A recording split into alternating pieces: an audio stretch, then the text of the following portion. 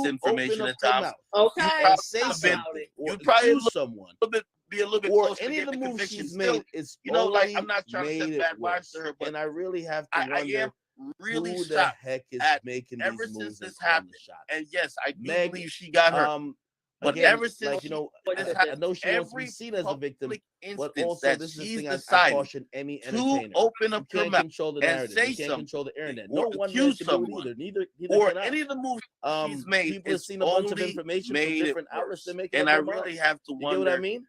who the I'm heck seeing, is you making know, I've these seen moves two and different calling the people shots. today who were not involved in Meg, the case. um, They were again, asked for their like, you opinion know, on how it was I thought, know she wants to how be they seen thought as it the was going to victim, go. Honestly, but I would have also said this is both the of them thing would have I been caution leaning any entertainer.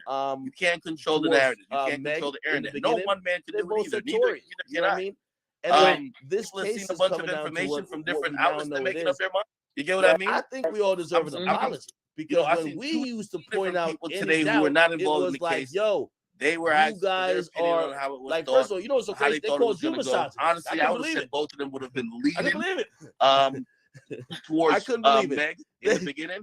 In the article, it says, yeah, like, you know, you're leaning this into case is misogyny. coming down I'm to like, what we you now know it is. Again, I unfortunately, think this we is all so deserve polarizing. an We apology, can't just point because out when facts we on both do, sides. and And here's doubt, the funny thing. it was like, yo, I know I would. you and I guys don't are speak for you, but I'm like, pretty first sure of all, you you know would. what's so crazy? They called you a If misogynist. I this couldn't believe case it. went down, I couldn't believe it. and we found out some really I couldn't believe shocking it. stuff, and there was mountains in the of article. It evidence says, that was yeah, like, you know, consistent, you're and that was in line misogyny. with And I'm like, the idea again, that Tory did unfortunately, it, this is and so that he was polarizing. guilty. You can't just point We out would facts on probably both just have to sides. say, And here's damn, the I funny guess he thing. did do it.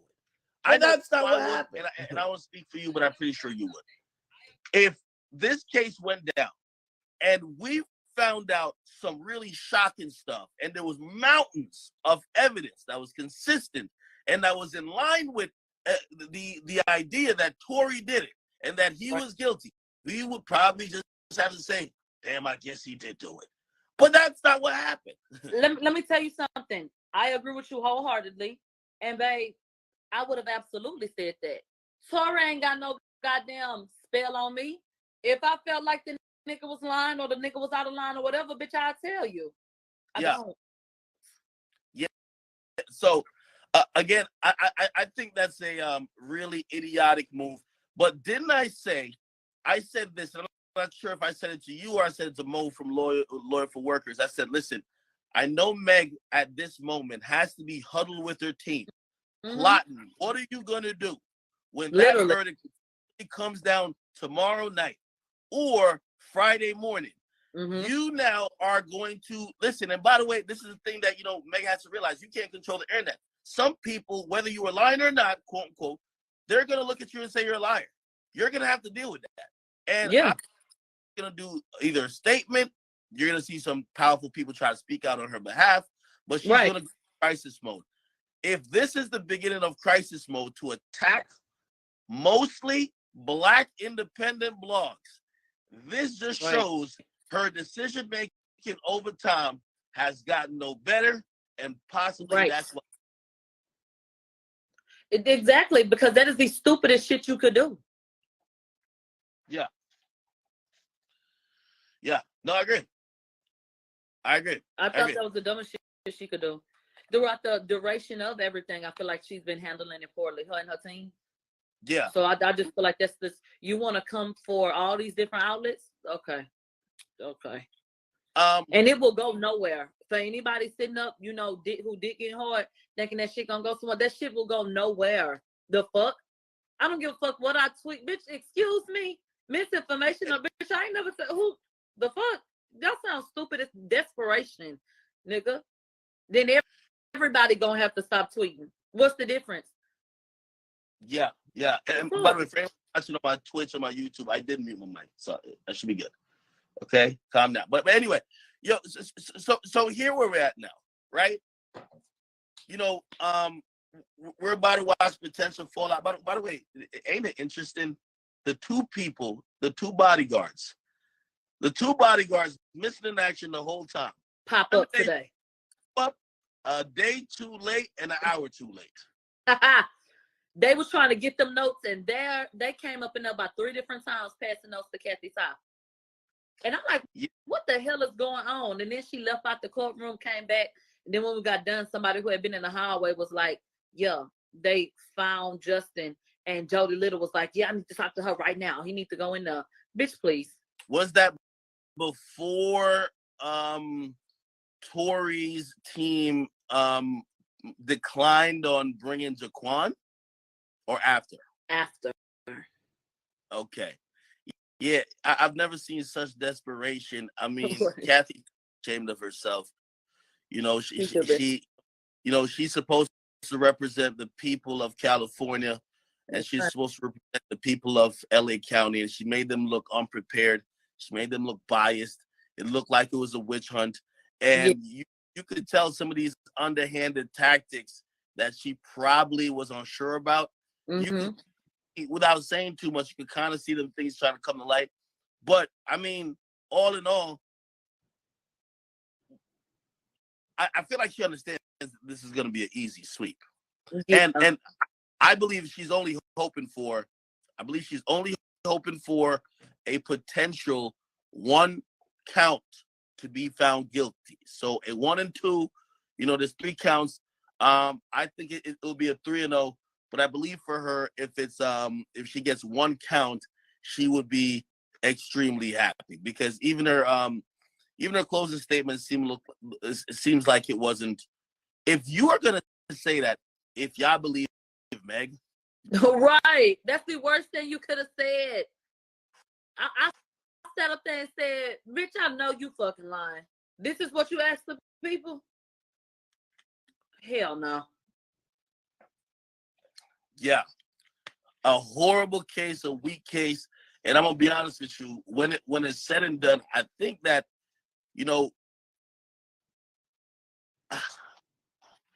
I think Tory just needs something that we didn't know, because when he tweeted that, I seemed super confident, and then watching how the prosecutor fell, like just fell apart.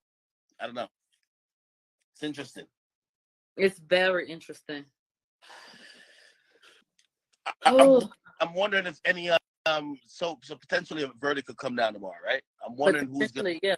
When we come back tomorrow, defense will finish their closing statements. Prosecution has an opportunity for a rebuttal. They'll go over a couple of more jury instructions, and they can go ahead. So we should be done with all that before lunch, as far as I'm concerned. I wonder if any other mysterious figures might show up in court. Okay. I think tomorrow's gonna play out very interestingly. Me too. Very. And I'm ready to see. And I'm gonna tell you something. When the prosecution was doing their closing statements, one woman was falling asleep. The people were looking, and following him, but they were just sitting there. When George got up there, those people were engaged. I saw a juror saying, nodding his head, like in agreement. Shit, I say, there we go. Huh. All you need is one. But it looked like a few of them. Yeah. Yeah, I mean, the mere fact that, put it like this, the mere fact that Tory declined to call Jaquan. Yeah. And I think that could have been a knife in the heart. But honestly, when, in the 48 laws of power, it tells you, you got to know when you win, or when you won, and don't push too much. Exactly. Because you have a desperate opponent who might try anything. So, I think that was a good decision for him not to testify, and also not to also put Jaquan on the stand. I'll definitely say this. Could you imagine what the fuck they would have tried to bring up if Tory took the stand? I can They would have seemed like Jeffrey Dahmer. I can only imagine they would have brought up some of the things they listed, these accusations that were never proven. August Alsina, Prince with his kidnapping ass, lyrics, tweets, they just would have threw everything at him to make him look like a bad person. I am so elated that he did not get on that stand. Hey, the moment I heard they said, well, we're gonna talk about his gun tattoo. I'm like, oh, word, that's what y'all got. Okay, like, are you fucking serious? The gun tattoo, okay. Right, the fuck? Desperate shit. Desperate times call for desperate measures, because I know you fucking lying. Yeah. Yeah. You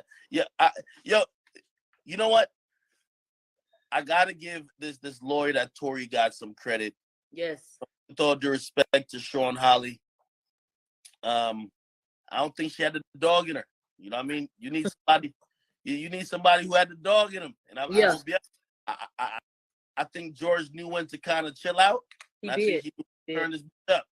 He did, and not in a way that was aggressive towards anybody else. I feel like when it came to the witnesses, he did it to make a point. Oh, you don't remember? It was like y'all catching this type shit. He's just very aware, and he's been doing an amazing job. Those two sitting up there, oh yeah, they worked every fucking penny. Yeah. Now I seen how Tory walked out of the courthouse, man. Tory's been walking out with the biggest smile possible. He should. I mean, you sit up there all day listening to this bullshit, and I think you sit up there feeling like I can never speak for him. But child, why the hell would I go to jail for this? Why did why did TMZ, who hasn't reported in real time about anything, they definitely chose to report that Tory was in there sleeping. The instructions. I haven't seen them report about anything in real time about this particular case, but they chose to bring that up. Can we be fair? I will be honest. Tory was falling asleep. But I was too, and the judge looked like he was too. Prosecution was boring. Damn, who was it? The bot nigga or Kathy? Every the juror was falling asleep. Everybody was falling asleep. It was not just him, and he woke back up. The fuck. Damn, the prosecutor giving a lullaby over there, man. Okay, shit. I was over the phone. I had to change positions.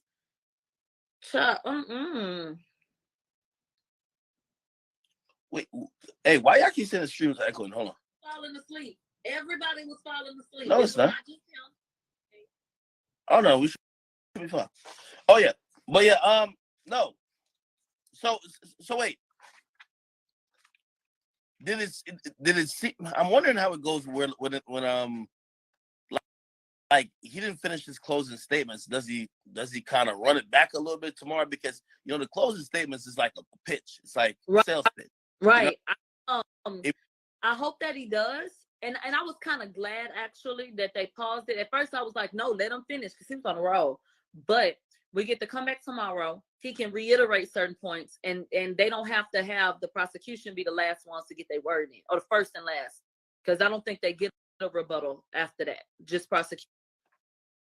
I believe that you said that Tory lawyer might have insinuated or asserted that in his closing that there was a struggle for the gun, right? Yes, he did. He did. Mm-hmm. The prosecutor is never acknowledged that ever, right? No, and he said, I challenged the prosecution in their rebuttal to explain the pause in the gunshots. Because it went pop, pop, pause, pop, pop. He said that is what a struggle took place right there. And that makes sense to me. Likewise. Mm-hmm. Likewise. So he said, I challenge her to explain how that happened. How did the prosecutor did they address it? Like I know you spoke about it, but did they address anything at the party? Did they address anything with Meg fucking her friend? No, they completely skimmed over that. Everything was Megan and Tory fighting, and these people's defense was Tory shot Megan because she attacked his artistry, and then basically that's how fragile his ego was. You want that's how they still wrapped up. Yeah, that's how they still wrapped the closing. Yes, and I said, how stupid can you be? You want me to send? If I'm a juror, you want me to send this nigga away for 22 years because you expect me to believe that he shot at a bitch 5 times because she said that his music ain't good? When we all know damn well his music is leagues ahead of her shit. Anything that bitch could come up with. What would be the fucking dig? Megan don't have shit on Tory Lanez musically. Come on now. Get mad for what? Girl. Please. Now I know we're not finna act like this nigga's ego is just that fucking bruised. Like he just so full of himself that he wanna shoot a bitch for saying that you only hot because you was on Jack Harlow's phone. It's moronic. I'm wondering, I know the immunity deal was literally only for the it was only for the testimony, so it's not anything that. I'm wondering, since now there's 2 different individuals. I still don't think they will, but I'm wondering if they're gonna try to, just try to stick it to Kelsey by trying to charge her for some shit. I wonder too. I just don't think anybody will pick this bullshit up after this. It shouldn't have never gone to trial anyway. All experts and people, with qualifications in the legal aspect of shit have said that this should have never made it to a trial. So y'all gonna waste more taxpayers' dollars with this bullshit? No. And I think somebody on the prosecution needs to be fired from their job. Name starts with a K, ends with an A.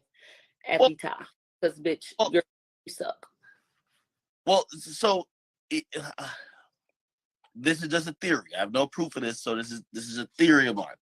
Imagine if this shit happens and within the first few days, because apparently Meg went to talk to them like the 4th day, right? Yeah.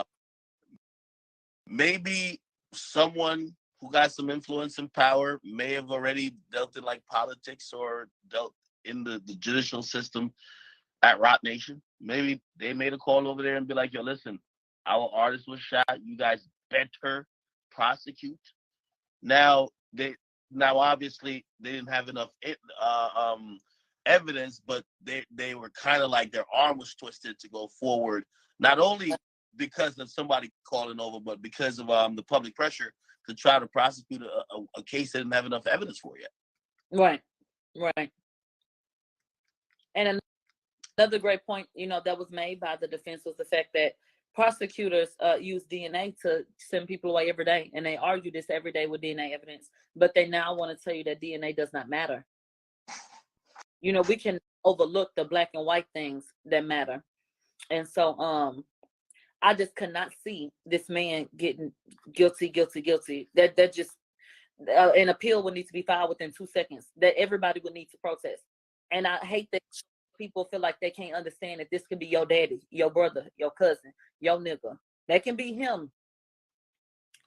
So, how the hell did the prosecutor address the fact that there's no direct eyewitness that seen Tory shoot a Meg? They only took the pieces from testimony that supported that he did. They didn't acknowledge that Mr. Kelly said that Kelsey had the gun first. They said Mr. Kelly said he was flailing his arms around with something in his hand. He shot 4 and 5 times. They only wanted to acknowledge Kelsey's September 14th interview where she said such and such. And that was to their detriment because y'all are not being transparent. That is not all that was said. You do not get to pick and choose, which people were so excited when Mr. Kelly went up there because they said, he said Tory shot her. He said Tory shot her. What he said, he did say that. But he also said Kelsey had the gun first and that she fired first and Tory was still in the fucking car when the gunshots first went off. Then everybody got out the car. Jaquan, he said that they let them fight for several minutes. But then Kelsey went back to the car after the fight spilled outside, went back to the car, and next thing you know, shots are being fired. And the driver got out the car, Tory got out the car. They admitted all of that. So you can't pick and choose what you want to take.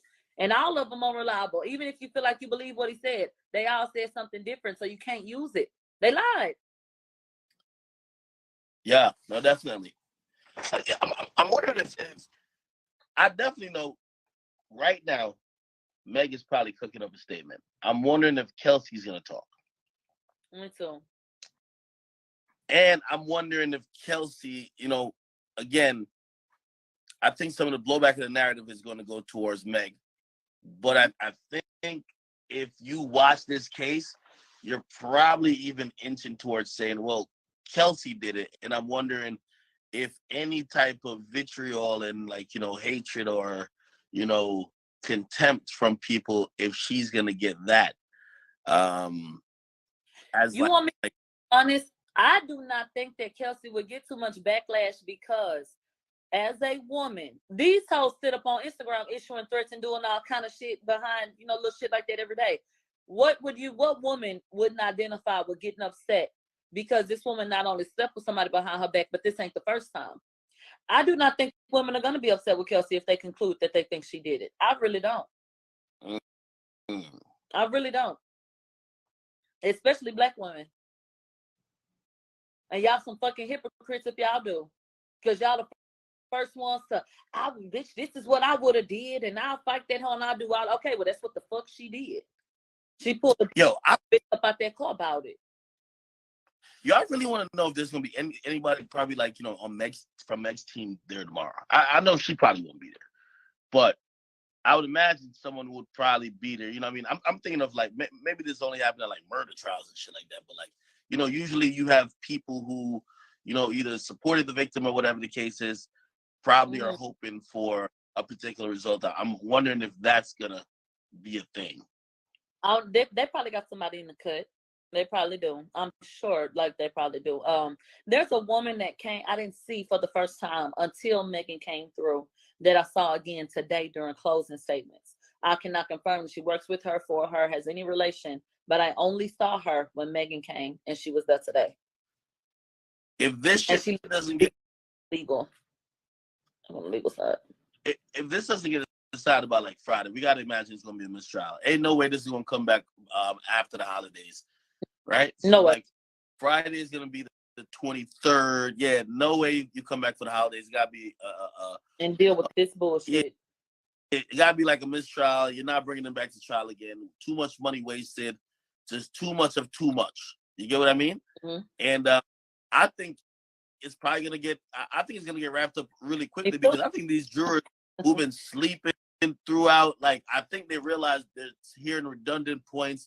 They're hearing everything but the shit they really want to hear. So who saw him shoot her? None of y'all? Okay, where's the DNA? Y'all don't got it? Where's the actual shit that could show us? Like real easy. So we gotta be up in this goddamn interrogation room trying to like figure out the puzzle of how he could have shot her. No, not guilty. All right, we get the fuck on out of here. Time to go wrap Christmas gifts. I think that's just exactly how it's gonna go. Me too. Me too. And unfortunately, you know, I'm praying. Like, you know, tonight I'm gonna say a prayer for Megan Thee Stallion. I'm praying for her healing. You know what I mean? Because you know she's a human at the end of the day, but I think she might have a breakdown. You know, and I'm gonna pray for some healing for her. You know, she's always been jumping out there like in the media wise to try to kind of control the narrative. And I think if tomorrow it happens with a not guilty verdict. You know, I want to say that too. I'm not gonna lie. So I will not be praying for Megan tonight. But what I will say is I do hope for the best for her. And I do think that it's difficult, you know, to deal with all of these different things that are going on. She was hurt. And that is unfortunate and that sucks, regardless of the circumstances she was. And Hey, what's she doing? Shots at you in the court though? I believe so. That's how I took it. Yeah. So my whole thing is, bitch, scratch your ass and get glad. I don't know why you mad at me when you know damn well I have a foundation for what the fuck I be saying. I could see if I dry ass said some shit, but bitch, I've been right about everything I said. That bitch need to give me a Christmas gift. Are they mad at you? Are they mad at you in Houston? Absolutely not. Absolutely not. Like squarely. I remember when this first happened, we had like Bun B, we had all these people who blindly jumped out in defense of her and said, you know what? We as not only black men but OGs, we need to protect this woman. She's a victim, and this other scum just shot her. And I'm wondering how they're feeling now. Yeah, what? Watching. I ain't heard them say nothing. I don't think you will. They'll act like it never happened, and that's a damn shame. Someone says the album Daystar makes a lot of sense now. I listened to Daystar again, and bitch, I just wanted to cry. I just felt like, bitch, I feel like, damn, this shit is so fucked up. Like, it just hit different. I loved it immediately when I heard it the first time when it came out. But I just need him to do a Who Shot You remix and put out a deluxe. That album deserves Grammys. That was an amazing body of work. Hands down. That man being able to come up with that content in that short amount of time and pour his heart into them records, and that nigga sliding on them hoes too, like, that nigga deserves some awards for that, and he didn't get the opportunity to do that because he was condemned.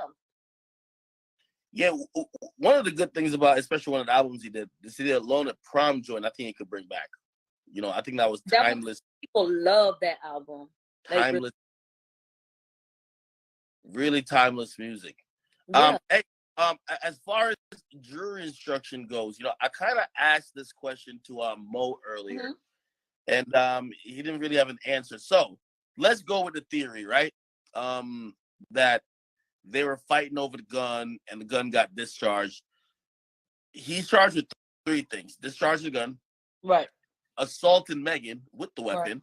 I don't think that that's not going to get really used. But then there was the possession one, and I'm wondering if you're trying to stop someone from shooting or you're taking away a gun from someone, at what point it becomes possession? I know obviously that the judge is going to tell the jury what the counts really mean, Did it give anything that was a little bit that stuck out to you?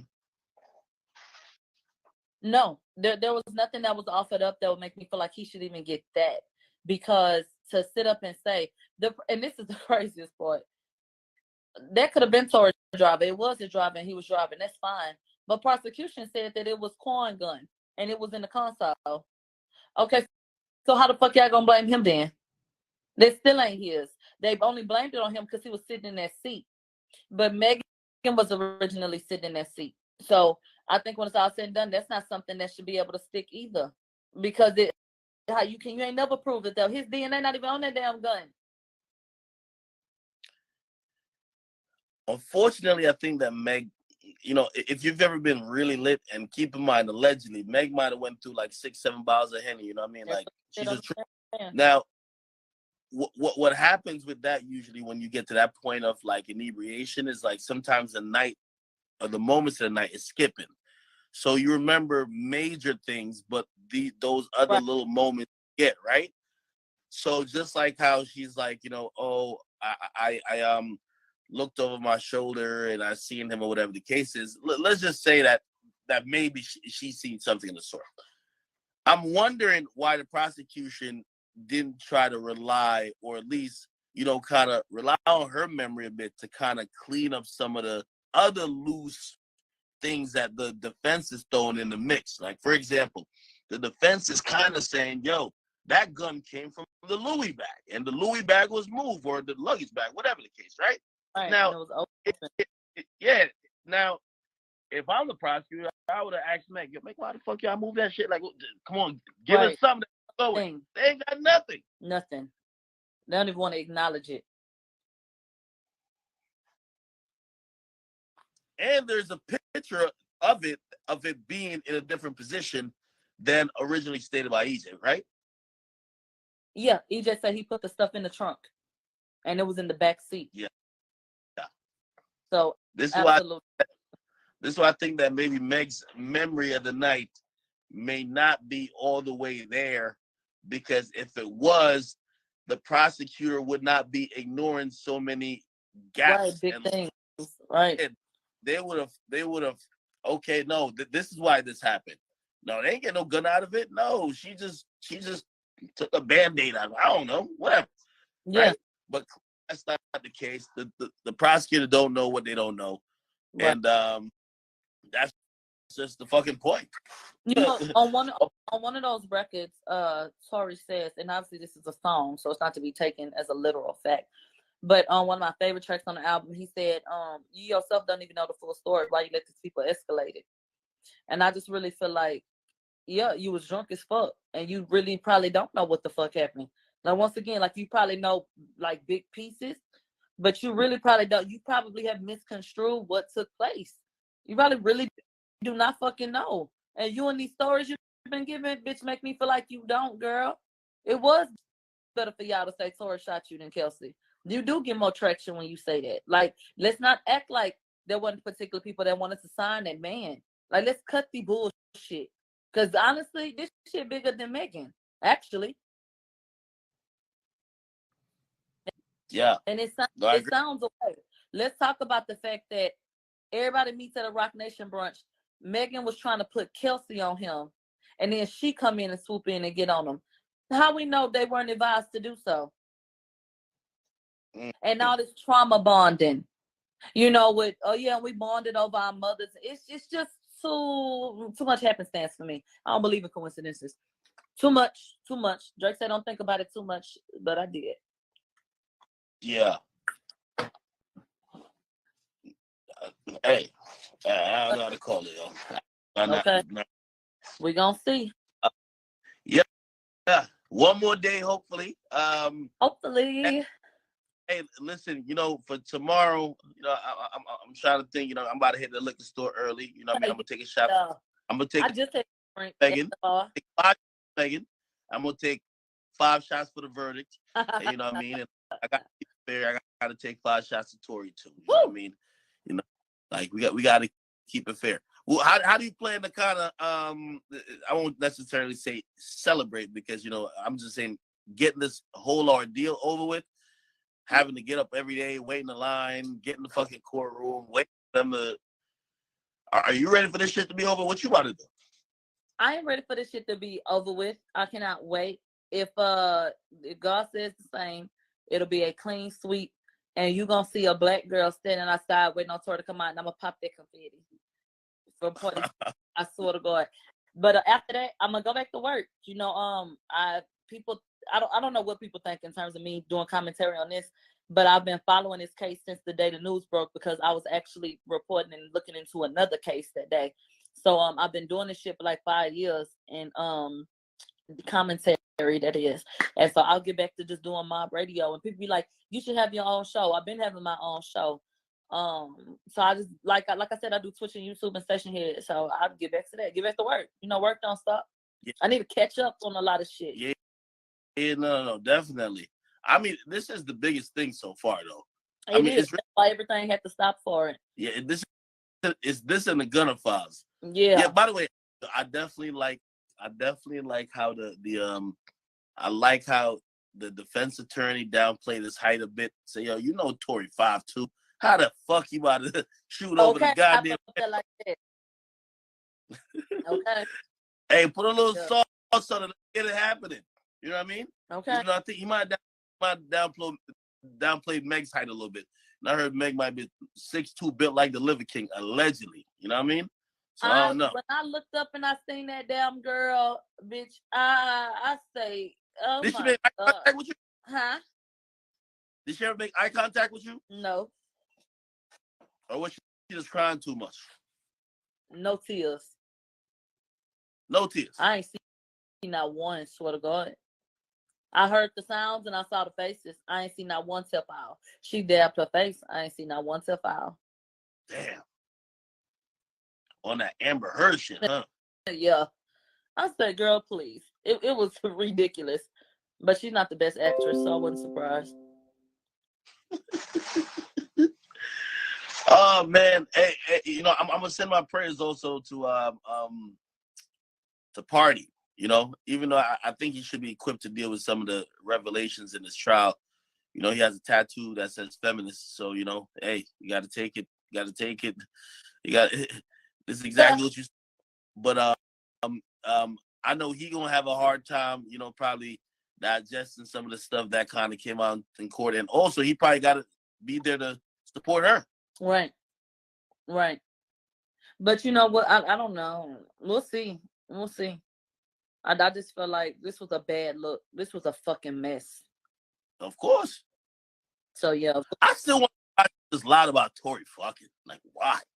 One lie about something so simple. Just tell the truth. And then I don't like how she tried to play him like, because they asked her way before that on the live, you fucking with Tory? And her little friend had laughed about it.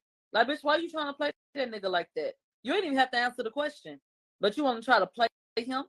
And then it's like, y'all, she let y'all sit up there and say, oh, he's short, he this, he that. That dick wasn't too short, bitch, and everybody the same height laying down. So at the end of the day, bitch, you fucked with him. You fucked with Jonathan, aka the baby. So it looks like she like him short. I think she beginning with them big ass niggas to appease y'all, and because they look better because she's so damn big. But it seemed like to me she like a little nigga. Yo, honestly, I feel like the industry ready to kind of flip, and I think I don't know if people realize, even up to the point where Drake had dropped that bar. Like, I think people were real at two things. She's going too hard with the victim thing, and we're having more doubts. Number two, he's really bad at sticking to a particular story, and we're starting to find out holes in what happened. And number three, like, unfortunately, you know, it feels like she wanted to cancel Tory's career more than she wanted justice. And I can say how it felt. And it got so spiteful. Yeah, I could say that when you know, first I didn't even know they were fucking at that time, but that's exactly why the whole baby thing happened. The baby had a record with Tory, you know, he cleared it a while after they did it, and Meg seeing that Tory was, you know, because you know how they were doing with the blackballing, you're really blackballed if nobody else talks to you, so it's like you're at the loser table. and the baby who was paid for the record and paid to be in the video, actually he just promoted, he did business. And then the way she lashed out at him, it was clear that it was more about, I don't want this motherfucker to succeed. Exactly. More than, hey, listen, this is the guy who abused me type thing. And that never kind of felt right, because right, if you're willing to just throw another man's career into the fucking garbage just to kind of uplift yourself, who knows? Right. No, I agree. And I felt like it felt very spiteful. And for so many people to get behind that and to mistreat him was one of the most disgusting things to me, because it's supposed to be innocent until proven guilty. And with all of these Me Too movements and shit like that, the men in these positions that did that to him, that could be you, bitch, tomorrow. A bitch should come up and accuse you of anything. And I will hope that you will want people to at least wait to see what your side is. And they didn't do that for him. They threw yeah the wolves and said, "Fend for yourself," and condemned him. Yeah. And talking about lawsuits and things of the sort. I mean, I don't think Tory will, but I think Tory has a good case for saying, hey, listen, you may have said and did things in the industry that may have prevented me from getting a lot of money and from feeding my family. I think there's too much money that was on the table that got lost for him not to put the energy into suing the fuck out of everybody. Yeah.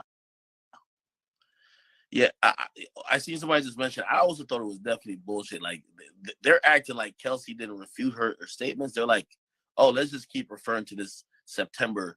Yeah, she said it wasn't true. So what the fuck is we talking about? Yeah, you gotta throw that shit. You gotta throw that shit out. Gotta throw that shit out, man. Ass in the plastic bag with his trash ass. Take my. What you got going on for the rest of the night? I don't know. What you doing? Listen, probably gonna get some sleep, man. I can't wait till this shit is over with. I barely got sleep. I'm ready for this verdict. Oh, yeah, I don't know what they're gonna say. You never know. Hey, right? You gotta go out. Maybe, yeah. You gotta go out, hit one note or something like that. You know what I mean? Mm-hmm. Hey, by the way, I will say I definitely think Tory got to give you a Christmas gift or something, and not for quote, as some people might say, oh, take it aside. I think for just being unbiased, because honestly, what media's turned into, fuck the facts. Let's follow the narrative, and the safe narrative is this: fuck the facts. I want a fucking song. I want a song named Milagro, and I want that whole thing to be about me. I want a whole record on the album. I want a song. Tory probably in the studio right now cooking it up. I want a 3-minute situation. Hey, yo, did any of the bodyguard? Did you see Justin in there? No, I didn't see him. But they claim he was there. They claim they had found him. I don't know how deep that goes. Yeah, I don't know if he was actually there. What was Jaquan's demeanor the whole time? Jaquan came in. He was looking around. He had on all black. He looked like he was doing security today. He came in there. He was looking around, and then he was sitting out there. People didn't recognize him. I did. So people started whispering about it. Once we got the delay, we was able to go back out the courtroom. So he was sitting, but once more people came out, he drifted off towards like the elevators, like he was going away from people. Like you could tell he did not want nobody to say nothing to him or nothing like that. He just looked kind of just like he did not want to be there. And communication with Tory, like did he ever say what up to Tory? A word to each other. Really? Yeah. Not that I saw. Same thing with Kelsey, right? Same thing with Kelsey. I didn't even see Kelsey making eye contact. She got up out of there so damn fast. My head spun. Yeah, we're making no eye contact. I'm wondering why he just showed up today. Obviously, he knew that it was a possibility Tory would call him. Yeah. But I'm wondering what he was gonna say. Me too. And it's no telling. Was you gonna say, like, what did you see? I'm very interested. But you know what? I'm glad Dwayne take the chance. Because you never know. Sean Kelly got his ass up there and said he thought they was trying to kill a bitch and throw her in the river. I said, child, hell no. Did he say that bullshit on Cross, or said it like when Tory was like, having to be in question? I believe he said that to the prosecution. I will fact check my notes, but I believe he said that to the prosecution. And his story did not change until he interviewed with them. He ain't never said no shit like that. And that's the problem. I think with even Jaquan, the prosecutor, you don't even want to you don't even want to get them to the prosecution. I mean, the prosecutors, they're desperate at this point. Fuck it. Because if you ask me, what I think he was gonna say? What? I was gonna say, listen, I heard something that sounded like a gun. I ain't see it. I did break up a fight. They were both drunk. I helped bring one of them to the car, right. And I kept stopping them from. Also, while I was driving, I kept telling them, "Chill out, yo. I'm not pulling over." Then I eventually pulled over. I think bring up another good point that the defense made in relation to Jaquan. Jaquan had 0 gunshot residue on him, but Sean Kelly says everyone was struggling over the weapon when it went off. So if they claim that it goes 18 feet, why Jaquan didn't have it on him? That is something else that physically supports the claim that those men were in the car. Yeah. I felt Sean Kelly was the best neutral. He was going to be the best neutral witness, but then once he started saying the shit, saying that he's seen a nigga shooting in the air, he's seen like everybody beating on the girl. I'm like, Right. Like hell no. I thought he was too, because I read the transcripts and I saw what he said there. So I was like, oh okay. All that extra shit he said, I said, bitch, please. Yeah. Yeah. They said Kelsey was compromised. The whole damn LAPD that came up there was compromised. Everybody y'all called up there, bitch, obviously was compromised. If that's what we doing, because they played real stupid when defense across. I mean, obviously Stockton was compromised. If the nigga, listen, you got to think about this. You get called to investigate some shit that happened in the wee of the night, and basically these people are blitzed out of their mind. Okay. And you don't even take that into account. You don't ask them how much they drank. You don't do anything with that information. Like, you don't look at her, you don't. This is 2022. You don't look at her Instagram. You're not keeping up with what she's saying as it pertains to this case. Y'all can't tell if Tory posted what. Y'all not even checking IP addresses. Y'all not following up. I mean, what kind of raggedy ass investigation was this? And that's exactly why y'all lost this motherfucking case. I don't give a fuck what the damn verdict say. That nigga did not do this shit. I don't care. Yeah. Hey, listen, I ran a poll. So I ran a poll today, right? What they say? 10,000 people voted. Oh, we. I said, do you think Tory is guilty or not? 10,000 votes.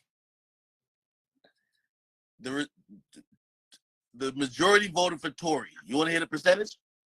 Yes. 93% said that Tory was innocent. Ooh-wee. 7% said they believe he was guilty. Oh. Granted, we're not in court, but we're pretty much like we're taking all information. You tell us, taking all information. We're reading all the tweets that Megan Cuniff and James and whatever, like everybody's putting out.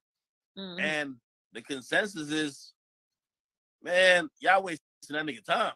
Like, you know what I mean? Yeah. Y'all wasting that nigga time. Point blank, period. Literally.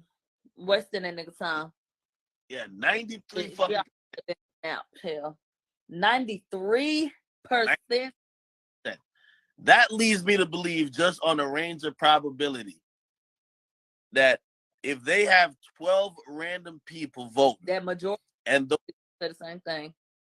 Yeah, and those people are not biased, and also they probably seen some of the wide ranges of things, or they, everybody's gonna have sensibilities towards certain parts versus others.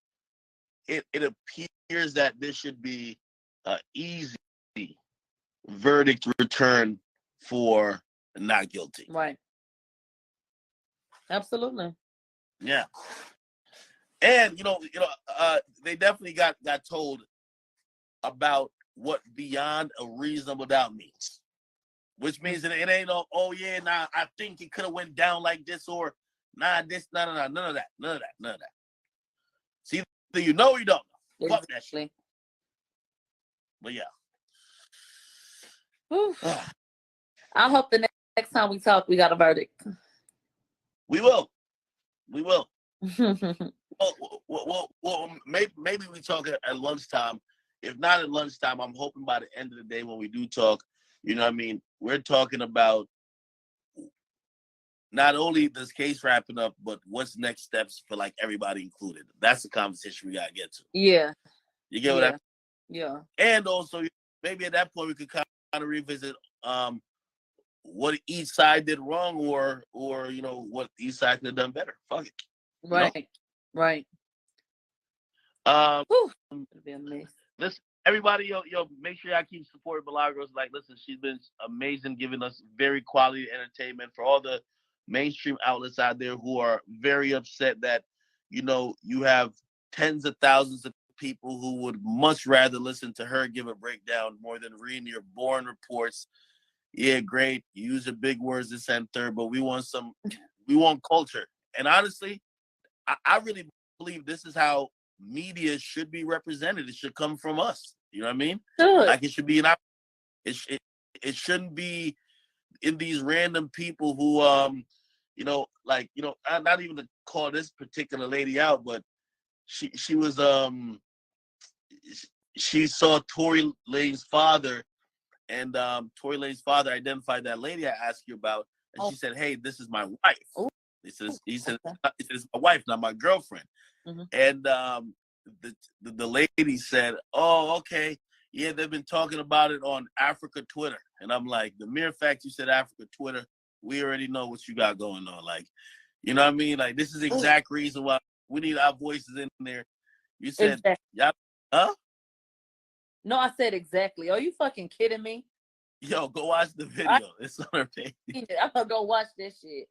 Africa. She said, yeah. What the fuck is that? She's trying to say black. I kid you not. I kid you not. You got to. Out of line. You got to. Hey, listen, yo, I'm gonna get off of here. Thank you once again. You look amazing. You do a great job. I watched you do this. I didn't want to join them on. Everybody was, they're in love with you. And I watched you fucking break that shit down. And let me tell you, like, I give you a lot of credit because you have a lot of spirit, enthusiasm, and just natural talent of just fucking flowing and describing something. Yeah. And this is why, obviously you're gonna have people who don't like you, but you definitely have a talent for this broadcasting space and just commentary. So I like it. Sorry. Look, I can keep a nigga engaged. Hey, no, that's good. Yeah. Good. Holy people. Yo, my bad. Y'all should have told me. I ain't know, chat. I ain't know. Jesus. I did not know, chat.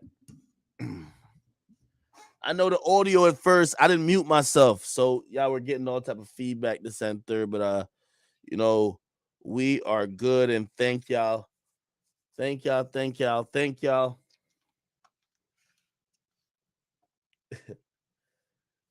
Chat, look at y'all, man. That nigga said Adolf Rizzler. Yo, y'all need help, man.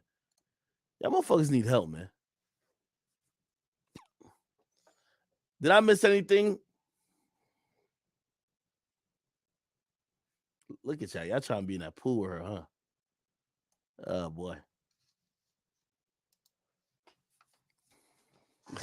Nigga said, Ak is the Wizard of Oz. Yo. Nah, I'm chilling. Did I read the originary? Yo, y'all are wildin'. Yo, memes was cracking, boy. No. Yo, listen, man. 8 hours today or 9 hours again. 2 fucking 9-hour days.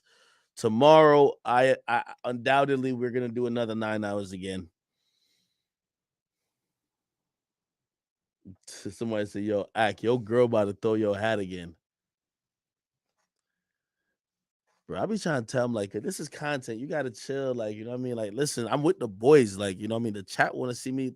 Chat want to see the Riz a little bit, like, chat. Y'all want to see the Riz? Like, come on. Tell her like, yo, chat just trying to see the Riz. Chill. You feel me? The chat is really trying to see the Riz.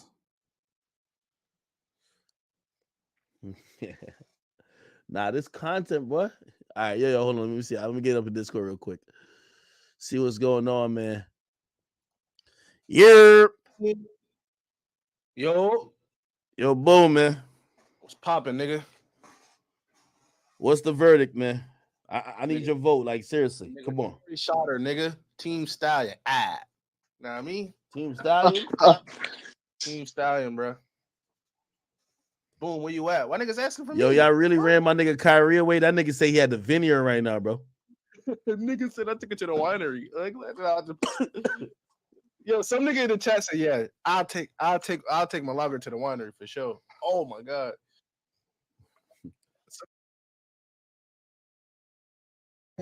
And we are live. What's up, guys? Welcome to the Fresh Fit Podcast. After our edition, join 6 lovely ladies. Got a great show planned for y'all. Let's get into it. Let's go.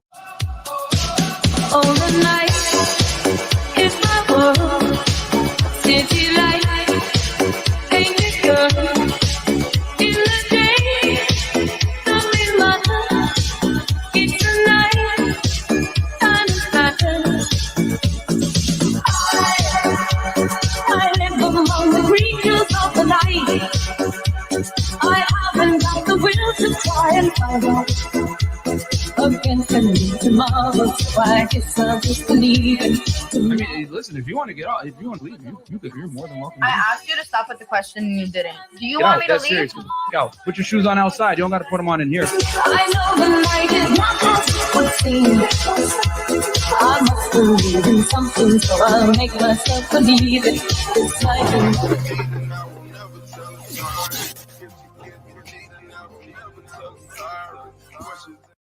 And we are live. What's up, guys? Welcome to the Fresh Fit Podcast After Hours Edition. We'll join 6 lovely ladies. Quick announcement before we get into the show. Number one, patreon.com/freshfit, guys. Get all the behind-the-scenes content there that you can't get anywhere else, whether it's kicking out annoying-ass girls, Zoom calls. I'm going to post a Zoom call probably either later tonight or tomorrow. It takes a while to render, guys, but it's going to be up there. We basically did an open Q&A with a bunch of you guys and answered a bunch of questions when it comes to, dating, getting money, real estate investing, building wealth, Instagram, marketing yourself, credit, all that stuff, man. Getting in shape, not being a fat piece of shit. All that stuff that you need to become a better version of yourself. We talk about it on the Zoom calls, guys, so we're going to go ahead and post it on Patreon. Also, the Fed episode from yesterday that got taken down is also over there on Patreon, unedited, but it's also up on Fed as well, which I'll talk about that here in a second. But anyway, check us out on Spotify, guys, and Google and Apple Podcasts. Every single platform y'all listen to podcasts, we're there. Just make sure you guys wear headphones so you don't get canceled or fired at your job. It's anchor.fm/freshfit. Also get the merch, freshfitpodcaststore.com. You get the t-shirts, hoodies, all that stuff is there. And then also, guys, check out our other YouTube channels called Fresh Fit Clips. We post 2 clips on there per day. We take somewhere between, 2 to 10 minute clips, put them on the Clips channel. And 76% of people on that channel that watch this content are not subscribed. So make sure you go ahead and subscribe to that channel, guys. And we'll give you a friendly little reminder right now. This is the channel here. 2 seconds. Yeah. This is the Fresh Fit Clips channel, guys. As you guys can see, we've had a bunch of different guests from Akademiks to Tate to Steve Will Do It, Long Beach Griffey Rollo, Bradley Martin, Robert Kiyosaki, the Minorities, Kodak Black, King Sid. We bring you guys an array of different types of guests, man. No other podcast brings this diversified panel of guests, man. Everything from self-improvement to getting girls to everything, guys. So check it out, man. We post the best parts over there on the Clip channel, 2 clips per day. And we also post shorts over there. So check us out, Fresh Fit Clips. So make sure you subscribe to that channel. Also, Fresh has a vlog channel. So guys, for educational purposes, for networking, and advice on marketing, and also as well, some lifestyle, check out the vlog channel, 100K on the way. Let's go. And then you guys can check out my YouTube channel. It's called Fed1811. On there, I break down criminal cases for you guys. As you guys know, I used to be a special agent with Homeland Security. Did that for a better part of a decade. So, I have a very intimate knowledge on how these criminal investigations work. So yesterday, I reacted to a documentary called Operation Shattered Shield, which was the biggest police corruption takedown in New Orleans back in the 90s during the crack epidemic. And we broke down how these cops were, extorting drug dealers, beating the shit out of them, doing murder for hire, all that other stuff. We broke down the documentary. I gave you guys a bunch of insider stuff that you probably aren't going to get from any other YouTuber, man. So go check it out, guys. It's back up on Feta 1811. If you guys like that type of content, crime dramas, whatever it may be, I break down all different types of things, whether it's documentaries, your favorite rapper getting arrested. I did the YNW Melly murder case. I did Pooh Shiesty's gun case. I break down all different types of cases. 6ix9ine Rico case, I did that as well.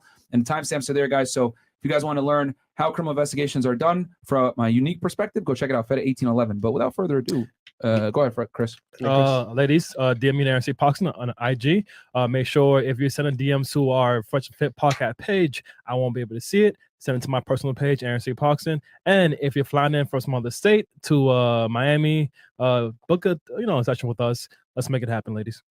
There you All go. right, cool. So let's introduce the ladies on the panel, man. Ladies, give us your name, your age, what you do for a living, current dating status, education level, and if you want to, of course, your body count. And we'll start right here. So name, age, what you do for a living, dating status. My name is Riley. I'm 27. I thought it was Tammy. I'm a bartender.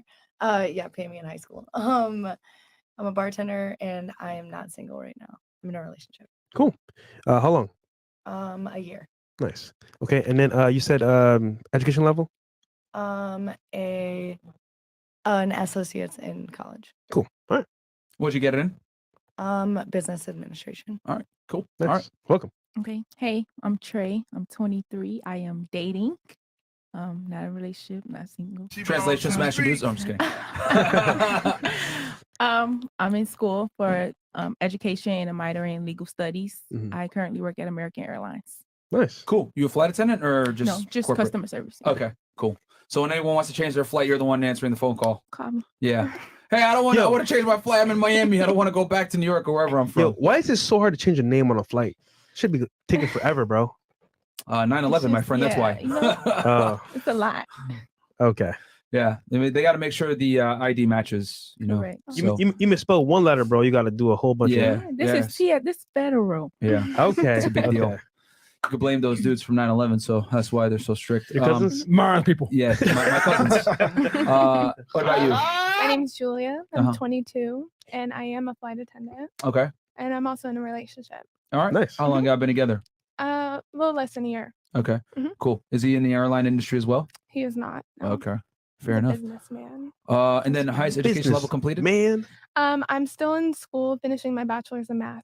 Okay. In math? Yeah. Oh shit. I need you. Are you gonna? I need you like a teacher. I haven't heard someone say they majored in math in a long time. I originally wanted to do a STEM degree so I could go into intellectual property law. Okay. But I'm still not sure what I want to do. I might do accounting now Okay. because my airline pays for school, but they don't have STEM degrees. I might just Well, that do makes sense. They're gonna pay for degrees that actually will incentivize you to stay with them. Yeah. Okay. Absolutely. Fair enough. Okay. Smart. That's how you do it.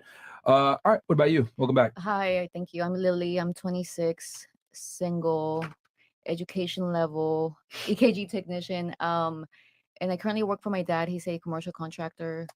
And what else? Body count. All right, I'm done. Is your dad's business here in Florida or is it In Texas. Okay. All right. So, Houston. all right. So you're here back in. Do you live here or there? Over there. Okay. We all live over there. Oh, okay. So y'all just came from Texas recently. You guys are here on vacation or something like that. Wait, you and her And and Julia. Okay, y'all all are from Texas. Houston, Texas. Brought them, yeah. Okay. All right. Cool. Nice. Welcome back. Thank you. Cool. Oh, hi. My name is Sasha, and I'm 23, and I am a model and an actress, and also I own a studio, like a music studio. Nice. And dating status? Right now She belongs to the streets. I'm single, but I really like someone, so I'm being loyal to them because I like them. Okay. Who is it? I can't say. No, it's not. Is it a musician? Yes. Okay. Figured. And you said you own a music studio. Like, do you rent it out to people to record? Yes. Okay. All right. That's dope. That's dope. More power to you, man. I would never do that shit. People go in there and fuck it up or make it smell like weed and shit like that. These artists. No, because I usually have people that are like successful. I don't like let random like people in there. Okay. But it's like rappers though that go in there, right? My studio is very like rock, very rock. Oh, okay. Smart. You only open it up to a certain demographic of musician. Smart. Okay. Oh my gosh. Fair enough. You people. No, I mean, no. I mean, like managing a studio is a pain in the ass, bro. They come in, they'll fuck up your equipment because people ask me, "Yo, can I use your studio?" I don't give a fuck how much you try to Sniper pay. gang No, at my studio, and they didn't fuck anything up. Like people are respectful. that's good. That's good. But like I said, other people may not be. You know what I'm saying? That's like a major artist label, so they're going to be a little bit more respectful. But a lot of other people, like they'll fuck it up, man. Because we've been asked, "Yo, we use your Like those studio SoundCloud to rappers. record and shit," and I always say no. I don't care how much they pay because I don't trust people with our equipment. So anyway, cool. That was it, right? Oh yeah, highest education level completed. Oh, I have 2 licenses. So I have my cosmetologist license, and I also have my electrologist and laser license. That's amazing. Thanks. You're welcome. All right. What about you? Hey guys, it's Zena. Underscore the witch. I'm back. Same thing. New day.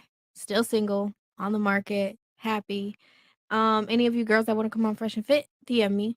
And I like anime. Wait, weren't you dating someone in this room? No. Joke. Snicker, bro. Yes, everyone Oh is my saying God. that me and Zena are smashing. We're not smashing, guys. You know what? Okay. Why don't we just tell them the truth? Okay. Be We honest. are not smashing. There you go. We are. I was like, oh no! Use it. God damn it! They're gonna clip that and use it forever. Okay, but yeah, so I'm an artist. I paint. I'm also an ex-convict, so doesn't really work. Shaking it around, guys. We pulled up a Fed case one time. Yeah, so I'm a changed woman. Fresh and Fit has changed me, you know. Hopefully. Definitely living for the better. I am seeing that I'm a high value woman, so looking for a high value man. Stop it. Get some help. What? Stop it. Who said that? Highest level of education, high school, some homeschool, a lot of homeschooling, and just I'm a bookworm. I love learning shit. And Welcome what back. else? What else? I have OnlyFans, y'all. Subscribe. All right. Lovely. So we're gonna go ahead and read some of these chats real quick. She a 10, but ain't got a dad. And that's $2 from Future. Thank you, Future. I appreciate that. $2, man. Michael Meestroke. Chris is the #1 producer. Thanks, okay. man. Chris paid him to say that. 3 Dicklets, $100. Bring my queen, Brittany Griner, home. Who? Who's Brittany Griner? Brittany. I think Mo got son. Go ahead. WNBA player. one of the that's best. in Russia yeah. right now, right? Yes. Okay. How you don't know? Yeah, they caught her with like weed or something like that at the airport, right? If I'm not mistaken. Yes. And they brought her in. A small amount. Yeah. A bait thing. Well, that's why I tell y'all, man, don't do drugs, bro. Capital G, ladies, prepare to lose every single argument tonight. You have no chance. Okay. Hopefully we'll get to that. Happy Monday, FNF. Is Jose TMF going to be featured in the after hour show in the future? Oh, Teach Man's Fashion. Next time he's in Miami, yeah, man. I mean, he was on a tight schedule last time, so we were able to squeeze in an interview. Miami area code 304. Shout out to FNF and the 304s in the panel. Cool. $10 from Juan Antonio. Which ladies are single mothers? Do you deserve a high quality man? Anybody here a single mom? No. All right, fantastic. No single moms. $5 from J Rob, GC, and Team Energy. Myron, we all know single moms are recreation use only. Should we feel the same about military women? The military makes the weakest of men strong. I don't know about that, but yeah. What's That's with them all and other- single moms tonight? What yeah, the- yeah, they're going at them. The Troll Village Citizen gains harem. Oh God. All right. Jeff White. Shout out to Big Mo. We are on the same journey. Yes, man. That's good that you're losing the weight. Venom 23. On the spirit of today's episode, question for the ladies on the panel. Do you know your credit score? What is it? Oh shit. That's a good one. All right, we can go real quick We'll on this start one. here, Zena. What? Do you know your credit She was like, score? what? And what is your credit score? What is my credit score? Yeah. Oh, definitely like 425. Oh God damn. 420 to be exact. There you go. Okay. Um, You know your credit score? Yeah. It's 748 or something like that. Nice. Good job. Stop the cap. Thanks. Not cap. Okay, if you You get say so. gas cards and your credit will be really good. Okay. Okay. What card specifically do you use? I literally like all gas stations. I have cards for all of them. You have a credit card per gas. What? Yeah. No, that's true though. yeah, Wait. They do that. The gas card? Yes. You mean like Shell, Chevron? I mean, that's the It blueprint. makes for your regular credit cars. really good. But also like I've had apartments and stuff before. That's an. So you have a credit card for every different type of gas station? Yeah. Listen, that's Why not new. just get a cashback card that gives you 5% on gas stations? Because I have like my card gives me cash back on different stuff. Okay, that's different. Yeah, I've that's never heard that. Yeah, that's cool though. It's cool. First, if it for works. sure. 2 months ago, mine was $752. Okay. Okay. What happened 2 months ago? I bought a new car, a new company car. Okay. Oh, so they ran her credit. All right, that's cool. What about you? Around like 690. I'm still building up from a car payment. Okay. So I have a secure credit card that's helping me climb a little higher. We talked about that on the last episode with Yeah, secure I was credit There you go. cards. Working Yeah. it. I'm a 628, I believe. Okay. The last time. All right. Yeah, I have a little trade lines that's coming. I just have a closed account that I never paid. Oh, Okay. shit. That's what's fucking you up. And don't want to pay, but I'm gonna. Pay. Don't want to pay. Hell no. All right, what about you? 589 or something probably, but I'm working on it. I am working on it right now. Fair I enough. ruined it when I was younger, so It's always the past, right? Yeah, well, College ruins it. it was Yeah, the I mean, car. I've always said, like, hey, man, I said on the last episode, and people might consider this sexist, but women are 80% of the consumer base, and women hold 3/4 of the debt. So, like, and this isn't to pick on y'all, but like, guys need to think about this shit when you take on a girlfriend. You know, if y'all want to get serious and she has a lot of debt, oh, shit. Real quick. Yeah. Would you want to date a guy with a good score or a bad score? Ideally. a good score, obviously, but Why? like if he wanted to work on it too at the same time, that's as long as you're gonna work towards a good score. Okay, but what if he doesn't? Would it I don't- affect your that's not choice? something I guess I ask. Okay. In the beginning, like I that's something I probably wouldn't even know like so far in. Okay, that's fair. What about you?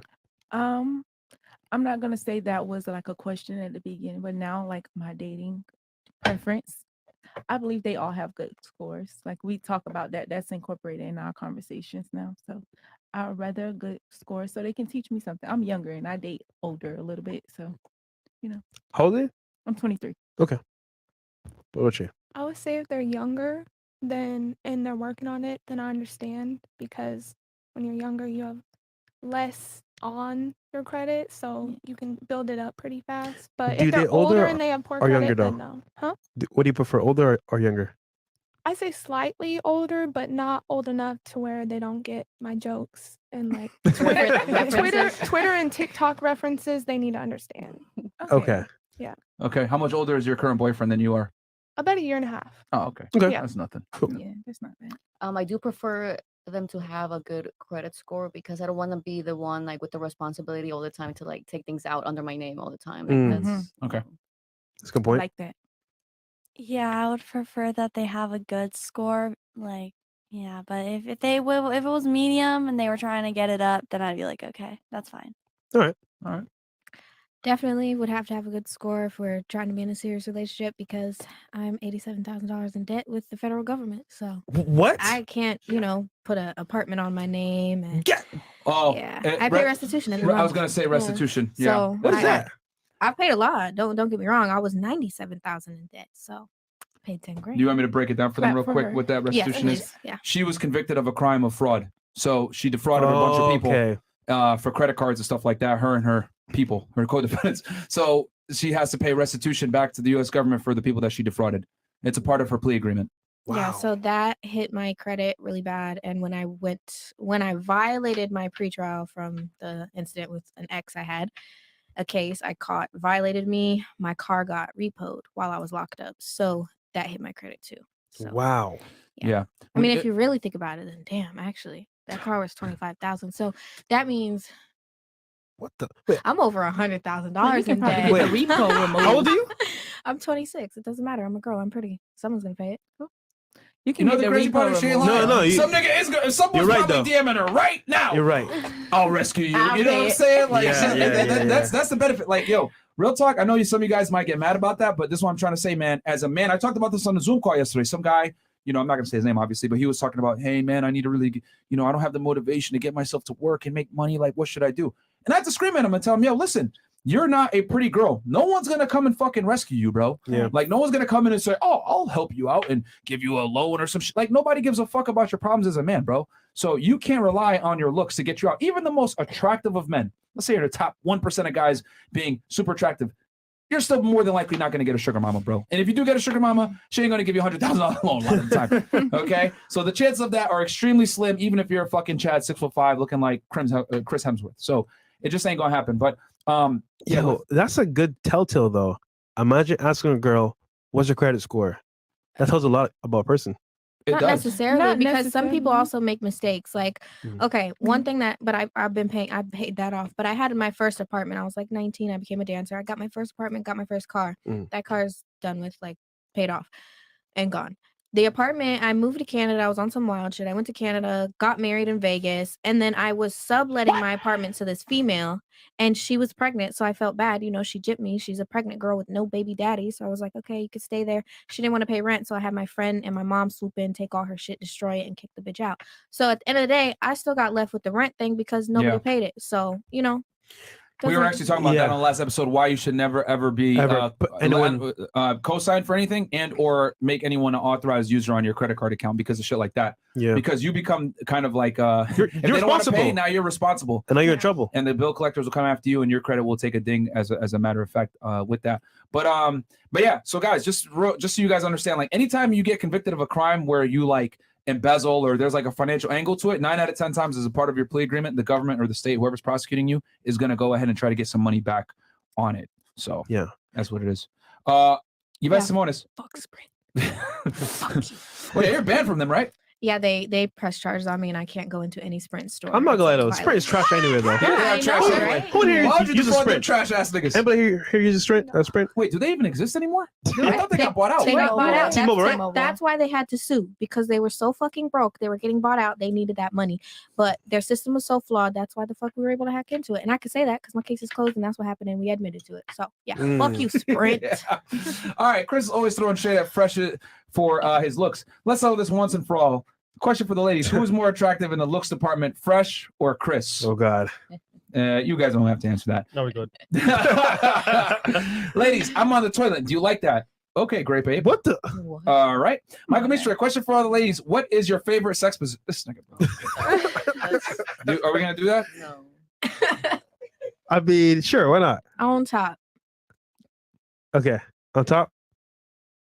Oh, you're On top. Me? Yes, Miss Music Studio. In the on music top. studio? On top. On top. On top? Okay. Okay. Zena. I said on top first. Oh shit! I didn't. Yeah, that was sorry, quick. yeah. Okay. Yeah. Anything that involves mirrors, you know. Ooh. Oh, you want to see it?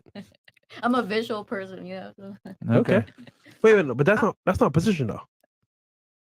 She doesn't care about the basically said position. any care as position. long as Cares about the mirror. Okay. As long as she can look at herself, narcissist. All right. I'm gonna have to back that one up. Okay, another narcissist. in No, the you house. can't. No, here's It's a a. Leo thing. No. Here is a caveat. You can't use the same position as somebody else. I mean, You can't use the same. if they like it, they like it. I would say Fuck, Chris. I would say doggy style. I knew it. Yeah. Okay, that's cool. I'm a pillow princess. Pillow princess. Yeah, missionary. Ooh. Oh, okay. What about you? What if yours is the same as someone else? Nah, you need a second one. I mean, but that's my favorite. People have favorites. What is it then? Go ahead. Hers the same. The doggy style thing? Okay. Okay. Cool. Yeah. This is the official rating for tonight's episode from Xena on down. They're giving Xena a 1. No, it's No, 7. Oh, sorry. Oh, 7. My bad. 7, 1, 5, 5, 5, 6, 6, 3. 3. And you guys want to respond to that? God Say fuck damn. you or some shit? No. No. I just want to say thank you guys so much. All right, can we get like 3-4 week notice for the party once you guys hit 1 million? Yes, we will Yeah. give y'all when we hit A like month around notice. 9, when we hit like around 950, we'll let you guys know. Yeah. All right. Dan, so can't even get coffee with a girl unless we plan on marrying her? I don't know, Fresh. We might have to get married again, but this time let's marry 10 baddies, sign that prenup, and then divorce all of them the next day. That's from Fresh's BBC. You have anything you want to say back to your dick? Bro, who are you, bro? What are you talking about? Yeah. The therm mom. Okay, whatever. Got to keep the 22-year-old honest with math major honest. Please give a brief explanation of symmetry, species / group theory. You don't have to do that. I didn't take that kind of math. I took 3 levels of calculus. I took I took like stats 250, but that's about it. I started off as a bio major. Okay. So switched over when Ken started not being math related, but yeah. The only math Don't I know know anything about that. is how to count money, bro. Did you pass Orgo without getting curved? Your test curved? That's the real question. I didn't take that. No. Oh, you pussy.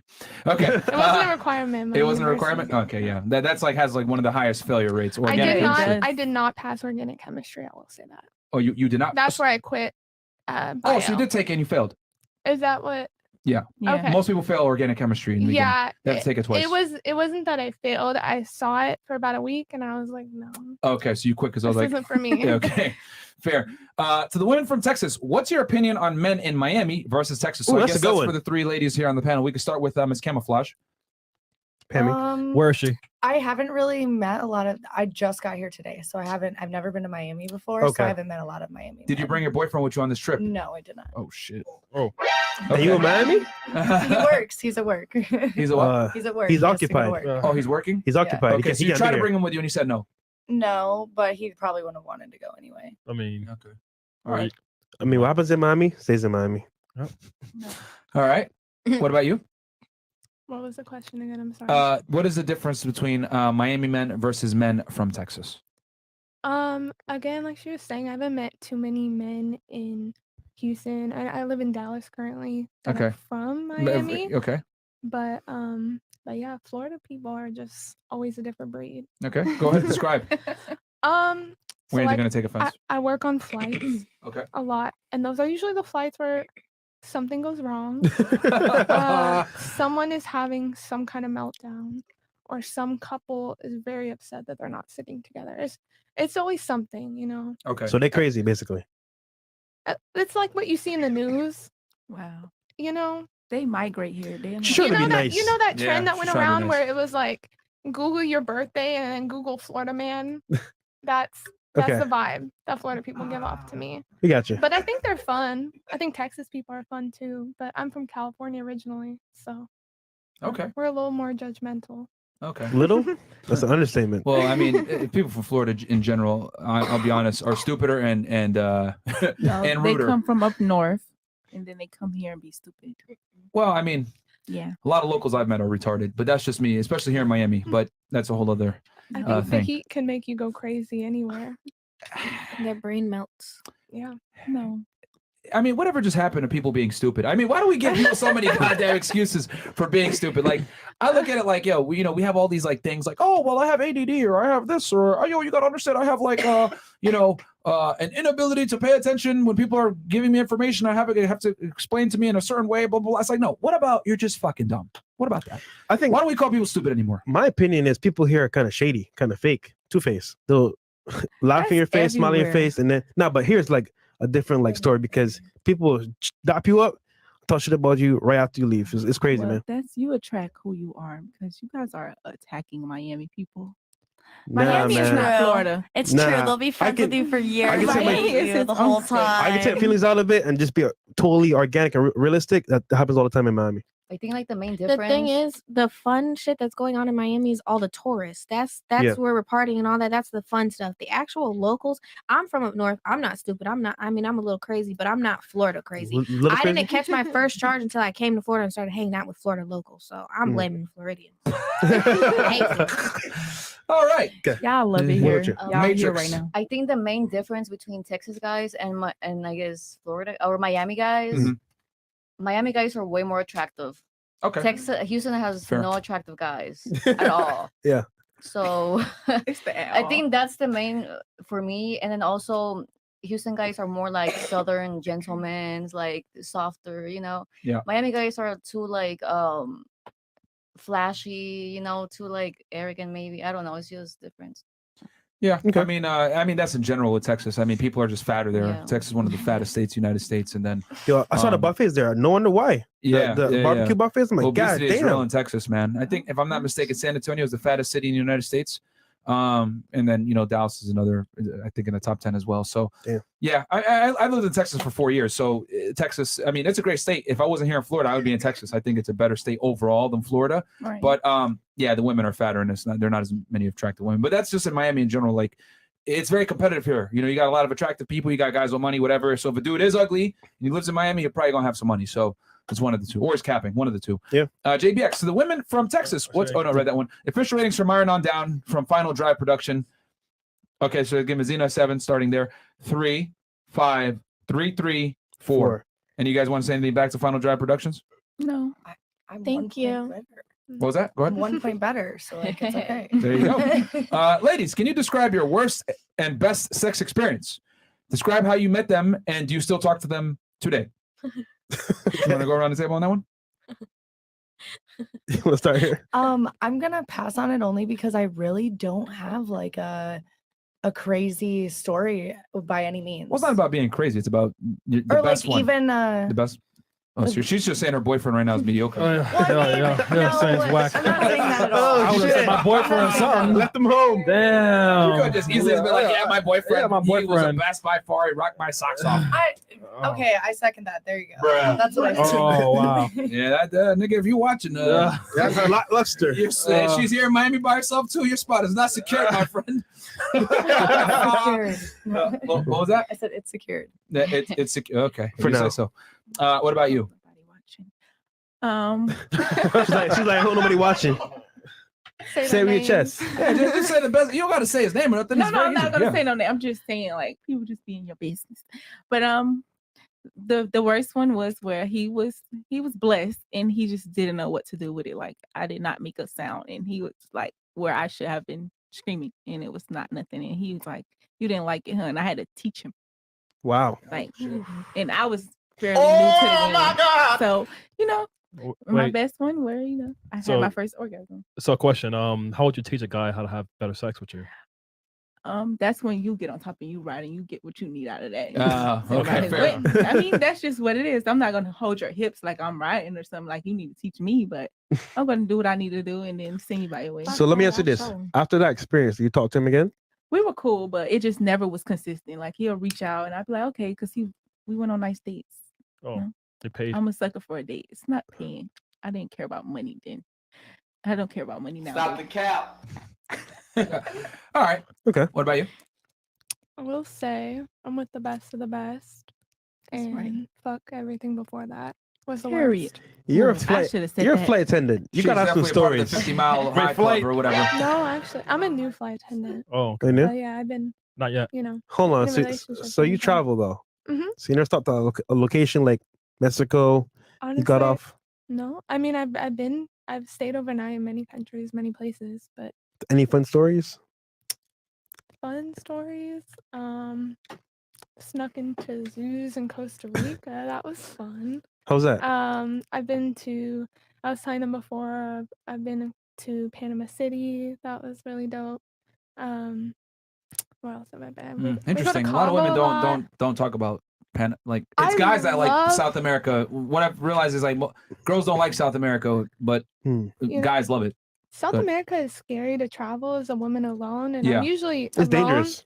Well, because you don't always want to go out with your crew and whoever else. But I did think Panama City was very beautiful. Okay. Compared to other places in South America. I've been in Brazil. But yeah, I usually go on weekdays because I take weekends off. So there's nothing too fun that goes on, but I go to a lot of like cool like rooftop places there. I'm not gonna lie. You being alone and white, they'll probably kidnap your ass.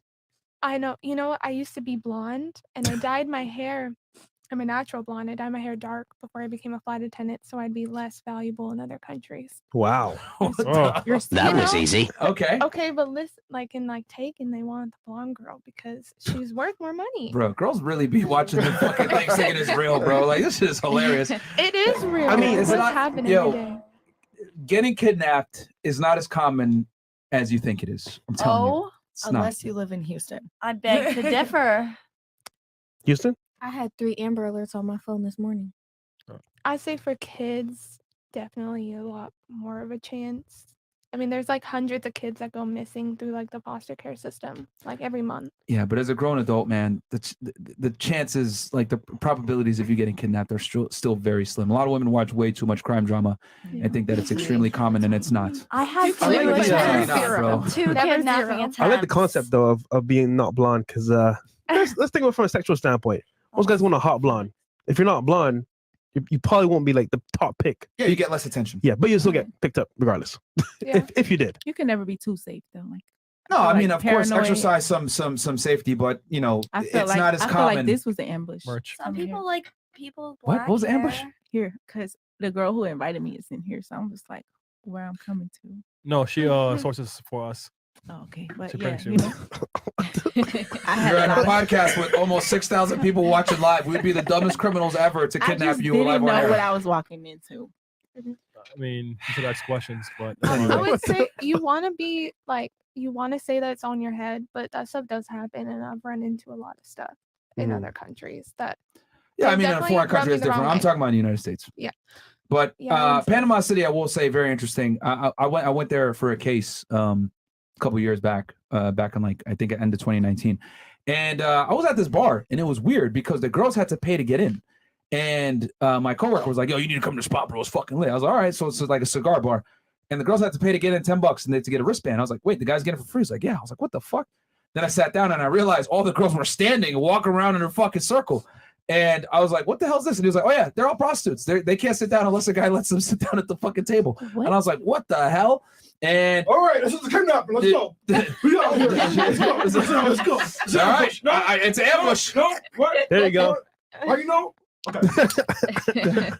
Live on air. And Chris, that was okay. Well, I mean, that was okay. I don't even know what to say to that.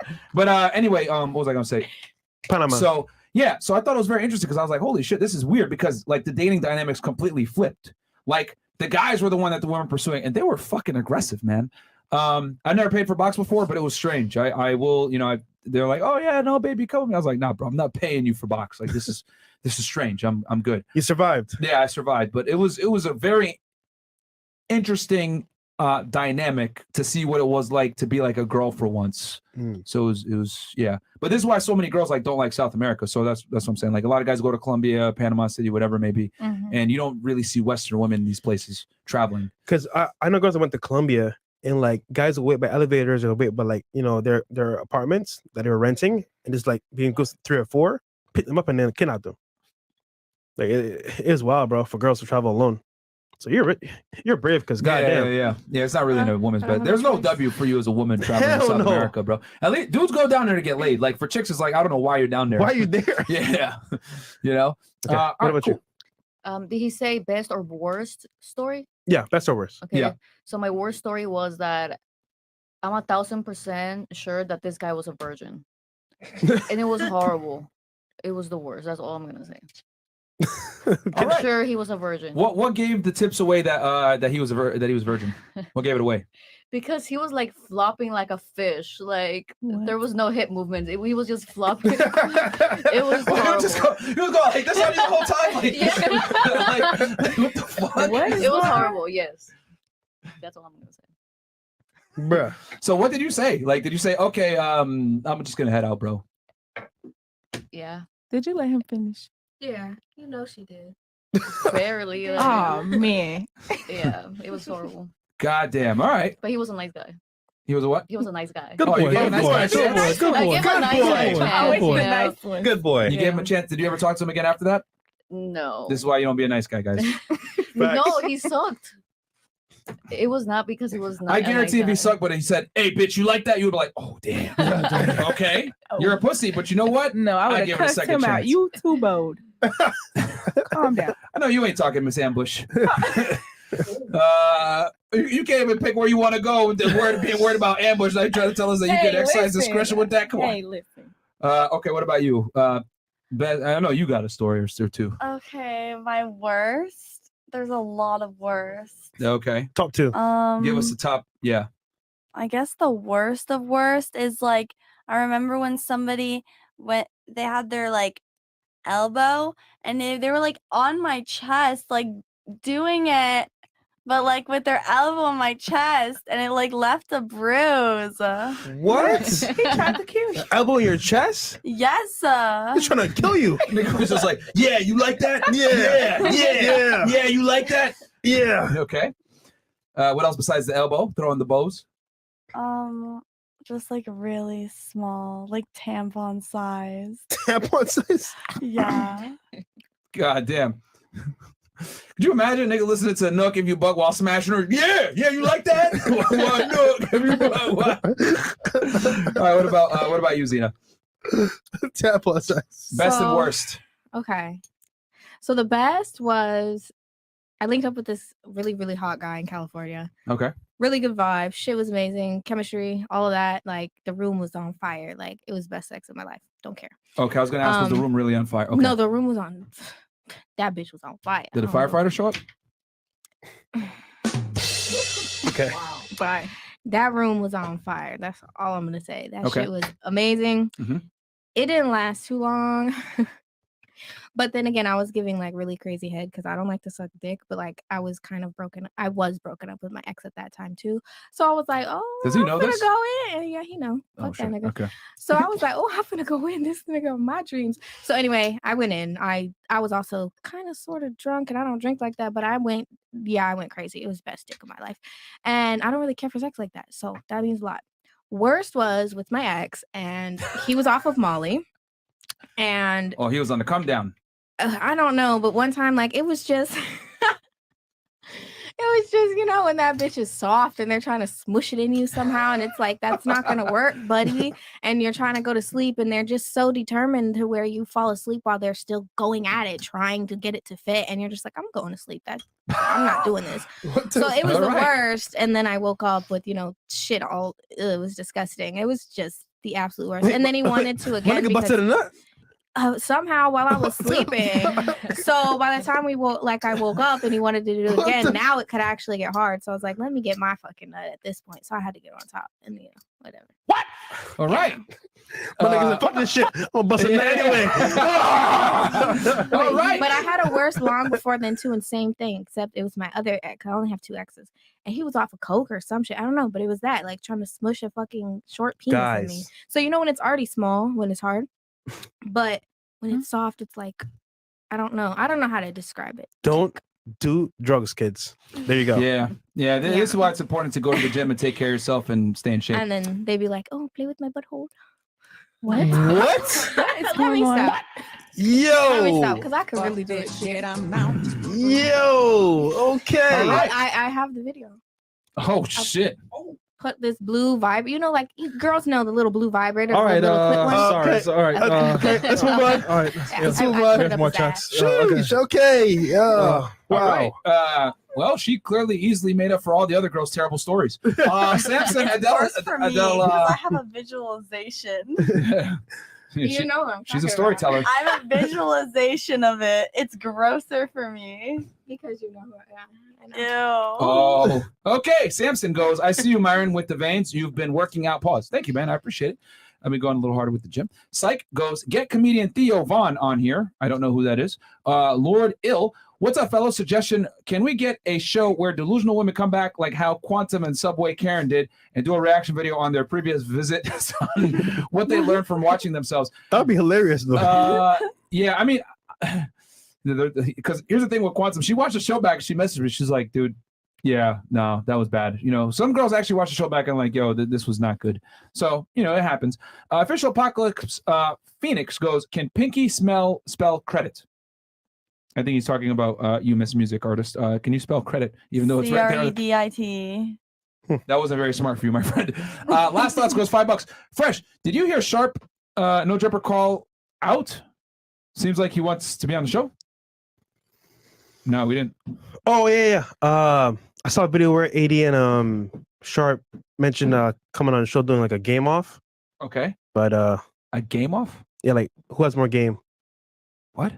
Yeah, like, who has more game? I'm like, for I'm what? Confused. How do we even do this game off? We bring girls in, we spit game. On camera? Yeah. Like in the studio? Yeah. The only way you could do like a legitimate game off is you would have to go out to like a club or a bar or some kind And of they venue. they can't know. And then cold approach and like just see who gets the most like. And I mean, I guess you could use numbers as a metrics, but who actually sets up the most dates? That's the best way to actually do it. Well, I mean, to be quite fair, if they're going against me, I got Instagram, so they can't beat me on that shit. That's a finesse right there. Yeah. So I mean, that's the only way. But see, they would want to be able to verify. So I mean, that's the only way you actually would really be able to game off. Like, what if we had? I get it. What? we get the most amount of girls to show up without paying. As in, like, we set up dates, but they gotta show up here. Whoever has the most girls wins. As in, like, for example, you set up multiple dates, you tell them meet here at the same time. So whoever has the most dates wins. But that show up. how would you know if they're not getting paid though? Oh yeah, you're right. How would you know? Yeah. Corny. Yeah, it's just a strange proposition. Yeah, I don't know. This game I'm trying to make it make sense, but I the don't only know. thing I could think of is that the only way it would be natural and organic is you all go to is the same venue and you all talk to girls and see who gets the most closes as far as like girls that are like gonna want to go on a date. I won't even go off number closes because that's bullshit. It would be who sets up the most dates for the following day or like the following 2 days. That's fair. I think that would be the best way to compare it. But I mean, that's a strange proposition. But no, shout out to those guys over there. No jumper. Shout out to FNF crew. This Money Monday was fire. Keep with the good work. We got y'all, Thanks, bro. baby. You know, people need to watch those Money Mondays episodes more, man. Because we literally, if you guys watch that Money Mondays, we teach you guys how to become millionaires. Really good. Chicken and waffles. Disregard females acquire aesthetics. Reject mediocre. Embrace masculinity. We're all gonna make it, bros. The legacy lives on forever. Glory disease. Yo, shout out to you, man. And then from this point forward, we're gonna read 20 and up, guys. Yep. I'll read the rest of these chats. But we got to get into the topic. So Guy X photo, $5. Thank you so much. And then he goes again. Every girl that sits in the seat, pink hair girl is and always talks hella slow. Okay. Fresh BBC again. We can't take girls on dates anymore, but I still got to get mine. Shorty next to Fresh. We can't feed you, but I can guarantee you that I will show you a good time. Ditch your Texas friends and come hang with the real one. We love girls with bad credit. Do you have anything you want to say back to Fresh's penis? Just think it, bro. Don't respond to that. No? Okay. Dalton McDaniel. Seems like a group of women appreciates the whole Fresh Fit. Seems like a great group of women. Appreciate the whole Fresh Fit crew. Keep up the amazing work, guys. All right, thank you. Yep. Realistic ratings. Damn, man. Y'all really love rating the girls. He goes, realistic ratings for tonight, starting from Myron. 7, 3, 5, 6, 7, 6. Zena would be an 8 if it wasn't for the shank in her bra. I'm not wearing one. Okay, there you go. Whoa. The lower her credit score, the higher her body count. Oh, What the shit. fuck? $1 million president. Martin and Zena would actually make a good couple. You guys really want, man. Nick Lovin goes, yo, Zena Gaines looking good right now. Uh-oh. Okay. See, I knew they were going to say this, man. Shout out from New York. Been here since 100K. I will provide value in return to you guys, FNF gang. Thank you so much. Shout out to you, bro. Hi, FNF 18 and want to grind through your Money Monday playlist. Any tips, concerns, or advice on studying the content? I know action is just as important. Keep it up, Mo. Fresh. Keep it up, Mo, Chris, Fresh, and Myron. Just to apply the shit, man. It doesn't matter if you get the advice if you don't apply it. And then these are the last one. I think 5 here or 6. Myron, are you the one who arrested the plea bargain chick? Just wondering. No, it was Secret Service that got you, right? Oh, they're talking about. Oh yeah. They were talking. What I said? Oh yeah, it was Secret Service. Yeah, it was Secret Service. Okay, it was 3 Secret Service agents. There was Special Agent Waters, who was the Tom Cruise motherfucker with blonde hair. He was fine as fuck. I tried to get coffee with him, but never followed up because I went away. But he did agree to the coffee though. So you know who you is. And then there was a fat one. No disrespect, but I mean you can't arrest me for calling you fat. Special Agent Mosby or whatever. He was the dick one. And then the other one was just kind of like Ghost. He just stood there like with his glasses on. It was really cliche. But yeah. I faked a seizure on the floor thinking that meant I wouldn't get arrested. Begged to call my mom. Yeah. You saw that? No. Oh. No, what I'm willing to bet is because it was so it's kind of funny because as you guys know, I worked for Homeland Security Investigations. We had a retail fraud crew, and it was a task force, and there was Secret Service attached to it. So I wouldn't be surprised if those guys weren't the ones that went and picked up Zena, because credit card fraud is a big part of it's what the retail fraud task force actually does. It wasn't credit cards. Or defrauding, not credit cards, but even anything that has to do with like defrauding. It was socials and getting into the Sprint system and having the Sprint people's PIN, and then just set up an account like with your information, and then put me on as authorized user. General financial fraud is what they investigate. I mean, retail fraud is the name of the task force, but they deal with anything. How did they catch y'all? They ain't catch me on the credit card. No, I'm fucking with y'all. How do they what? I guess when I stopped, I stopped early, so I did get recognition for that, whatever that means. Like I don't know, but acceptance of responsibility. Yeah, I stopped within I did it for 2-3 weeks, and I was like, this is bogus. I'm gonna just dance. And then, cause like I hated having to dress up, fake a story to go, and they're like, "Oh, my family's from Puerto Rico. I need 8 iPhones. Like they're moving now." It was so fucking weird. Like you could tell when they're looking at you, like, "Bitch, you is fraud." Like that shit was awkward. But when I quit, my co-defendants, I mean, I don't know. They kept going. They're Nicaragua. They're Hispanic, so they're greedy about money and like they just Somebody snitched. I read the case. they was doing all of that. Like we all snitched on everybody. We said, yeah, we did it. Okay. So you Well, there was snitch on like one yourself, main right? one when I was reading through it. There was like Really? one that like really like implicate. Well, that's a whole different. we Oh, can talk about damn. that I don't off know air. because I know that we all pled out. So I think no, one person wanted to go to trial. I don't know who it was because I never met the person until we were like doing our plea. Some black dude who was already on ankle monitor for some other case and had 3 other cases. I don't know, but apparently he wanted to go to trial. Like he kept saying he wanted to go to trial or some shit. I don't know who the fuck he was. Never met him, but there was people on there that I never even met. I'm like, where the fuck is the people that I did meet? But obviously they're not arrested because I didn't name them. But I know that pissed me the fuck off because my co-defendant did say like I was her partner. That's what they told me. I don't know if she actually said it. I don't really give a fuck. I did my time, but I was apparently her partner. And then there was some Well, you mix can up. read the discovery.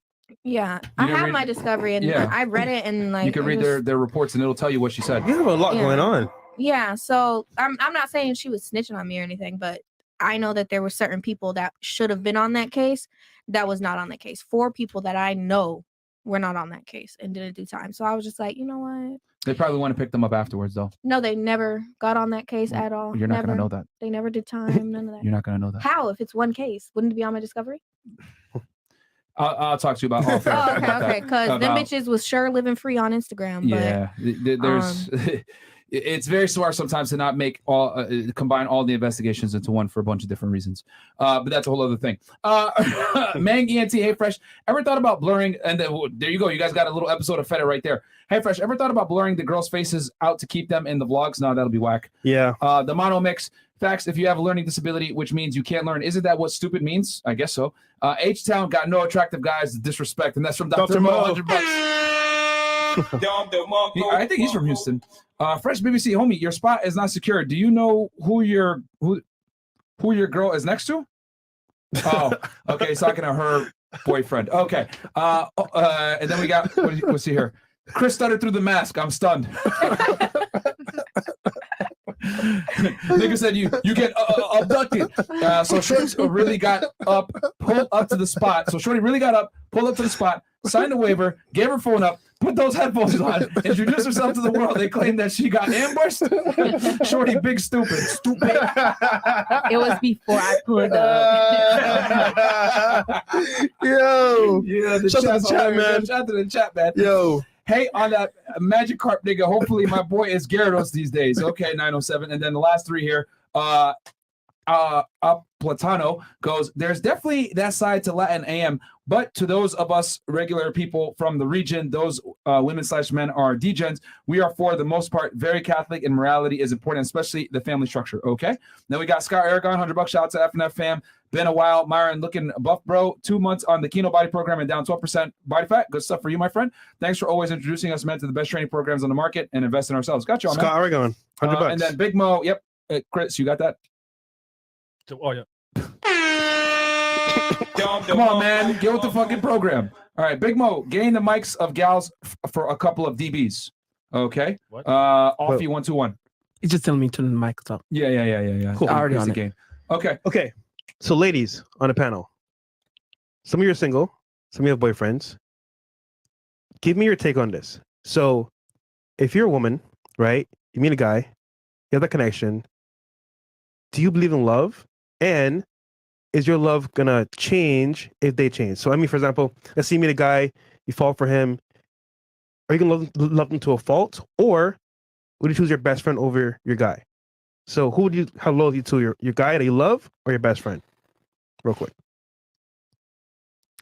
In my current relationship, or Yeah. just like in general? In general.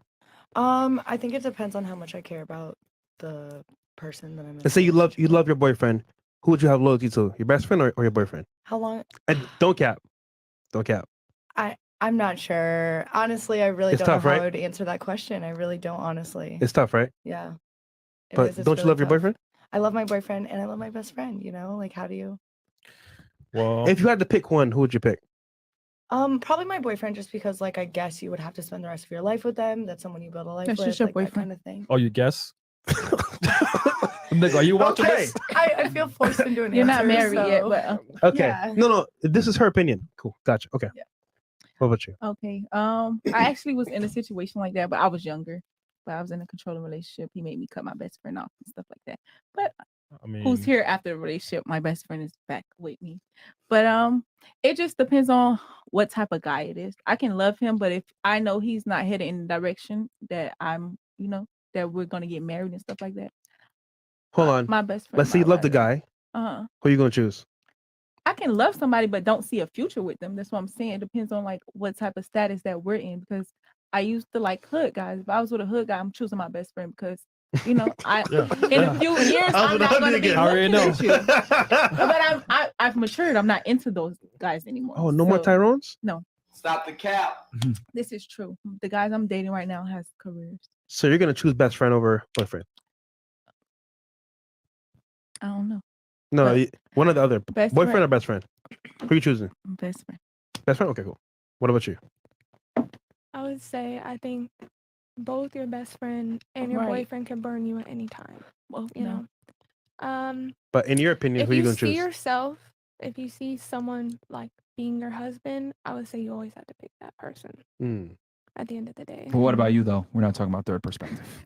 Third person. What is the question? you're hard. The asking? question is who you picking, your boyfriend or your best friend? I was in this situation with my current boyfriend and I picked him. Okay. Wow. Okay. Okay. So you and your best friend are on the outs right now. When I moved, yes, I Oh. did cut off a lot of people, but it was for a good reason. Okay. Mhm. Wow.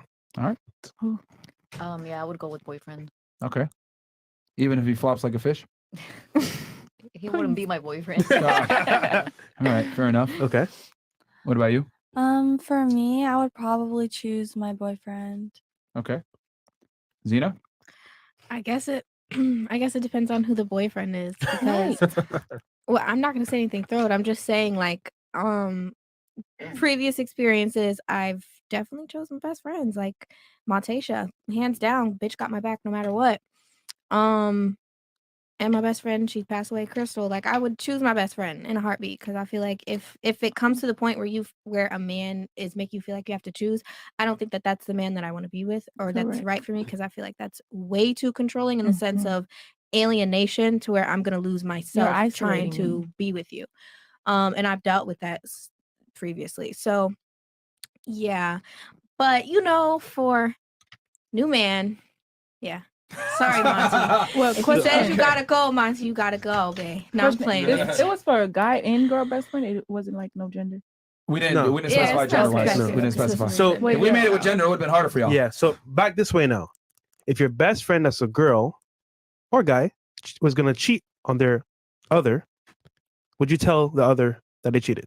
No, I'm gonna mind my motherfucking business. Okay. So you're low to that extent. You want to say shit? I'm not involving myself in that drama. Right. Okay. And I I don't would even give know if the- I'd want to stay friends with them. Right. You're I was like, gonna oh my say, I would gosh, you're definitely give them- wild. You need to calm down. So you're hanging on them every day for the most part. You know him. You know her. If she was gonna cheat, you wouldn't say anything. I'd be like, I'm do not it. hanging out with them anymore. They got some other shit going on. Okay. I would say no, because then they're gonna make up, and you just look dumb. Yeah, not me and my So, best friend no. not talking.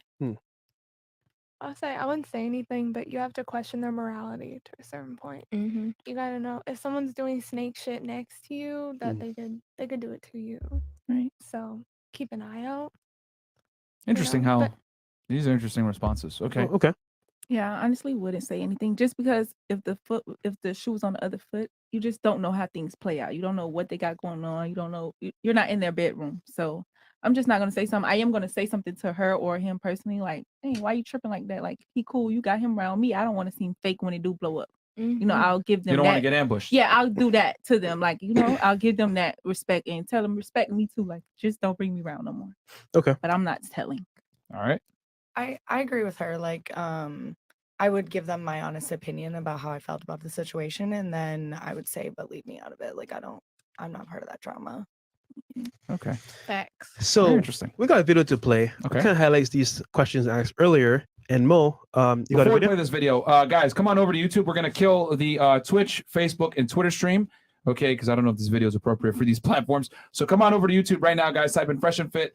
We're gonna play this video here in a second, and Mo's gonna give you all the background. Yeah, let's start killing them, Chris, and then we'll turn it to Mo, and Mo will give a little bit of a background on this video. I think this was a supporter sent in video. Yes. Shout out to all our ninjas. Come on over, guys, to YouTube. Type in Fresh and Fit on YouTube, and come catch the stream there. Okay. All right, Mo, go ahead. This is a survey that is asked for all of the women. Would you rather cheat on your significant other or snitch on your best friend? Here we go. All right, let's see how this goes. I saw this.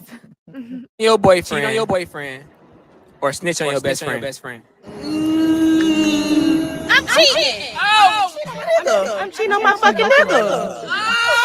I have to snitch on my friend. I'm gonna cheat on my boyfriend. My loyalty lies on my boyfriend. Bitch, I'm cheating. I'm cheating. We cheat on each other together. Because we do this as a team. What? I ride for my friend. I'm snitching on my best friend because at the end of the day, I'm not fucking my best friend. I'm fucking my girl. You need to tap stupid on that. Video. It's Oh, echo? So let me fix it right quickly. Here we go. There we go. All right, guys, we got it now. All right, chat. Cool. Cheat on your boyfriend. Or snitch on your best friend. I'm cheating. Oh, cheating on my nigga. I'm cheating on my fucking nigga. Oh, what do I have to snitch on my friend. I'm gonna cheat on my boyfriend. My loyalty lies on my cheat on my boyfriend. Bitch, I'm cheating. I'm cheating, period. We cheat on each other together because we do this as a team. What? I ride for my friend. I'm snitching on my best friend because at the end of the day, I'm not fucking my best friend. I'm fucking my girl. I know that's fucking right. I know that's fucking. Y'all heard him. Do the dance one more time. Show me your mom made a post. I can't make that decision. No. Shit on my nigga. What? Cheat. Oh! Snitch on your best friend. Cheat on my nigga. My bitch is on first. Fuck nigga free.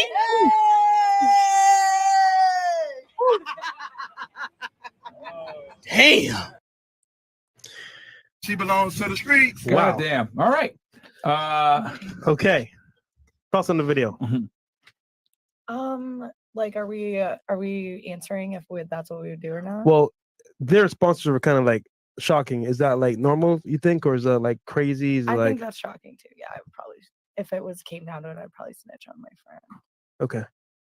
Okay, I'm not gonna give my opinion on it. I'm just gonna give my opinion on their responses. Well, what would you do? Snitch on your friend or cheat on your guy? I just stated I'm not giving. No. We need your opinion. Yeah, we snitch need- on your friend or cheat on your boyfriend. What's cheating to what extent? Sucking dick. I'm not Sucks. doing that, but I'm not telling on my best friend though. Okay, so she cheating on So her you guy. cheat- you All right. cheat, okay. What about you? Cheating on your guy? Real quick, we got to cheating on your guy or snitch on your boyfriend? Or no, sorry, cheating on your guy or snitching on your best friend? I would snitch on my friend. Okay. Okay, I would say if you know both parties involved, like if you're friends with your friend and you're friends with her boyfriend, you have to weigh that out. You know, you have to look out for both. But what of about them. you? We're asking you specifically. I would snitch on my friend. Okay, what about you? I've never cheated and I never will. So I'm snitching on whoever I need to snitch on. My brother, my Okay. cousin. God damn. All right. Abuela. Music studio. I would probably snitch on my best friend, but to be honest, every single best friend I've ever had has done immense betrayal against me. So I don't value them as much as I value relationships because I've never had a relationship and like where someone cheated on me, and I've never cheated on somebody. So yeah, I would just break up with them if I didn't like them. Okay. All right. Zena's thinking hard. No, it's not a hard decision. I'm not a cheater. I don't fuck with that. But I was thinking if I was in my previous relationship, I would cheat every day if I had the chance. But that's not me. So, I didn't cheat. But in a new relationship, I still won't cheat. I don't know. I think Snitching that's on your friend. I'm sorry. I'll honey. Tasia, she's snitching on you, bro. And guess what? And Monty's still gonna hold it down. Like, girl, I know you did what you had to do. Because guess what? Monty would snitch on me for if she was with a nigga. We're her nigga. Like, this is All right. hypothetical. Fair Yeah. enough. Okay. All right. So now we can actually get your thoughts on the video. You already answered. What about you? What are your thoughts on the video? It was very wild, the amount of women that just cheat. That just said cheat. But me and my girl best friend had a conversation about the video. Mhm. You know, we both stayed solid. We said we're going to stay solid, but you just never really know because I'm not a cheater. I've been cheated on. I don't know. I don't like the feeling, but I just What can't constitutes cheating for you, though? That's the real question. You know, I was pretty lenient when I was in my relationship. You know, No. What constitutes cheating for you? Oh, for me, Yeah. cheating is really engaging in a real like conversation with the guy, like because it's like what you talking, Okay. what you got to talk about. So you speaking with another guy in that context. In a depth, of where he feel comfortable calling my phone at any time and Okay. texting me at What about open sexuality? Putting yourself out there in a certain way. Girls' nights out, dressing provocatively, sexy pictures of yourself all over the internet. Would you Girls' consider trips. that cheating? I'm not into that. So, But would you consider that cheating? No. Okay, interesting. But my ex-boyfriend did throw an outfit in the garbage. He told me 2 years later because it was too revealing. Yeah. So Interesting how what men think is cheating versus what women think is cheating are two different things. Yeah. Once a woman puts herself out there, like, for sale, like dressing like that's cheating? 100% it is. That's not even, I feel like it is. Because men and women are different. I mean, my nigga hype me up. The guy I'm dating right now, he hypes me up. He don't care what I got on. Like, hey, you look the fuck good. So, I mean, I feel like that's the level of, He tells you that because he's having sex with other girls and you're not his main chick. That's why he's telling you that. I'm dating. I don't go with nobody. Yeah. So, But, hey, but that's what I'm trying to say. do If a you, dude- boo? Here, let me give you ladies some game real quick. Once a guy starts like telling you, yo, I don't like that when you wear this shit, or yo, you need to start taking these pictures down. Now he actually gives a fuck about you. See, but I don't dress revealing like I stated. So it's never going to be to that point. I don't like wearing shorts. You feel like this revealing, but I'm dating, but I know how to be respectful in a relationship. I'm not going to do that. But that's what I'm trying to say. I always find it interesting how, like, when I say what women think is cheating versus what men think is cheating are two different things. Just So that's how you know, like you stated. men aren't going to be honest about it, though. Right. They're never going to tell you, yo, you're dressed like a fucking hoe. I don't like this. They're just going to let you do it. And then one of two things. Either they don't have the balls to tell you, I don't like this, or they're just not going to take you serious. That's facts, though. One of the two. That's facts. So I can agree. Yeah. Fair enough. What are your thoughts on the video? On the video, I would say the same. Like, I'm surprised to see how many women would cheat because I think cheating is karmic, and it might not happen in that. What is it? Karmic? Yeah, like karmatic. Yeah, like Okay. or like Karma. Yeah, Yeah, like, karma. Karma you induced. can- Karmatic. I feel like what you're March. putting out, like you're gonna get back. So it's Okay. just like at some point, either you're going to be cheated on by that person, or sometime in the future, you're not gonna be. You're gonna be in a happy relationship. You're gonna get cheated on anyway. So. Okay. hmm Thoughts? So I think that women in general do not really think about the logistics of their decisions, meaning that women are willing to sacrifice someone providing for them and protecting them over like their best friend. And that's why they end up like 40 at the club with their best friend single. Like, I would prioritize a man that's actually doing something for me, Right. over my best friend that's not. What is she providing for me that. Okay. All right. I thought that like my comment on the video would be that I was very shocked, but also not really shocked because nowadays like everybody's in hookup culture and like they think it's cool to cheat and they think it's like cool to use men for money and stuff like that. So I wasn't really shocked because they were like, yes, girls first. And like that's kind of like the whole culture right now. So it made sense. Do you think we have a hookup culture right now? Yeah. Yes. I would argue there's a female hookup culture, but there's not a male hookup culture, is what I would argue. I would argue that it's the women that are fucking, not the guys. So it's a hookup culture for you guys, but not for a majority of men. For rich and attractive men. That's it's a small hookup percentage. That's a very culture. small percentage of men. And then on top of that, there's a lot of these rich, attractive men Yeah. that still Yeah. can't get girls. That still struggle. I mean, think about it. Has anyone here ever had a sugar daddy? Okay. Well, let's be okay, fair. they don't have to confirm or They deny won't admit it. They won't admit it. But the point is that, I mean, you probably know if you had one, or you maybe have a friend that had a sugar daddy or some guy that used to provide money. That guy didn't even fuck a lot of the times, did he? Never saw. There you go. Bam.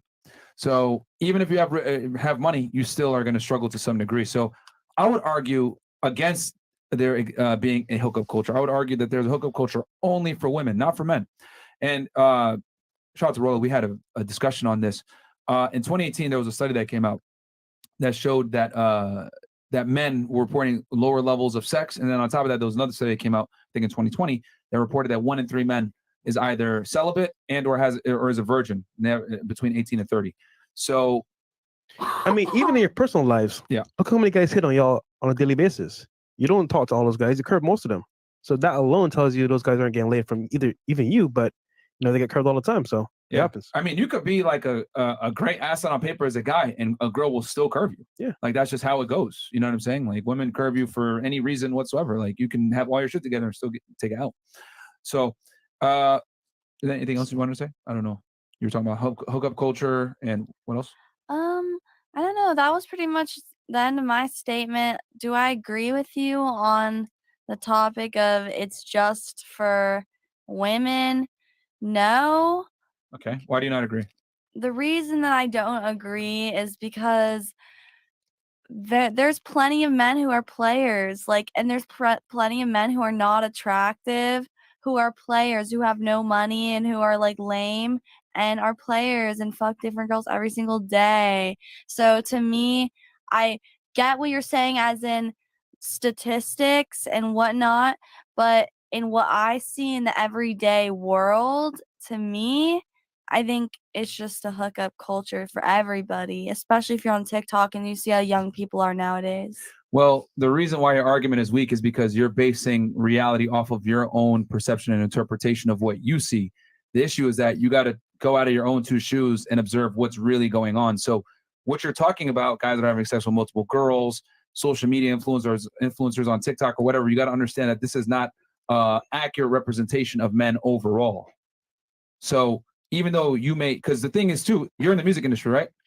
Yes. And you're an influencer, right? Yes. So you do realize that most guys don't even have a social media profile and or are not involved in music and or are not high earners, correct? Yeah, I guess I'm just not in the real world. Yeah. So you, based off your lifestyle alone, you only deal with a very small minority of men. So you're, I guess, how do I say it? It's the apex fallacy. Like a girl that's very attractive, like a model that deals with only athletes or sees celebs or whatever it may be, she's going to think all men are like that. But the reality is, no, only a very small percentage of men that you personally deal with in your lifestyle are like that. The reality is a majority of men are not like that. It's just that my argument is that most women don't see most men. Yeah. Most men are virtually invisible to most women because if a guy doesn't meet a certain look requirement, height requirement, whatever it may be, you ain't going to remember him. You know what I'm saying? Like, you're like, oh, what the fuck? And just off of just us being in Miami, we know a couple guys that are virgins. Yeah. I don't know many girls that are virgins here. I don't know no chick that's a virgin, but I know plenty of guys that are virgins in their 30s. So and then stats back it up too because stats tell you. So. Yeah. So it's not hard for women to get sex, but it's very difficult for most guys to get sex. Let's be fair. Women choose who they want to fuck. Guys fuck who they can. If they I can. do agree with that. Guys, sometimes will just fuck anything, a really ugly girl, and even if they had a really pretty girlfriend before, just because they haven't been able to have sex in a while, they'll fuck a really ugly, dusty bitch. I think they do that because it's easy and they won't catch feelings for that person, though. Yeah, that is why they do No, it. it's because it's biological urge. Just like you Must want a guy not- that's taller and more attractive, and you want to get security with that guy. Men want to have sex with as many girls as they can. They're just busting up. We're very different in our mating strategies. Like women want the best, men want the most. Quantity versus quality. So, and the unfortunate reality is most men aren't in a position to be able to get the quantity that they actually desire. Only a very small percentage of men can do it. And I think this the funny part is that women take that small percentage of men and think that's an accurate representation of all guys. But the reality is that's not all guys at all. Most dudes are nice, very simple, want a girlfriend. And those are the guys that women pass up and say, oh, you're boring, or you just don't do it for me, or the chemistry isn't there. Whatever bullshit excuse they want to The use. vibe because isn't the guy's there. boring. Yeah. There's no vibe. There's no excitement. He felt So- like a fish. He's on a Yeah, hook. like a fish. Wait, You know but what I'm why are they not getting laid if all they want is quantity, though? Because women are extremely selective. Yeah. You But could take if they take it a few notches down, though. most women are not going to settle. From how many women have we interviewed on the show right now, Mo? With 1,374. 1,374. Okay, so we've interviewed 1,374 women on the show, different women. And from the body of interviews, what I've come to realize is that most women have a delusional perspective of where they stand as far as their own market value goes, is what type of guy that they think they deserve. And a lot of girls, when I ask them, what do you want? They typically describe a man that's in the top 1%, $100,000 per year, 6 foot tall, attractive, in shape, etc. And unfortunately, this guy isn't like in the top 2 or 3% of men, and it's very hard to find him. You and every other girl's looking for this guy. So what makes you think he's going to pick you of all the girls that are coming to him? Then they'll say some dumb shit like my personality, or I'm special, or I'm really cool, like all these intangible traits that, quite frankly, can be found in other women. So typically it's over a sense of overinflation in their own value, which is why so many women are very selective on the guys. Because even if you take like the biggest hoe, like the biggest promiscuous woman, she's still going to have discernment to a level where she's going to still exclude 95% of men. Yeah. You know what I'm saying? From sexual access to her. Even if she's a big ass hoe, she's going to be like, you know what? I only deal with, like, no offense to Selena Powell. It's like, we'll use her for example. Even though she's very promiscuous and had sex with a lot of dudes, she only had sex with men in what? That top 2%, top 1% of men. So yes, she's a hoe. Yes, she's promiscuous on paper. However, she's still selective. So this is why most guys can't get sex, because even the biggest hoes are still fighting for that top 1% of men. So should women lower their standards, or should men like rise up? Well, men don't have the option to, they don't have the leverage to raise their realistic. standards unless they're at a high level. So No, I mean like rise up as in like be better so they can qualify or something, you know? yeah, I think it's both parties. So the men have to become better, right? We talk about this on Money Mondays, whatever. Guys got to get their shit together. But at the same time, a lot of women got to understand that you don't qualify for a high value man. You're an average woman, which means you deserve an average man. Right. But a lot of women are not going to settle. Most girls actually have come on the show.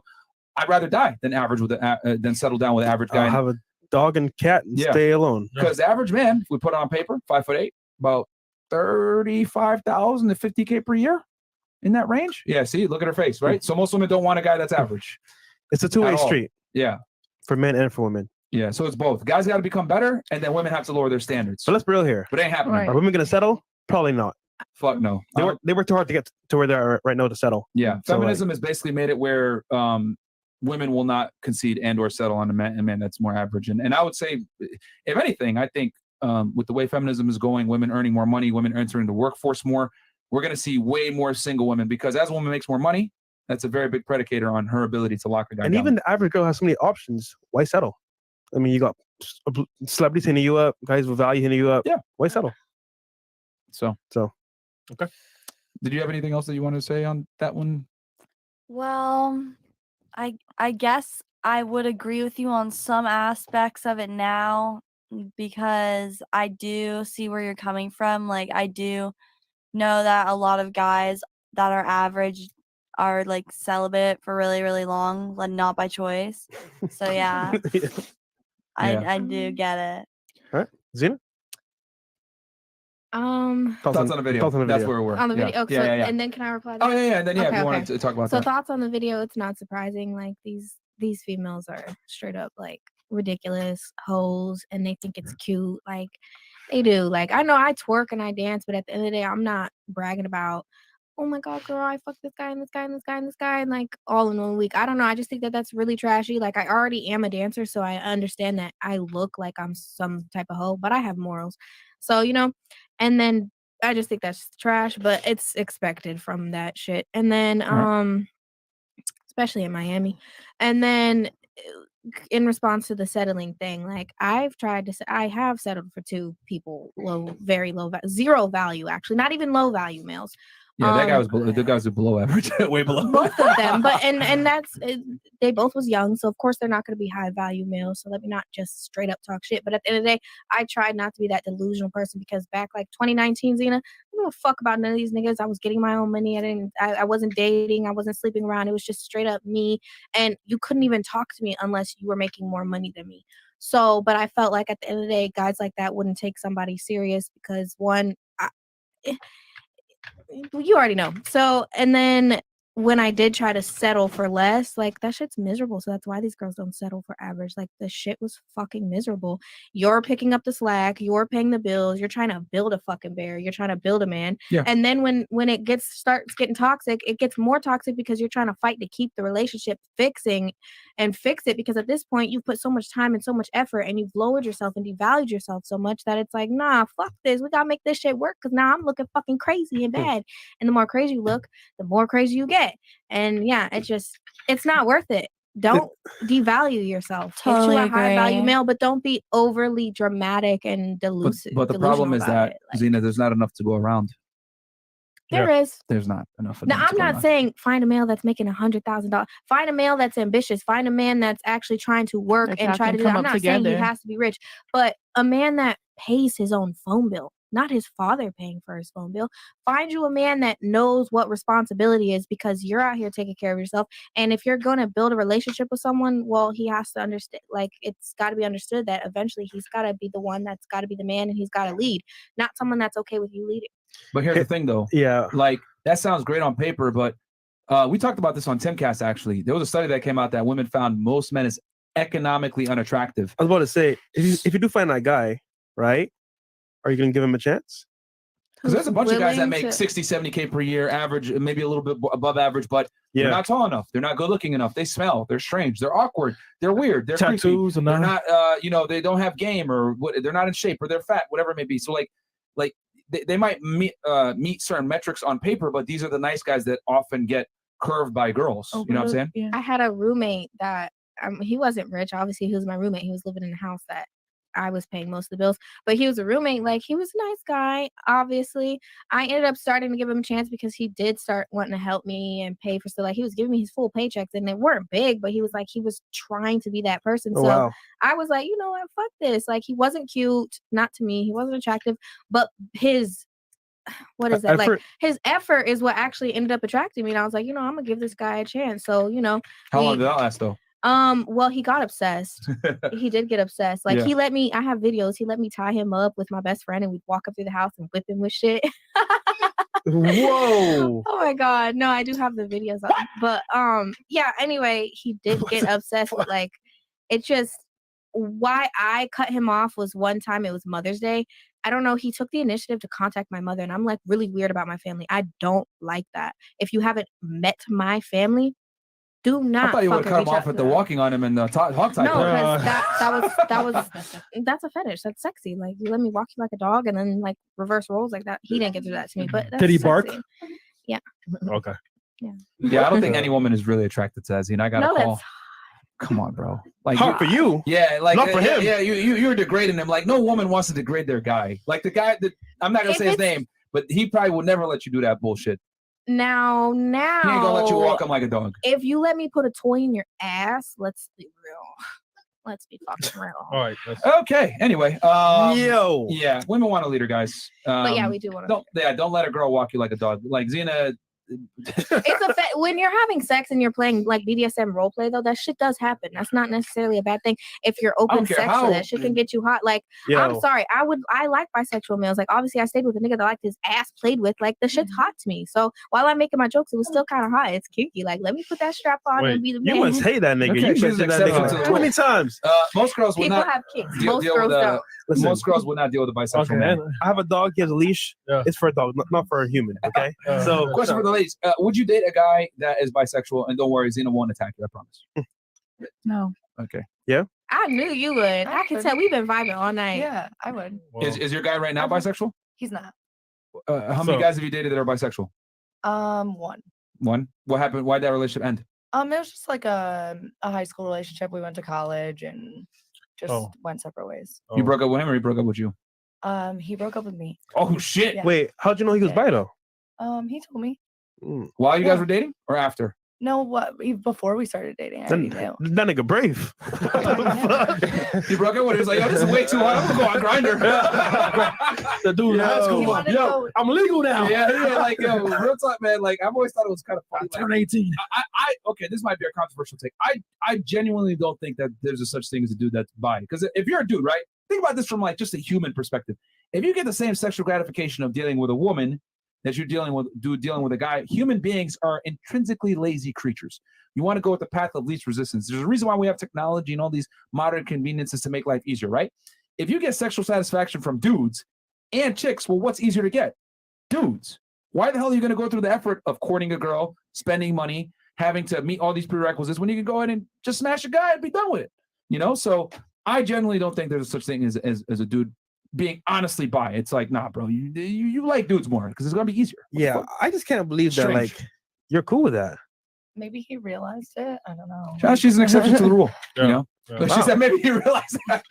Maybe he was like, man, I'm tired of paying for these dates, man. If I go out with a nigga, I know he gonna pay every. We gonna split this thing. Just as a girl, no, he could take it from a butt for somebody else. You're cool with that? And then he's gonna go smash you. Are you? Okay, but or we vice didn't versa. say that. Yeah, We I didn't didn't say say take it that. that I didn't far. say like he's. No, but he's doing right. it. That's No, good. can you Yeah. manage He how can cheat far on you. he's took it? Hold on. Picture this, right? You're dating a guy that's bi, quote unquote. He's smashing you, right? Probably raw. And going to cheat on your ass with a nigga, take it in the butt, give it in the butt, coming right back to you. Yeah, he gotta get it. He can't be no Tell me in the bottom. world where that But makes how sense to you you. know? As How you know? common sense. In the showers. You can tell when you have What the when you fuck? have your sexual Don't experience drop with a the soap. bisexual man. You can tell when they're top or bottom. Nigga. They But have you roles. said he like you. Yeah, No, nigga. I'm not talking I'm about confused, bro. I ain't talking about it. I'm talking about like future wise, like a fantasy. A lot of girls. Let's be real. Lots of girls have fantasies of having sex with two guys at once, and guys don't want to fuck together like that because Wait, they're not I going to don't- touch each I other. don't. Most girls do. Oh. A lot of girls do. I don't know. I see a lot of porn shit when I look at it. Like that's just sexy as fuck. But I'm sorry. I want to see a dude sucking another dude's dick. Like, I don't want to see that. but like I want to be the one saying, yeah, do that. Like I don't know. That's hot to me. Like I'll be watching it. Maybe it's the anime. I don't know. But I what like is watching the Grey's- shit. Like Dr. Grey. what? 50 Shades of Grey. 50 Shades. I'm oof. Dr. Grey. Y'all wildin', man. Shades of Gay. I was thinking of Grey's Anatomy. Y'all wildin' on this one. Sexy. What about you? Do you I said no. no? There's no conversation. Not even a chance? about no. What about you? I would also have I'm gonna to say it in no. Spanish. No. No, I like manly men, like manly men. You know, like Ma- if he manly no men. feminine. Like vibes, none of that. like Myron Okay. over here. No. Manly man. He's married. No. So I just came in to listen to this haramness. For real. Okay, what about you? Okay, so to me, personally, I wouldn't want to date somebody who's actively bisexual because I wouldn't want to get, and I know this is like really controversial to say, but I wouldn't want to get any type of like an STD from them because they could like cheat on you or something and they're more likely to get it. So for that reason, I would have to say that I would not want to date a bisexual man who's actively bisexual. But if they were like had like some feminine traits, it's okay. But I just don't want them to be like fully bisexual, like having sex with men. But you can get STDs with heterosexual. Yeah. Yes, of course you can. But it is more common. HIV is more common male on male. Yes. Crazy. My mom used to work for AIDS. That thing is probably. But I mean, equal. I'm thinking safe sex at least. but- Actually, every single year I have to take a course on AIDS and all STDs because of my licenses, and that's not true. It's actually more active within males. Yeah. I guess. Yeah, But I yeah, mean, well- if you're doing It's more active bisexual, with but if you're males. I doing mean, you're bisexual, fucking in the y'all ass. crossing it. And that's how women get it. Y'all worried about that, but what about monkeypox? Talking shit. I mean, I don't have no opinion because I'm just not doing it. I want to try. Okay, so you're cool with it. I'm okay. I want to try it. Why not? I'm pansexual, so maybe it's me biased because I am bisexual. So I like girls and I like guys. So I don't see anything wrong with a guy being the same way because that's how I So am. he could like, come to you, go to another nigga, well, come I back to don't you. believe in the whole cheating thing. So that's not going in my head when I'm in a relationship. Okay. I'm delusional to where I think loyalty is everything. So I don't wrap my mind around that cheating shit. Okay, but question. Okay, so how would you want the two guys with you going? Like, how would that sex Well, go? if I'm dating my male and he was bisexual and we were trying some sex things like at the swinger Mhm. clubs, because that's a fantasy of mine, swinger clubs. I'm sorry, you gotta be a top male. If I see a guy get on top of you, the relationship's over. Like, it's over. That's disgusting. What is going on over here? I'm just observing. He has to fight the sluttiness of this conversation. Sharia law. And there's gonna definitely be some beheadings after this show. Allegedly. Yeah. Allegedly, man. This is the most haram segment I've ever witnessed. Where are we? Sodom and Gomorrah? Yeah, this is bad. God damn. All right. Well, I know who the two targets will be. Allegedly. I'll catch you guys after the show. But I do mainly want a heterosexual dominant male. I Oh, no, definitely no, want no, mainly- no, no, no, No, that's what I mainly want. You Yeah. said, am I okay with it? Okay, So that's my okay. explanation of being okay with it. You Like saying it's prefer. cool. But what I'm looking for, I'm not going out looking for, hey, are you bi? fuck no. I want a dominant ass male that's like dominant. Like with a sword? Huh? Oh no, it's too late for that. What? Yeah, continue on. Yeah, like I want a man that I'm sorry, if we're walking outside and someone tries you, you're not getting I need to be defended because I'm not gonna be the only one fighting. Like I shouldn't have to fight. I can fight, but I shouldn't have to. I want to see a dominant man that beats the shit out of somebody and then like, come on, baby, we're going home and carry me home. You know, like Superman. Okay. Batman. Okay. I'll be out front. I'll catch you guys later. Lovely. This was a great convo. Cool. We have some chats here. Moving on smartly. Dalton McDaniel, $20 says, question for ladies. What is the high body count for a guy and then girl in your opinion? That's a good one. A high body count for a guy, I guess, would have to be 50 to 100. Okay. For a female, I would say, and I'm sorry, ladies, 15 to 20. That's very high, depending on your age, especially. Like that's really high. Okay. Yeah. For you? For me, I think a high body count in a male would be like 70, and then like a high body count for a woman would be like, I don't know, like 20, 30. Okay. Yeah.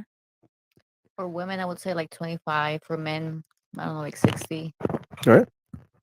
I would say like not a number on it, but like per year, I say for women about 2 per year. That's pushing it a little bit. Mhm. And for men, I'd say like 5 or 6 a year, Wow. based on their age. It's Be conservative. pushing it. Right. Okay.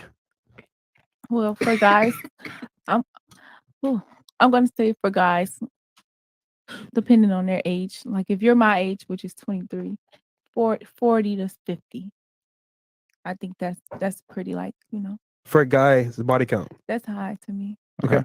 And then a girl? For girls, I don't have no opinion on girls. The body count is 4 ladies round up or down. What? What? All right. That's basically it's always 4. Okay. Okay. What about you? I thought it was 6. Like 50 to 100 for guys, Round up or like down. 20 for girls. Okay. Like that, yeah. So I got a question for you guys. What do you think the average body count is for a woman that's 25 years old and single? Probably in the 30s. You think in the 30s? I think it's higher than what we think. Okay. What about you? What do you think average? I would agree. Okay. About 30s and 40s. I saw something a couple of days ago. She was like, 10 years she's been single. She got about 30. Okay. What about you? I'd say definitely over 20. Over 20? 30. Okay. Now I would say like 50. 50? I feel like women are good at hiding it or something. 20. But I I'm would say 2 years from 50. 25 though. Oh, Yeah. hold on. Okay. Yep. That's a lot. Okay. Yeah, I would have to say 30. 30. Okay. I'd have to agree between 30 and 40. Okay. Now, what do you think the average guy's body count is? You think it's higher or lower than that number you just stated for women? I think the average is lower. You think the average is lower? Honestly, I think the average, because we're speaking about average males. Yeah. So I think it's lower because they. Which is the majority, yeah. Yeah. Yeah, So at definitely 25, lower. yeah. I'm a be. You're lucky as an average male if your body count is 10. I think so. Okay. As an average male, Well, think I about guess that's average, everybody. You don't have the pick of the sea. You got. You get what you get. Yeah, you get what you get. Okay. What about you? Miss Purple? What am I even answering anymore? I mean, the question is, what do you think the average body count is for a guy? Do you think it's higher or lower than what with the number you just stated for women? Which for you, I think was 20 or 30, right? I don't know. Like I guess 20. Before the podcast, you would have probably said the guys have higher body counts, right? Yeah. I Fair would enough. have. Yeah. It's just that the thing is that all the women are fucking a very small minority of the men. So what I think it is basically, the guys that are having sex are having a lot. Like they're the ones that are like literally have the monopoly. They're banging. Basically, there's a bunch of Eskimo sisters. They're all fucking the same minority of men. Versus like for guys, it's like fuck, like the majority of guys like that bottom 80%, bottom 90%. They're struggling Hopefully, for scraps. I can get a chance. Hopefully. Yeah. But top guys get the pick. I think the average man now like around between 15 and 20. Okay. Because I think that they do like settle, like they. I agree. Okay. Ugly Men are girls, more willing to big settle. girls, whatever. Yeah. Okay. What about you? I have to agree with Zena. I would say 10 or under 10. Okay. Average for the same age you said? Yeah. For 25, I'm gonna give 15. Okay. And that's for personal reasons. So you think for it's the guy. below women? Yeah, and no. Averagely for the world, yes. Okay. It's below, but the people I know, these girls out here. Niggas, city No, girls. not mine. A block I of hope not. niggas. Girls out here fucking. What Yeah, about you? they fucking- That's what I was gonna say. Is like it just depends on where you're at, I guess too. Like, because the people I know, the where I went to college, the body count is higher. Yeah, I mean that's any. If I'm being honest with you, any Yeah. university, the girls are gonna. Yeah. Like if I would argue, if your girl goes and gets a bachelor's degree, her body count is more than likely gonna be in the double digits. Yeah, if she's in a sorority. That first semester off rip. If she's in a sorority, if she went to college, uni, I'm like a big party school, especially. Bro, I'm like, she bro. was fucking, man, 100%. Jake. Jesus. Like, and especially now, like girls like overwhelmingly go to college over men nowadays. Like, most colleges are like almost 3/4 women. Yo, I believe what Tay said. If we had a counter, the girl's body count, they showed on her forehead how much body she had, the world would be a better place. Yeah, I would. I'm telling you, bro. Yeah, girls would move a lot different. Yeah, I mean, it would be a lot different. I mean, when you really think about it, like everything, it's gonna sound terrible, but I'm just gonna say it. Everything about females comes down to deception. Makeup. You don't even know when they're when they're fertile, right? When they're on their period. You don't know when they're in heat, right? When they're ovulating. Like everything about women, real talk. It's done. The booties. You can't even tell who the baby's father is without modern advent of science. The mystique. Right. So everything about females in general is deceptive in nature. Women are better manipulators than men, I would argue, because since you guys are physically inferior, you have to be mentally superior, right, to a degree. Yeah. Right before the feminists get mad at me. Oh my God, that's so sexist. It's true. Women are physically inferior to men most of the time. So how do women compensate? Well, you know what? I can manipulate you. This is why girls are able to finesse dudes. If you look at, there's a reason why there's, a bunch of sugar daddies out here paying girls a bunch of money, but not fucking, but girls are getting a lot of money. How many girls do we know that go on dates with men and don't smash or get things given to them because they're able to finesse? So women are way better manipulators than men are. Women have more game in general because they have to.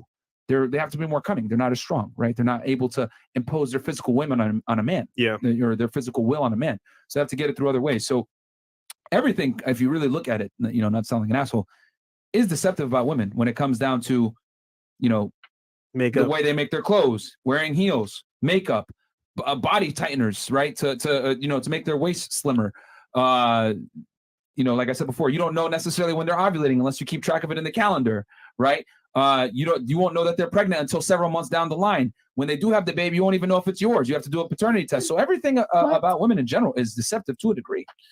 Don't worry, girls. No offense. I don't know if you guys have anything you want to say back to them. I mean, I think it's not like a bad thing. I think it's a survival trait. You know what I mean? Because think about it. If a girl, right, if a woman has sex with a guy and then she ends up marrying someone else or getting with someone else, and that man finds out, yo, this ain't my kid, before the advent of modern science, right?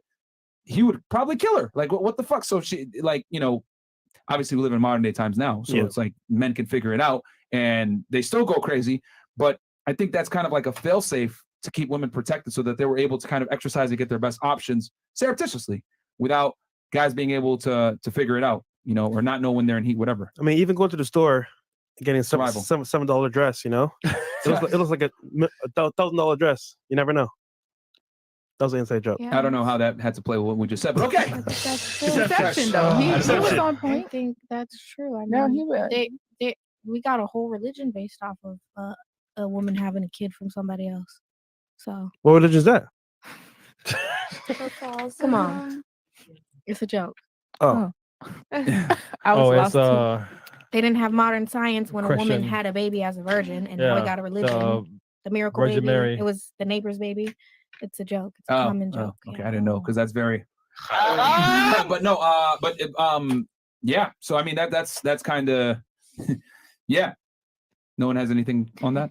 No, I just agree with him. You said you didn't know how to tie it in. Like we can go to Shein and put on some, some Christian Dior slides, and we could look like we just left the dining district, went shopping, but we got on a $20 outfit, $7 outfit. I'm telling you, they can go to a store for $7, get a dress, and let they spend $1,000. No cap. I mean, but you can argue men can do the same thing and look good without spending a lot of money. I'm talking more about like the biological things. Yeah. You know what I'm saying? Like, and women being able to increase their sexual market value through deception. You know what I'm saying? Like men can do it too to a degree, right? But it's not as easily apparent, right? You got to fucking maybe take some pictures with, some fake status, whatever it may be. But with a woman, all it takes, it's socially acceptable for women to be deceptive with increasing their sexual market value. There we go. Like makeup is widely distributed and available for consumer use, right? It's the one industry that no matter how bad the economy is, it's never going to go out of business, right? And as a matter of fact, if a woman doesn't wear makeup, it's kind of looked at as socially strange and awkward. Like, yo, put yourself together. What the fuck is wrong with you? Right. So we incentivize women to be deceptive to a degree, whereas we don't really incentivize men to be deceptive to a degree. Men do it, right? But if they do, if let's say you're a capper and you're flexing on Instagram, but it's not real, you're going to get called out. There's going to be social shame for that. But no one's going to social shame a woman for having filters or wearing makeup or wearing a dress that, or a waist train or any of that stuff. We don't really shame women for using deceptive practices to make themselves more attractive. Yeah, we call them catfish. Catfish. Yeah, I think that we do shame 360, them. whatever that is. And then they still be fucking the same bitch they're calling catfish. Yeah, but they're going to call them on catfish if it's like a gross misrepresentation. Right. You know what I'm saying? Like we're talking, you're 30, We can get 40 away pounds. with it more. Yeah, like if she don't look like her pictures a little bit, you kind of expect that. But like when you get like typically when it's like an egregious, catfish, like the girl's like 30, 40 pounds above, or it's not her at all. Yo, or some shit. That should be hilarious, bro. Yeah, bro. Wasn't that guy Dr. Phil that said that? The guy from Miami, Dr. Phil, the girl that had no ass, had an ass on Instagram. Oh yeah. The black guy. I forgot his name, but it was the video. Yeah. Okay, we got some chats here. All right. Didn't we have another video? We do. Well, okay. What's it about? Well, you got it? Yeah, because we could just go ahead and play the next. And there's 8,000 plus you on here, man. So do me a quick favor, guys, and like the fucking video. Go ahead, Mo. This is a chill panel today. You guys are super chill, which is kind of refreshing. It's good. So I don't have to fucking lose This my one hair is a. again. Oh yeah, this one is where the show asks women and men, how much have you spent on a significant other or romantic interest? Oh, okay, this is interesting. There we go. All right, the most they've ever spent on a yes. the party. Okay. Okay. Have you spent on men within the last year? Nothing. $0. Like 1,000, 2,000. Probably a couple hundred. Nothing too crazy. Probably a little over 2,500. Everything? 2,000 to 5,000. The IRS is looking at now. Why should I pay for men to do stuff? I don't. Definitely spend more on me. Probably like 500-600 maybe. Yeah, no. No. Because girls need more shit. Like We do price aligned gifts. Might be like a cool 30, 40. I don't know you like that yet. nowadays, like girls want to know if you got the bag. Like Certain things, gender roles, hold that down. And if that's like really your woman, hold that down. I'm dating, so don't really feel the need to be spending money on somebody else. I'm taking them serious. Maybe after I would say 7 dates. Okay. Very interesting. Okay. So we'll turn it to the ladies and we'll start here with Zena.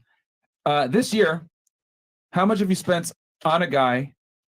And what's the most you ever spent on a guy? She's feeling it. Uh-oh. I'm gonna cry. Uh-oh. This is Well, you need to gather in yourself. both experiences, Okay. I've always been the one spending the most money. Stupid. And taking care of my significant other. Uh-huh. So how much did you spend last year? I can't say that. I'm on restitution. Oh shit. So a lot. All right. But wait, no, they checked my bank. Well, no. Yeah, no, I have to find, when you Yeah, fill out yeah. the financial Yeah, yeah, of investigation thing. course, So no, yeah. I'm good. Well, every time I did my bank statements, I was taking care of 2 people. So I mean, You can give last a year rough. You alone, don't have to give. from what my tax shit said, definitely over $30,000. $30,000 between us both, not just on him, but between Okay. us both with hotels, food. But he Uber, benefited all from of it. that. Okay. He benefited when Okay. he had money. He got my nails done. He got Okay. my hair done. He This is your paid for ex-boyfriend. my car and a hotel once. Now, outside of that relationship, do you typically spend money on men? No. Okay. All right. What about you? How much did you spend on men this year? This year, I'm not really sure. Somewhere around 1,000, 2,000. Who Okay. knows? All right. Do you spend a lot of money on men in general? Yeah, because my love language is gift giving. So, especially if the person doesn't have a lot of people around them that make them feel special. I like to make them feel special and like get them gifts and like bring them cute little things home and like get them stuff they like. And if Like what though? you know, like I don't know, like it depends on who the person is, like what they want. Like, you know, one time my boyfriend didn't have a phone case, so I just bought him a phone case. Or like I saw a hat that I thought he would like, so I bought it. Like I just if I'm thinking of you, so I want you to know I'm thinking of you, so I buy you things. Okay. Or like maybe if we're at dinner and it's like, I don't know, he's like forgot his wallet or something happened. I don't know, pay, I don't care. Okay. I need a Rolls Royce. I don't even have a Rolls Royce. I think the important question to ask here is that are you going to spend money on the guy if he hasn't spent money on you first? That's the real question. Seems like you'll invest in the guy after he spent money on you. I would agree with that. Like Okay. I need to be shown the same type of, you know, like appreciation. And also as the woman, I want that, you know, I want to be shown that he's going to take care of me and stuff. And then of course I'm going to show the same back that I'm going to take care of him too. Okay. Okay. All right. What about you? Okay, so this year about like $500. Okay. Only because I do like to take turns paying for dates. Like I pay for Okay. one, then he pays for another one for the next one, then my turn like that. Okay. How many dates did y'all go on? Goddamn. Well, this also like has to do with like flights. You know, I pay for and then he pays for them. You know. Oh, you flew them out? Okay. No, Oh. it's for my own flight. Oh, Like okay, he okay. pays for my flight, or I pay for my flight. You know. Okay. Like, so, All right. And You got a activities. ting here in Miami? I used to. Oh, okay. Okay. And do you invest in your guy up front, or does he typically you spend money only after you've seen him invest? I only spend money up front on the first date when I'm like, okay, I like this guy. Like, Oh, you know, spend money if you like him. like if I really really like him, I'm like, okay, I see something with this guy, then I'll pay for the first date. Like I like doing that. You know. Okay. all Only right. if I really like him. Like I'm like, okay, Interesting. this I want this to keep going. You know. Okay, but you'll pay for both.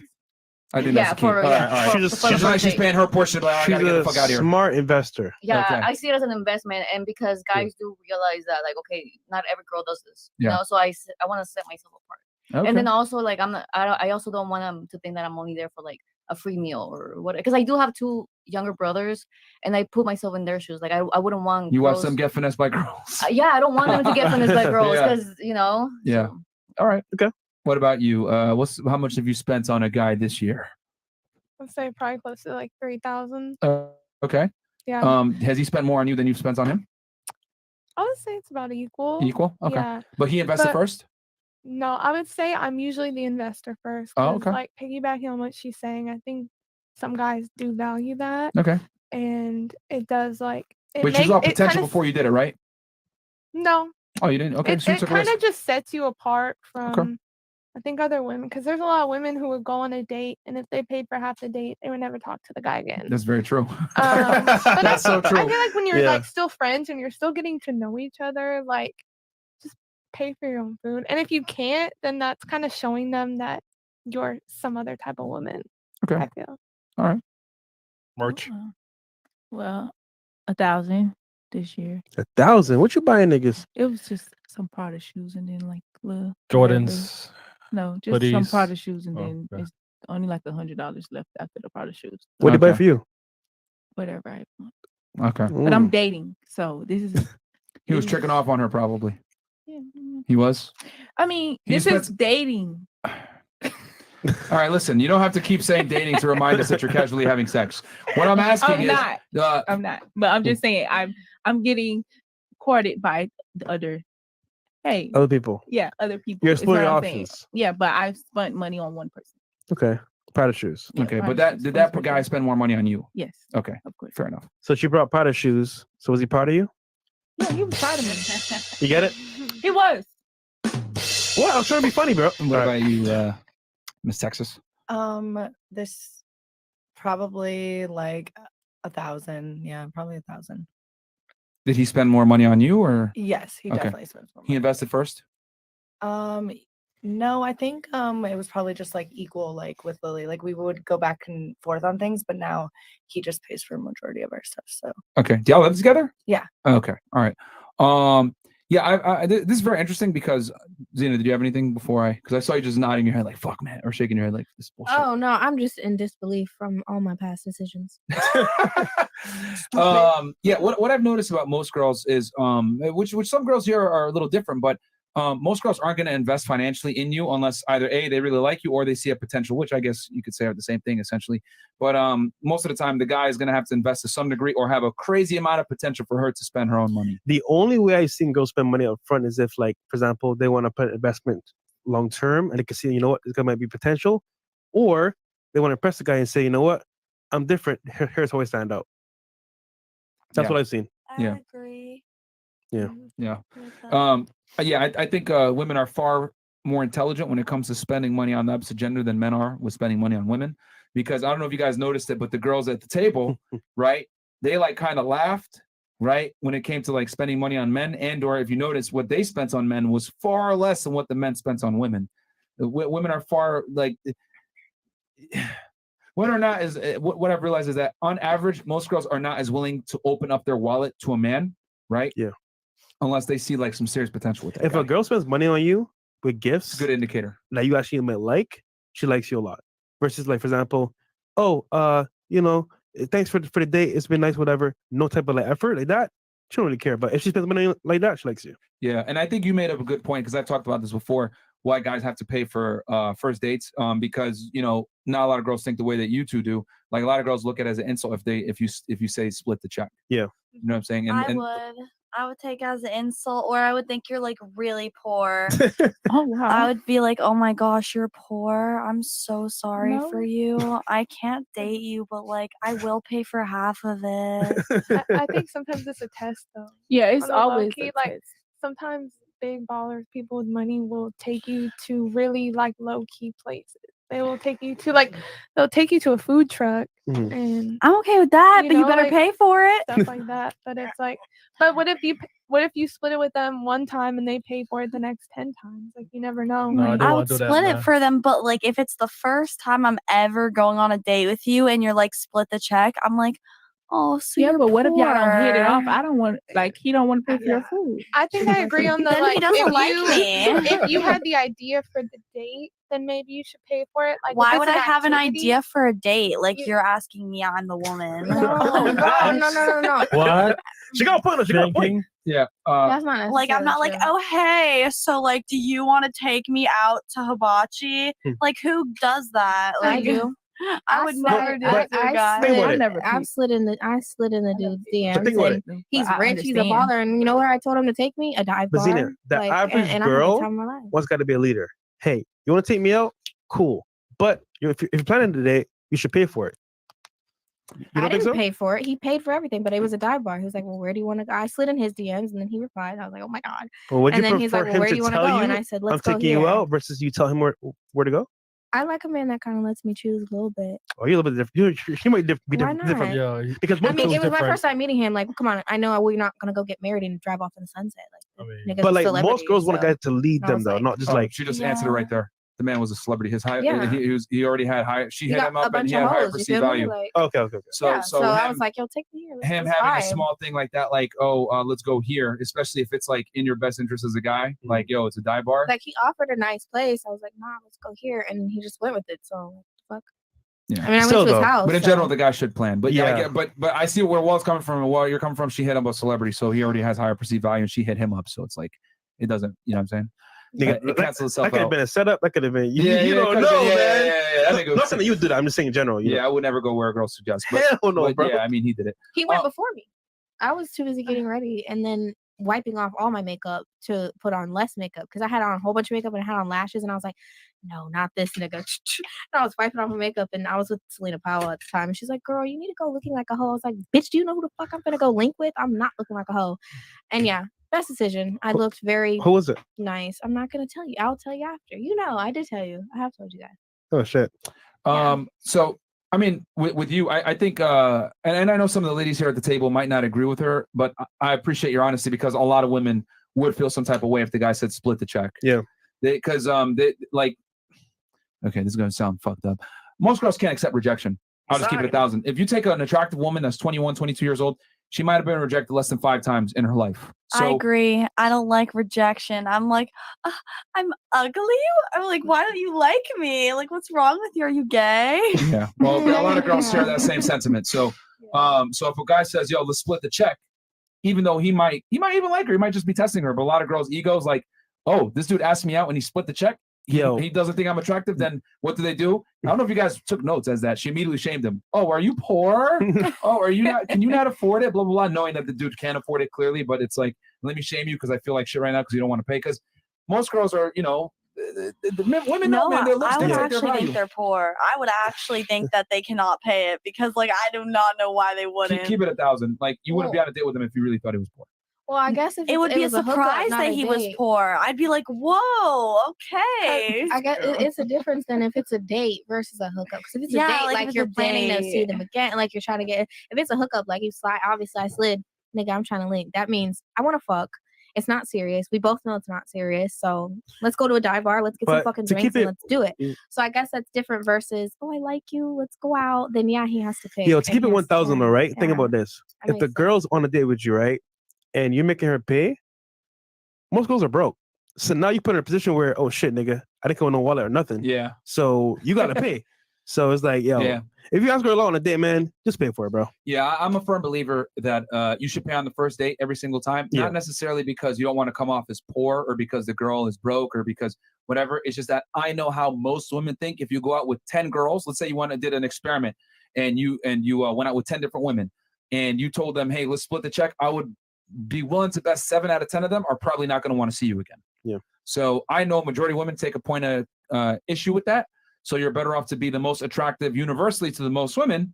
Just pay for the date and handle it. Or they may just question what's going on in the back of their head, like, I don't know about this guy. And it allows you to control the frame of the date. That's the biggest reason why I tell you how to pay. Because when you pay, you could tell her we're going here, we're going there. She ain't gonna ask you no stupid ass questions. I don't know. You know? I get nervous. Believe it or not, Well, I assuming get. the guy's attractive and there's that you've built that That's up. why Obviously. I want that. You like should dive be bar vibe. a leader, 'cause I though. get nervous. Yeah, you should be the leader and obviously tell her, yo, we're gonna go here, blah blah blah. But when you pay and it's fun and she's having a good time, she's not gonna question it. Yeah. Versus if she's paying, let's go here. She's gonna be worried, like, yo, this nigga might take me to an expensive ass spot. I don't got the money because a lot of girls.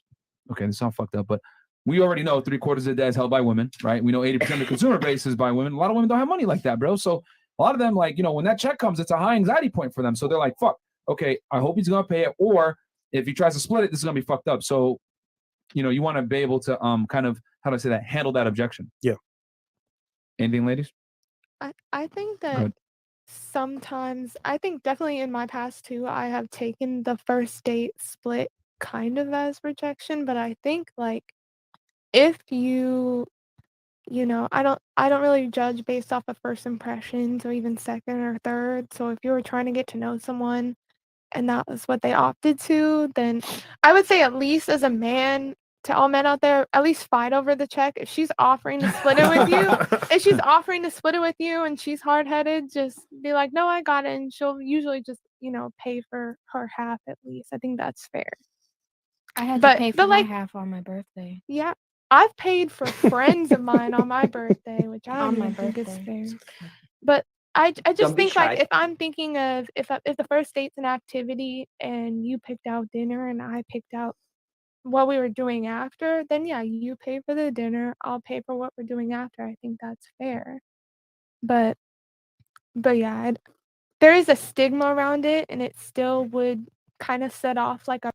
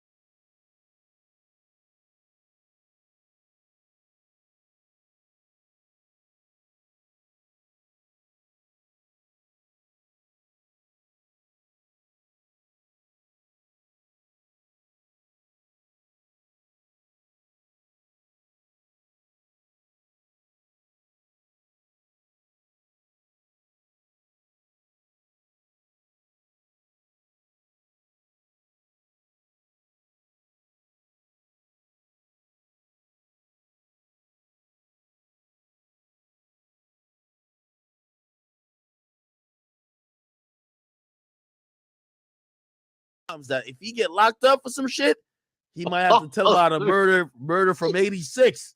Feel me? Yeah. These YSL niggas, they probably know about 5 crimes that they could get out with, bruh. I'm just trying to tell you, niggas was acting like just Charleston White was just Randall from Recess, the biggest snitch, bro. The gangsters doing the same thing too, bro. I honestly think he be trolling, bro. Nah, I I think he be that nigga serious, bro. Nah, that He told man me did that like he 30 told me the years in same prison. shit, bro. I ain't gonna lie to you. He told me the same shit, bro. If he really was for real, I could have got locked up, bro.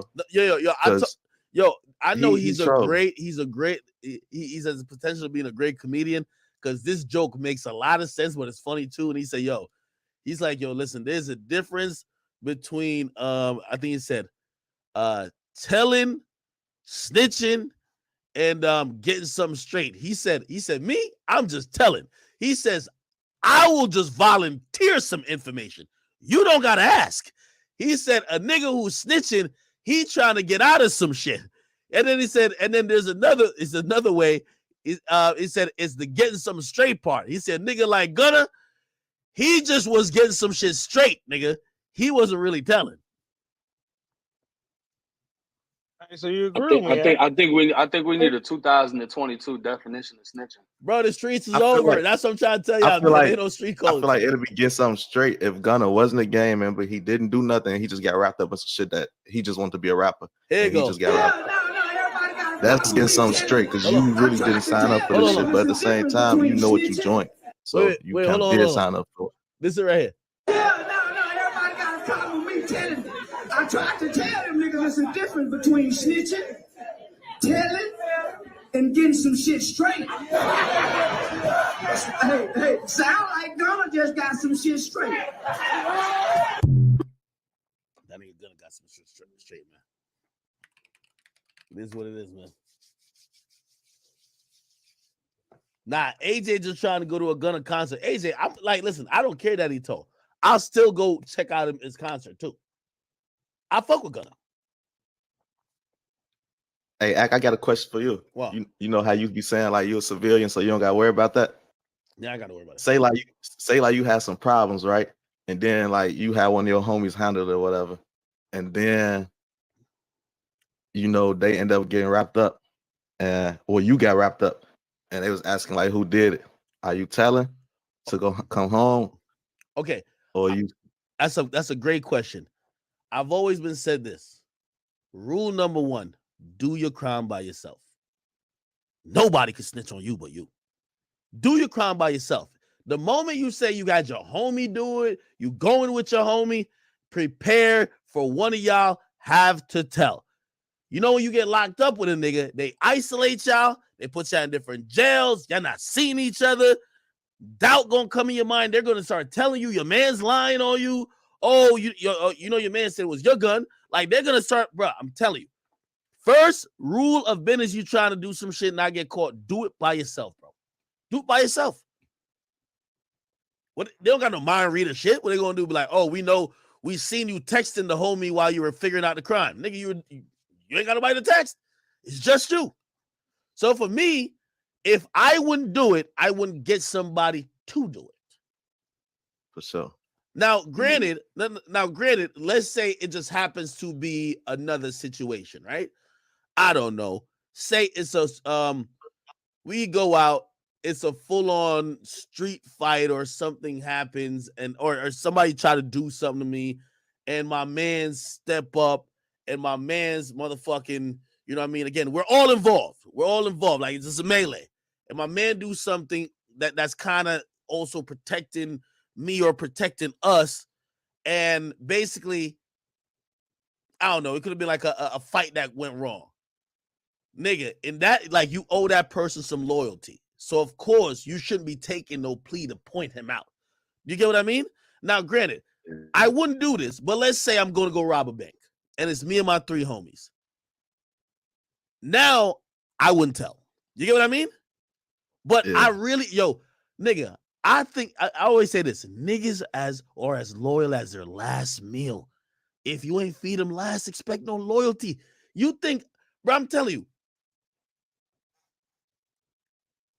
y'all niggas be acting like y'all trust y'all mans. I bet y'all won't leave y'all bitch around y'all mans for more than 3 hours.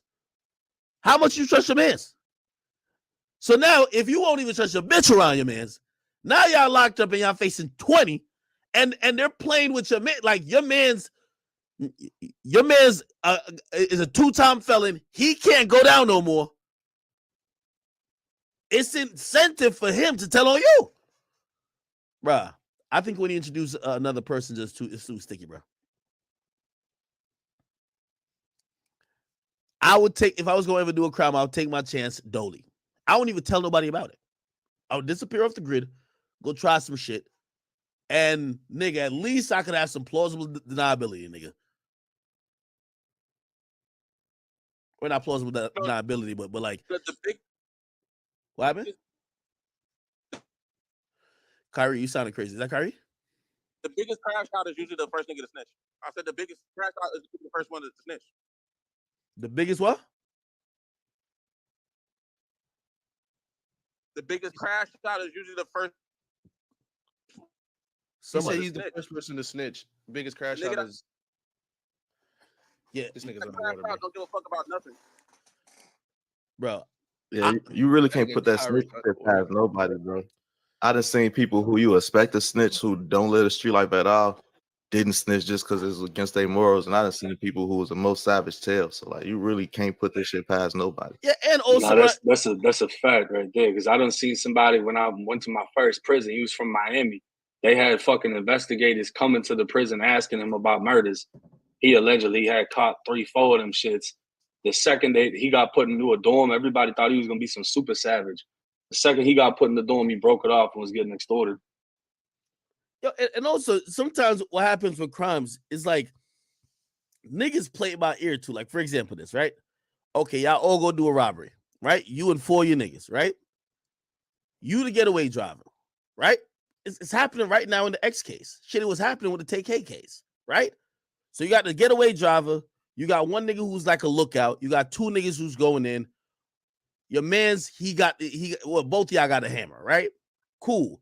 Y'all go in there, whatever. Like your man's kind of wild, like, yo, give me this shit, blah, blah, blah. He end up shooting the person, killing them. Okay? The nigga who's in the car, remember, all of y'all get charged for murder now. Y'all all got charged for murder and attempted robbery or robbery, right? The nigga in the car now, when he get down to the station, you know the first thing he gonna say? Man, I ain't signed up for no murder now. Man, I only came here to rob the nigga. Like that's the first way, nigga. Even I didn't say take a snitch though, but he was saying that in court. Yo, yeah. When they ran into like somehow, so like yo, like it wasn't in the plans to kill the nigga. So it's easy to get a nigga to snitch and be like, yo, no, we agree with you. We know you was only the getaway driver, but you was only ready for a robbery. How about we give you this right here? We'll cut you this plea. And by the way, they did that to the people in TK's case. We'll cut you this plea. All you got to just tell us, you got to be able to willing to get on the stand and identify who gave y'all the gun, who was in the car, who was sitting where, how y'all planned it, where y'all planned it, and after they came out of the house, where you drove them to. Oh, word? I only get this amount of time? Niggas gonna tell, bruh. Somebody says Milagro is tweeting. Oh, that means Israel dropped 25 subs in here, bro. Huh? Some nigga dropped 25 subs. Really? Who? His name is Enzo. He dropped like 40 the other day, but you oh shit, big baller. I'm gonna check him out in a second. They found Justin. Too bad we're doing closing statements. Let me see who dropped them subs. His name was Enzo. He Rock Nation. Yo, so hold on. So let me ask that question to everybody who was talking about it, right? So in that situation, wait, where is that shit? Yo, in that situation, in that situation, you don't think somebody would tell if the getaway driver, he ain't think y'all was gonna do a murder, and y'all clap somebody now. He's charged for murder. They're giving him a nice plea to say, bro, we'll just give you an accessory charge or some dumb shit like that. And we're gonna act like you were ignorant to the murder going on, but you're gonna tell us everything about them niggas planning the murder. You don't think niggas about to tell, bro? Because you know what that I nigga's mean, gonna yeah, say. that's. I mean, that's what you're speaking on is the felony murder law. So if you commit a crime and somebody gets killed in the process, everybody that was a part of what happened gets charged with that murder. Even if the police shoot into y'all's getaway car and your homie get killed, you're gonna get charged with your homie's body because you were a part of that crime. So I mean, they use that type of shit to hit a motherfucker with a life sentence of 30 years. And of course, people gonna tell. There's very few situations and shit like that where people ain't telling. You know what I mean? And people be so stupid, they'll go in there and be like, he didn't kill him. I mean, I didn't kill him. I just helped rob him. Not knowing like you just cooked yourself. Yeah, you got a lot of people that'll tell on each other too and still be cool with each other. Hell yeah. Shit. And by the way, you know, this is why it's horrible to be a street nigga. Let me bring y'all back to Chicago. So in Chicago, everybody know the case of Rondo and C-Day. You know, Rondo, I believe it's Rondo or maybe C-Day. One of them goes into court and say, yo, yeah, I was there robbing him, but granted, it was two of them there robbing. Two of them hopped out of a car, ran to rob some nigga who was driving a cab or whatever the case is. Now, one of these niggas basically plea out and say, yo, yeah, I was there robbing him, but I wasn't the one with the gun. What I mean? It's like pointing the elbow. If it ain't me with the gun, you know who with the gun? It's like Gunner saying that the gun wasn't his, but he was in the car with fucking Young Thug. Hey, that's what I'm trying to tell you. So, being a street nigga, I feel like it handicaps you to fight a case because you got to abide by rules in which your co-defendants might not give a fuck about and the prosecutor is going to use against you. I just don't know how you win as a street nigga when you get to court. Lawyer up and keep your mouth shut and pray for the best. Yo, Enzo Kubrick, thank you for the 10 gift man. Everybody spam big W to Enzo Kubrick. He said, lawyer up and close your mouth. All right, yeah, you do that till it gets to a point where they say, well, we know because I think with the Rondo number 9 thing, they had their cell phones on them. So we know both y'all was there. We're trying to just say, we're going to give both y'all the murder. Fuck it. Now in a plea, now when you trying to wiggle out of that murder charge, you're like, oh, I didn't know. And then now you're basically saying, well, I was there, but I didn't have the gun. Is that snitching? I don't remember them. I don't remember them saying like, that though. In a situation like that, it's like dry snitching. If you saying that you didn't have this, but you was present, you know, and they're trying to pin it like that. But you got another example you can look took that at case to where trial, it bro. worked out. You said what, bro? They didn't do that. They took their case to trial. Bro, they lost but the you trial. got the case with Vaughn and the body that he caught. His co-defendant told on him and then tried to recant the statement. His co-defendant got hit with what, 20, 30 years, and Vaughn beat it. Yeah. He just stayed quiet. Crazy. But yo, that Rondo and C-Day shit, they went to trial. They ain't like telling each other. I think in the appeal they got to saying different things, but I don't understand how the appeal shit works. So yeah, I remember it was something about the appeal. He was trying no. to put it more on someone. I think it was C-Day trying to put it on Rondo or some shit. Again, I'm not saying none of this is snitching because I looked at that situation as trying to create reasonable doubt to say, how do you know he's the one who pulled the trigger?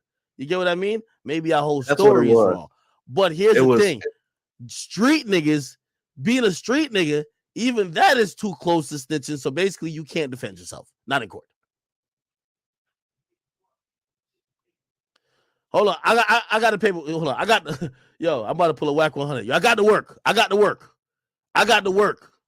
Yo, 1090J, you fuck with whack 100, bro. That nigga be like, yo, I mean, not really, bro, because the whole situation with him picking up 6ix9ine and all that just looked crazy to me. But I mean, he do be standing on shit when it comes to putting people paperwork out. All right, so this was the paperwork supposedly. It says defendant Clint Massey and his co-defendant Courtney Ely were convicted of murder in the shooting death of Javon Boyd. The state evidence showed that Boyd, a private taxi driver, was waiting for his fare when Massey and Ely approached the taxi and shot Boyd. On appeal, although there's conflicting evidence as to who actually did the shooting. On appeal, Massey argues that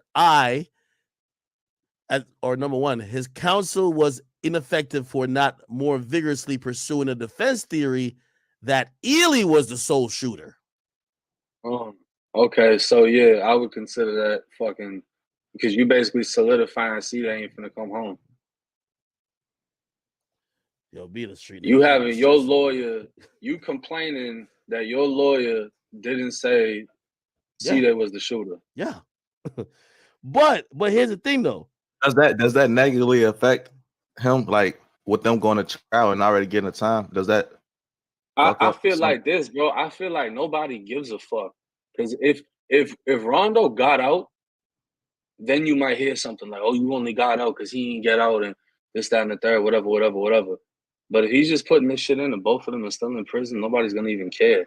But the fact that he's saying that, yeah, that's gonna affect whatever C they got going on. Because if he's trying to appeal the case, like, look, there ain't enough evidence.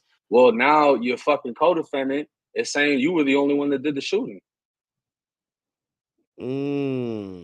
But what I'm saying is, like, what they saying in appeal court, can that like affect him? Like, well, see, they trying to get an appeal. Would that affect this appeal? Like, can they be like, well, this is what he's saying? Well, yeah, that's basically what I just said. Like, they would bring that up because once you put in the appeal, they have to go over the appeal and then figure out a reason to deny it. So it's like, okay, well, one of the things amongst all the evidence we already have is now the co-defendant is solely blaming the defendant who's trying to appeal it. So it's like, how is that going to work? You're just giving them more ammunition to use against you. Yeah, nah. Hey man, I think that's why being a street nigga is so stressful. And I'm just glad I'm not one of those. Easier being a YouTuber. Hold on. All right, so 1090 Jake. So now, like, since you're a YouTuber now, could you chill with a snitch? In what sense? Like 6ix9ine? Yeah. I personally wouldn't. Why not? You're not in the I streets. mean, bro, I done stood next to people he done stood next to. Like, all right. If we ever meet, you'll get a better understanding of who I am. You know what I'm saying? Because obviously we've never spoke prior to this. But this is how I look at things, bro. Like if I'm next to you, right, I'm not gonna hold you to some street shit. If you're not fucking coming up to me like, hey, yo, bro, like I'm trying to see what this life is like, you know, take me to let's do something like this. I mean, get the fuck out of here. But if you just acting like a normal fucking person and someone hits your car and you're like, yeah, that's the person that hit my car, I'm not gonna be fucking tripping on you. You know what I mean? Like I'm not gonna apply street and gang politics to regular people that don't live that fucking life. Because like you said, you really only putting restrictions on yourself and fucking yourself up in certain situations. Wait. If you a street nigga, you what can't tell you can't point out who did a hit and run on you? Nah, hell no. Stop it. Bro, you're not supposed to be pointing out nothing. Bro, if somebody hits your nice scat pack. I ain't gonna lie, I'm getting my insurance money, bro. Right? I ain't telling them, but I gotta get my insurance money. Listen, my shit got hit when I was still living in the hood before I was making the YouTube money. The guy that hit it was a Uber driver and he stayed and we swapped insurance and all that shit. So he handled that shit. But if they had just drove off, I'm not gonna call the police and be like, yeah, can y'all check the cameras and all that extra shit? You know what I mean? Like, and you gotta think, bro, like being that I'm a YouTuber now, let me do what Gunna just did and watch my whole career just go down the drain. Oh, he telling. He said it's a gang. He said it's a like. This is the thing. They let certain people get away with certain shit, and other people you can't do that same thing. You know what I mean? But I'm not gonna just hang out with somebody that I know put people away. Like, that just sounds crazy. Like one of the best storytellers on YouTube is Sammy the Bull, and he ratted on mad people, killed mad people. He's a great storyteller, but I wouldn't want to shake his fucking hand. Would you work with him? Hell no, because that goes against what I'm standing on. Yo, ask the nigga, Jake, what you ask me? If somebody ran over his fucking 5-year-old little brother, what he tell? All right, so if somebody Jake, what? Yo, Jake, listen, you walking down the street with like, you know what I mean, it might be a relative, like your little cousin or your little brother. He 5 years old. A car hit him, and keep him moving. His leg there, his torso there, his head over there. He passed away. The cops pull up. You seen the car, nigga. You know the license plate. Cops pull up. They say, yo, Jake, who did this? Who just hit your brother, bro? We're about to go lock them up. Come on. Like, did you see anything? Did you see a license plate? Describe the car. Describe the person driving the car. What you gonna tell them? And to tell them shit. You I could do lie. the same thing that they finna do. No way. All right, so let me break it down to you like this, right? We've all watched First 48, right? So the amount of money that you got, if you watch somebody run over your whoever, right? Hypothetically speaking, what are the police going to do? The police are going to look at the apartment buildings, the stores. They're going to go in. They're going to try to get the surveillance footage. So you telling me that if you walk in and you see that fucking employee working for minimum wage, and you say, "Hey, I got $5,000. Let me get the surveillance video." You don't think they're going to give it to you? You don't think if you post, "Hey, anybody that works at the R&B in this city, tap in with me. I got a bag for you." You get in contact with somebody at the R&B. "Hey, run this play for me. I'm going to give you $5,000. Just tell me who owns it and what's their address." Now you got the information. So now what are you going to do with that information? What do you want them to just go to court? Because a lot of the times when you see people hit kids or whatever, they go to court and they get off and their families in the fucking stands crying. Like, oh, we feel like he should have got a worse punishment than that. We feel like this and that. All right, so if you're going to handle it that way, you can figure out all the same information the police are going to figure out. It's just like a burglary. Somebody breaks in your house. You can call the police. It doesn't mean you're not getting your shit. You're not going to get your shit back. The only thing that's going to happen is you're going to feel like you got revenge because you put them in jail. A lot of people snitch for the revenge aspect. Oh, you tried me, but I'm not going to go hit you in your shit. I'm not going to go shoot your shit up. So, Jake, I'm going to just tell on you so they handle it. All right, Jake, you spent 10 bands. You found out where the nigga live at. You know exactly who the nigga is.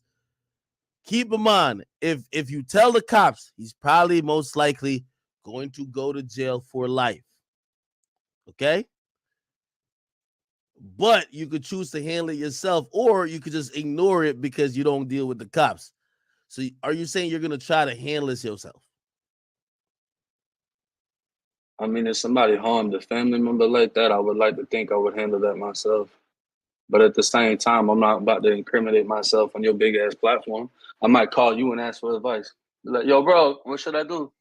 No, you know what I would say? All right, yo, Jake, just give me the license plate number and the description of him, and I'll call the cops for you. Like, well, that's another thing a lot of people don't think of is you got all these gangsters that'll be like, oh, I ain't never finna say nothing, but then they just finna tell their baby mom to call the police. That so is the true. Shit, the call gets made. You know what I'm saying? Like, what you think the whole fucking family gonna hold it down? Somebody's gonna say something. Hey, if you think about Paid in Full in the story of Alpo, when Rich Porter's like nephew or little brother or whatever is kidnapped, the reason why, like, I think it was either the feds that came in or somebody who came in for the kidnapping is because once they told the mother of the kid, all that street shit's out the window. Like, she's like, no, I'm getting the cops involved. I want my baby back. You get what I mean? So, well, let me break it down to you like this, bro. I don't know one gang that actually beefs with the police. You ask a Blood, he gonna say he beef with Crip. You ask a Crip, he gonna say he beef with Blood. You ask a King, they're gonna beef with Nieto, whatever, right? Nobody actually just goes after the police and kills the police. And I don't know anybody that's 110% against the police, because you got to think, yeah, you're gonna be mad when they come fucking with you, but are you really against the police when they're solving sex trafficking and little girls getting kidnapped and fucking sold into prostitution? You know what I'm saying? Like, so yeah. People act like they're so against all this extra ass shit. I don't beef with cops. I don't interact with them. I don't, none of that. But to act like it's like, oh yeah, a cop killer, this, that, and that, all that shit be cat, bro. I can't believe this niggas they wouldn't call the cops, bro. That's a fact. I told you, niggas not. Wait, where's that nigga AJ at? I'm about to get him right now. Hold on. Yo, boom. Wait, shot him. Yo. You call the cops in that situation, right?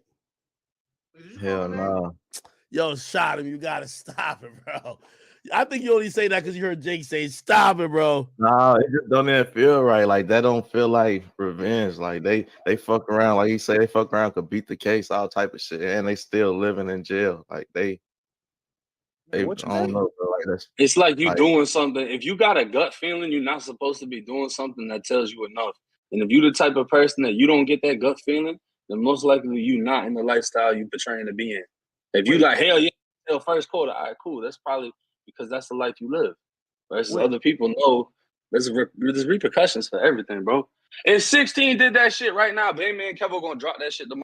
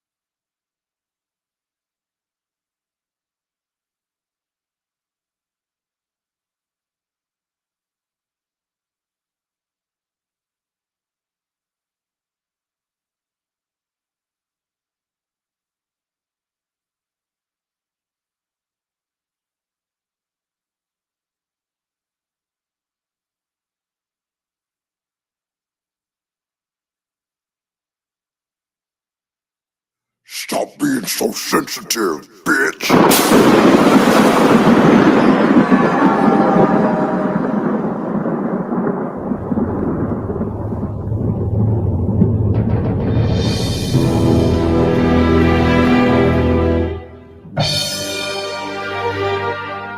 You ain't no bad bitch for real. I seen you before you got your ass and titties done. Is Trina there?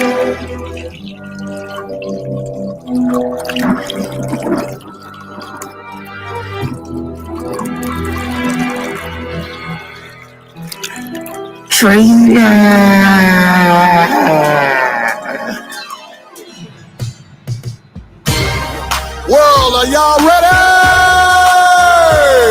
You know what's up when this sound begin. We about to go in. Let's do it. Yeah.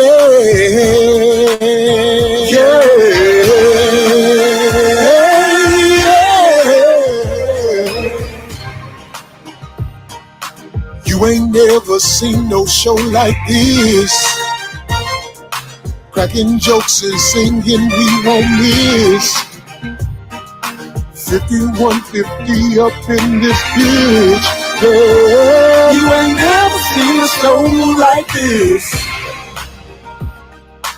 Ghetto folks gon' be all in their bliss, trying to make you laugh until you piss. Yeah. Cause you ain't never seen no show like this. Yeah. 5150 2022. It's on. I'm about to say some real things. Hit the mic and bring the pain. Cause you ain't never seen no show like this. Yeah.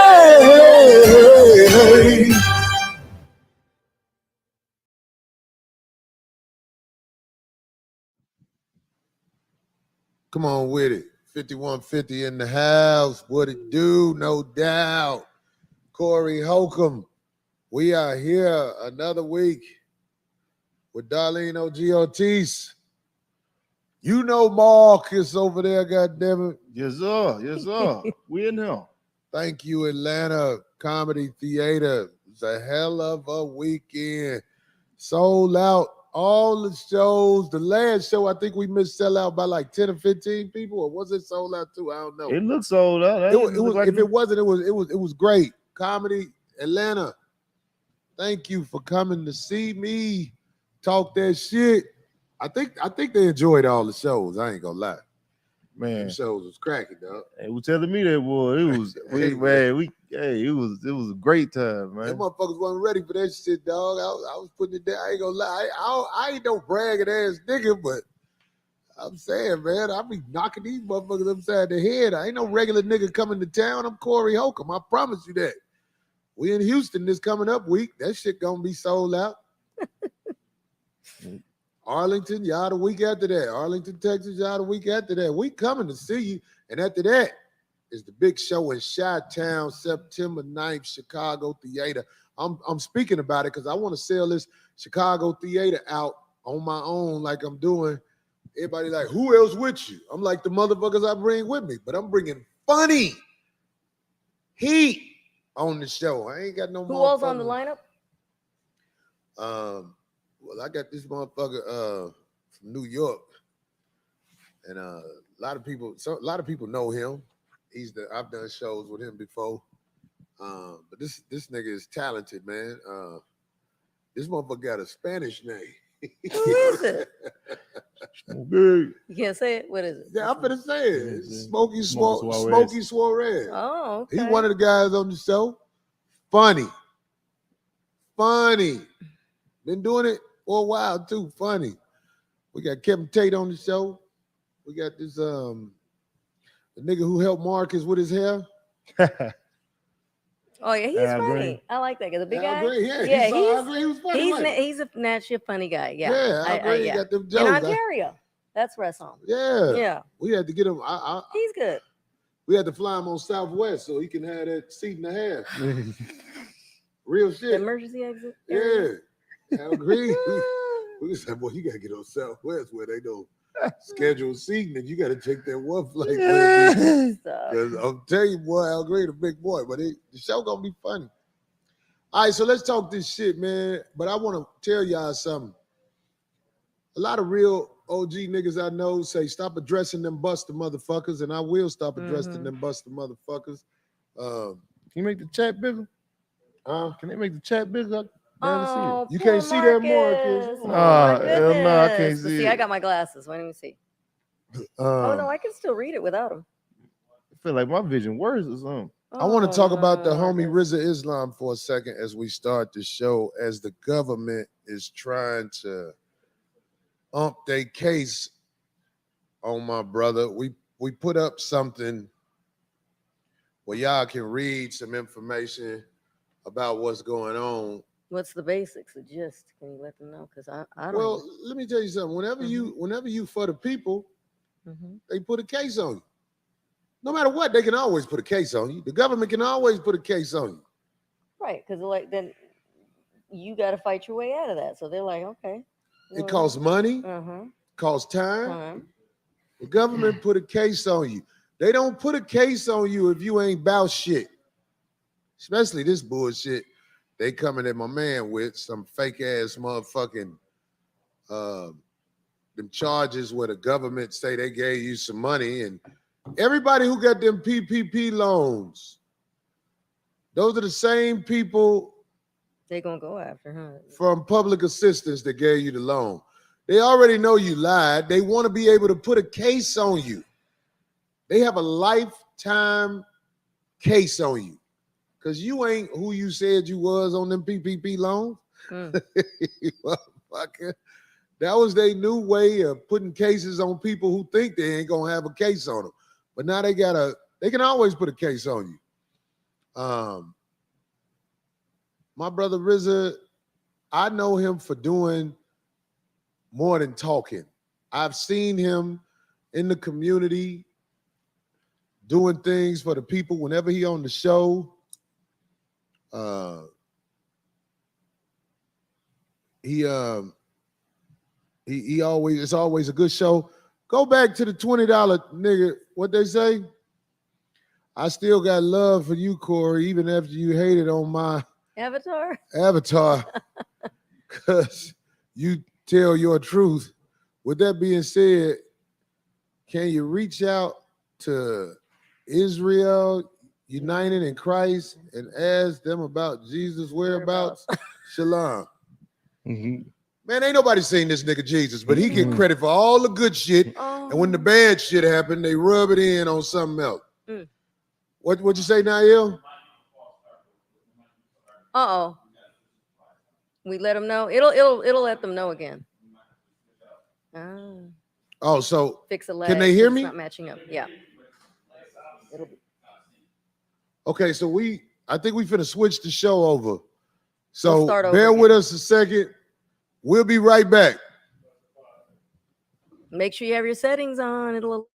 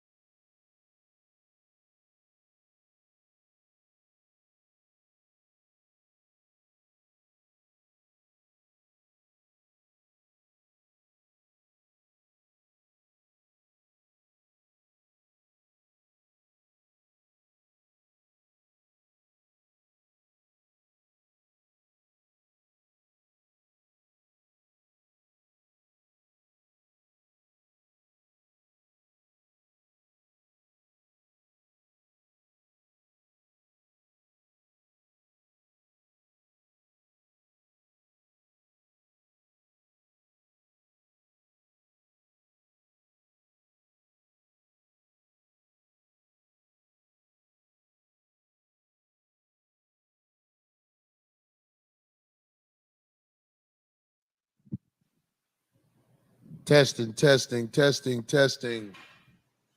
As we have brought up my brother RZA, baby, it's drama with the game. Testing. We don't give a fuck. They said we're Milli Vanilli. That's terrible. Milli Vanilli and shit. Hell no. Is it gone? Is it back? Testing. Corey looked like Lemon Spinks. Fuck y'all. All right, so first of all, this is the 5150 bucket hat. We had two kinds. Yeah. The They first what? version we had sold out, right? The first set. This one, it ain't gonna be no more for a while after this. This the big one. This the one for people with dreads and everything, man. It's or big heads like me. Motherfucker, very expensive to make. And I'm thinking about and not just the witness, but the Let me see this. Man, what's up, everybody? Welcome back to another episode of EOS. It's 1090 Jake, and I'm rocking with y'all, and y'all rocking with me. And for this video, we're going to be speaking on No disrespect, but we got to get straight to it, brother.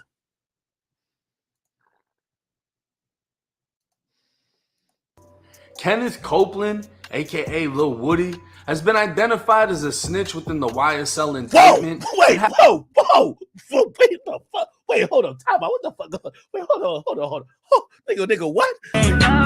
Man, I fell down to my knees when the law. Nigga, how the video start with this? Nigga, I scrolled 20 seconds in. No, how the fuck? Wait, what the fuck? What the fuck? No. Nigga, I skipped past the intro. They already identified it. Hold on, let me run it back. Members are threatening someone they believe is cooperating with the state. With Atlanta's district attorney addressing paperwork being leaked in the YSL case, a wave of realization has spread through social media on the dangers of snitching. Kenneth Copeland, aka Lil Woody, has been identified as a snitch within the YSL indictment and having direct ties to a murder that resulted in 37 violent acts of retaliation.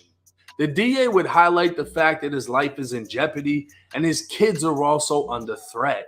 But this isn't exactly new though. as Inglewood family already made an attempt on Woody's life during a 2015 drive-by, opening fire with a rifle as Woody was placing his 8-month-old daughter in a car seat.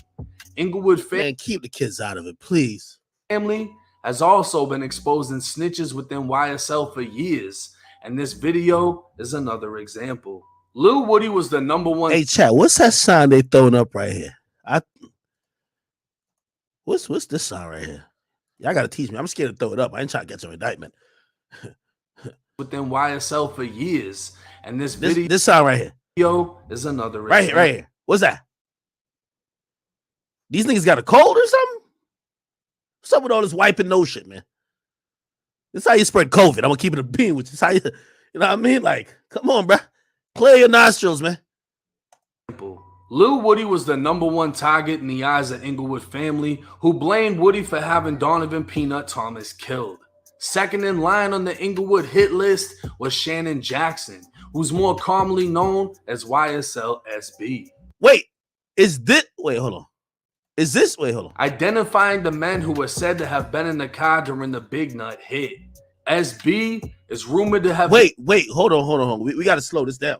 Identifying the men who were said to have commonly known as YSL... Oh, is this nigga Demon?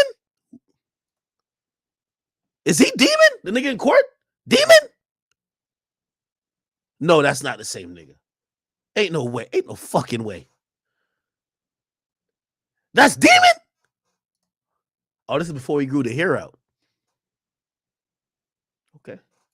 YSL SB. Woody would turn against YSL, identifying the men who were said to have been in the car during the Big Nut hit. SB is rumored to have been the actual killer. So Demon is the nigga who... Oh, so that's why they're not giving him no plea. Nigga, this whole fucking... The whole YSL indictment is because they killed some guy named Big Nut. So if he did the killing, he going down like Young Thug. Oh, okay. Sorry. All right, let's keep listening. 2 witnesses have come forward claiming he confessed to the killing. Inglewood slid on Woody's... Oh, so it's his cousin who snitched on him. So he ain't snitched. His cousin snitched on him. His family only hours after Nut was killed. They shot up his girlfriend's mom's house, mistakenly shot up his brother's neighbor's house, then went back to shoot up the brother's house. Both gangs would repeatedly commit shootings in the months that followed, and exactly 7 months after Nut was killed, Inglewood would strike again, this time targeting SB. September 26, 2015, SB was inside of JJ's Fish and Chicken, a restaurant within the chicken spot? Chevron gas station in South Atlanta.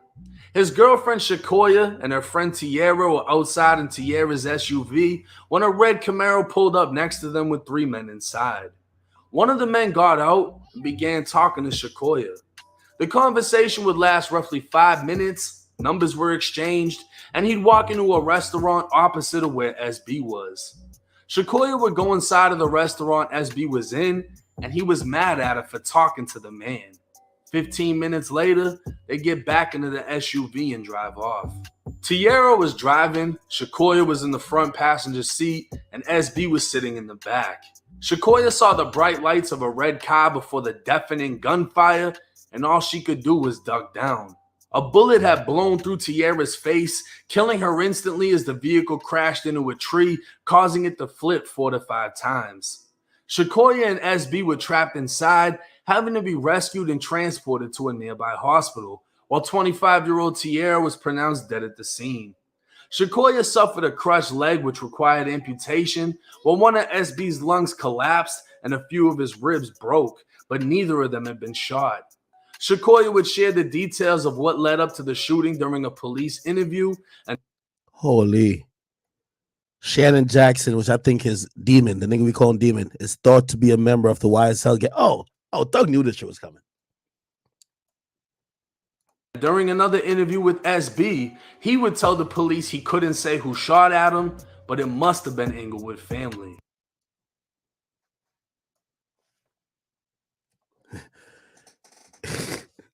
Is this snitching? is this telling? Nah, Demon would never tell. Demon would never tell, bro. Nah. Nah, Demon would never tell. This would mean whoever shot up the vehicle had been flirting with SB's girlfriend, Shakoya, exchanging numbers with her when they recognized SB, followed the SUV, and shot it up in an attempt to kill SB. The following month, SB would be arrested for the murder of Big Nut. While speaking with investigators, SB would identify the 3 men who tried to kill him but ended up killing Tierra.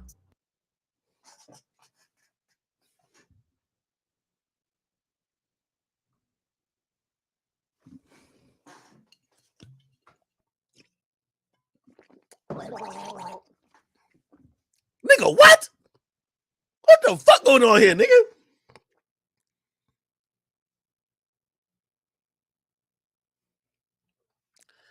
By the way, I'm just glad I'm not in the streets. I love laughing at the streets. The biggest killers be the biggest snitches. You ain't see the hit guy for the mafia? He snitched on everybody. What's the name of that nigga? The one who did all them killings? Snitched too, bro.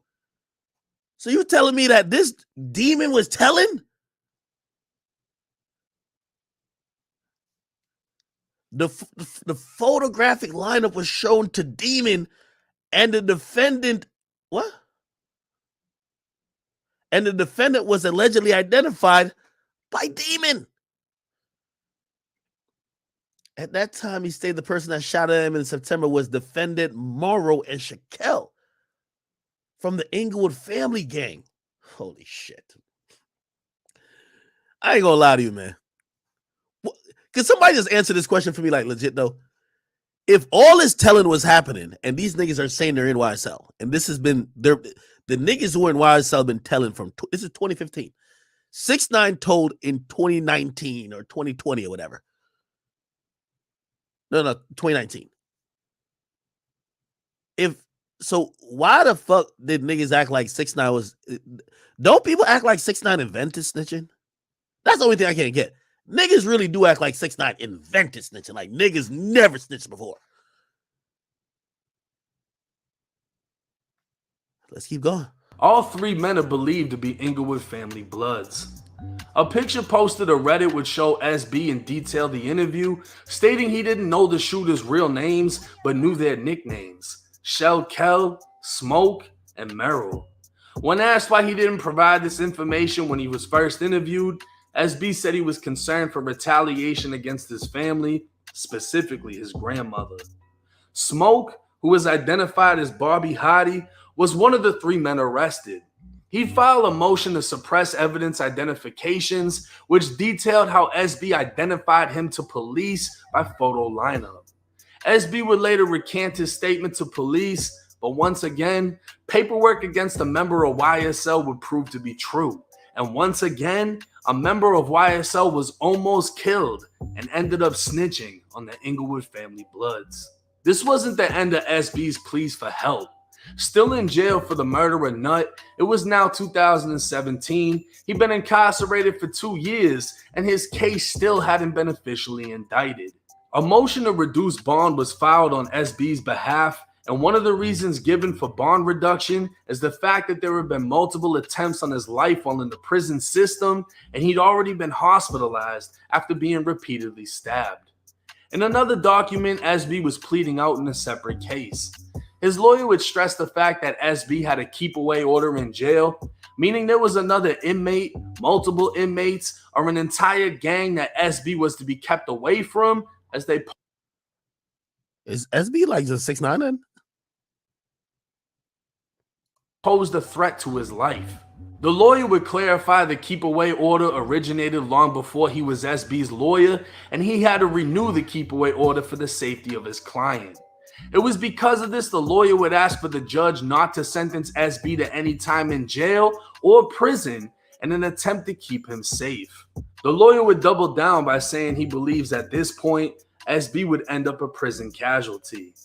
SB would be sentenced and be back on the street as if he never snitched and wasn't fearing for his life incarcerated. In January of 2022, according to the YSL indictment, SB would post a picture to Instagram wearing a hoodie with the word slime with the Spanish caption referring to Big Nut's grave. While he'd been charged with Nut's murder back in referring to... with the caption, Spanish caption, Mani Tumba de Piedra. What does that mean? And oh shit.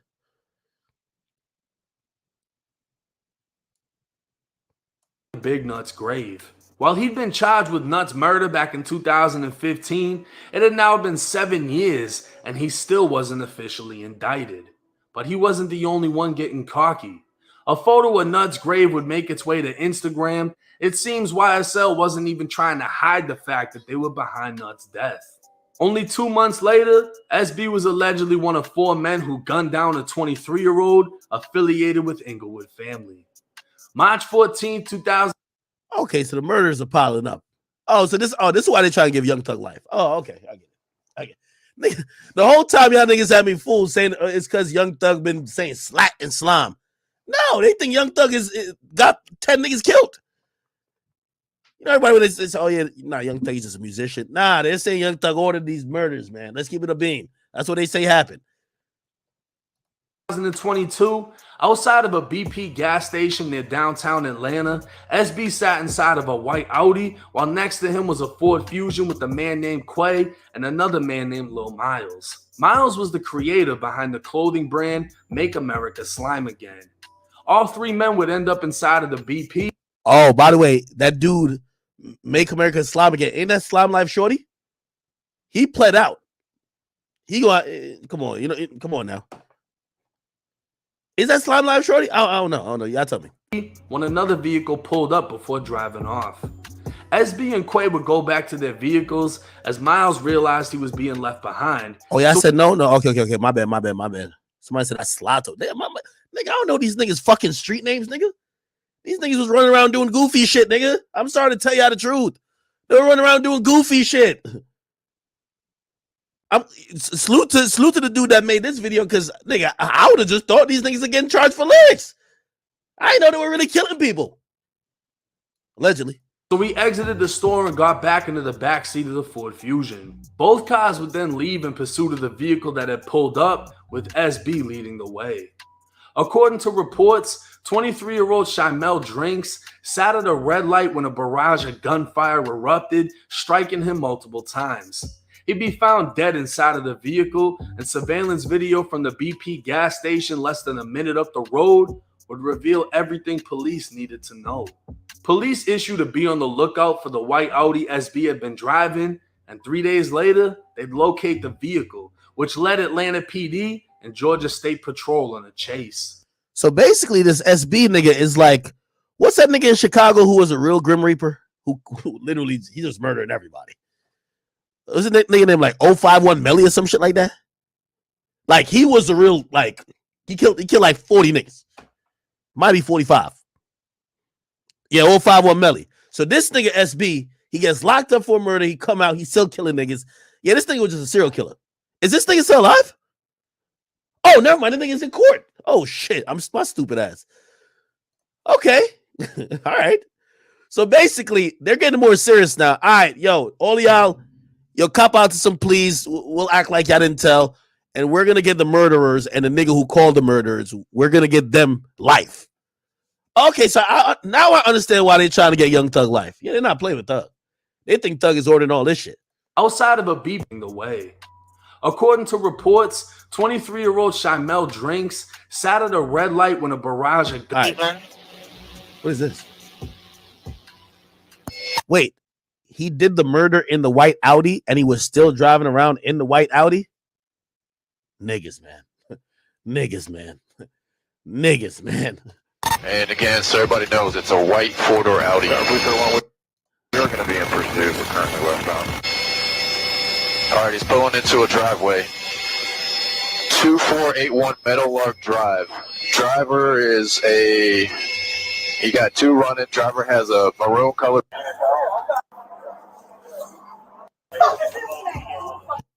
Wait, Marvius Nicholas?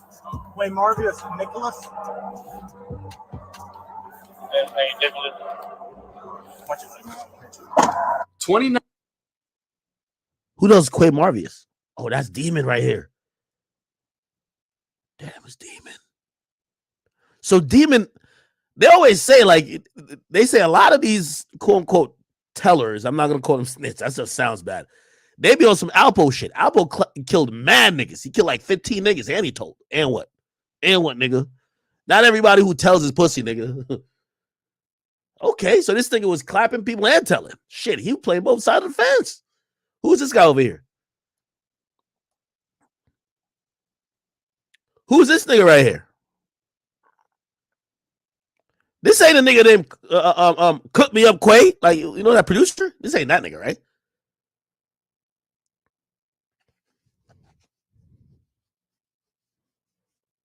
Is he? Oh, that's just his man's? Oh, no. Okay, good. Okay, good. I was like, damn, even the producer catching body? Damn, these niggas is good. Like, yo, these niggas is good, bro. 9-year-old Shannon Jackson, a.k.a. SB, and 27-year-old Quamarvius Nichols, a.k.a. Quay, had thrown guns from the vehicle before bailing out. Drugs were still found inside of the Audi, and both men were charged with murdering Shymel.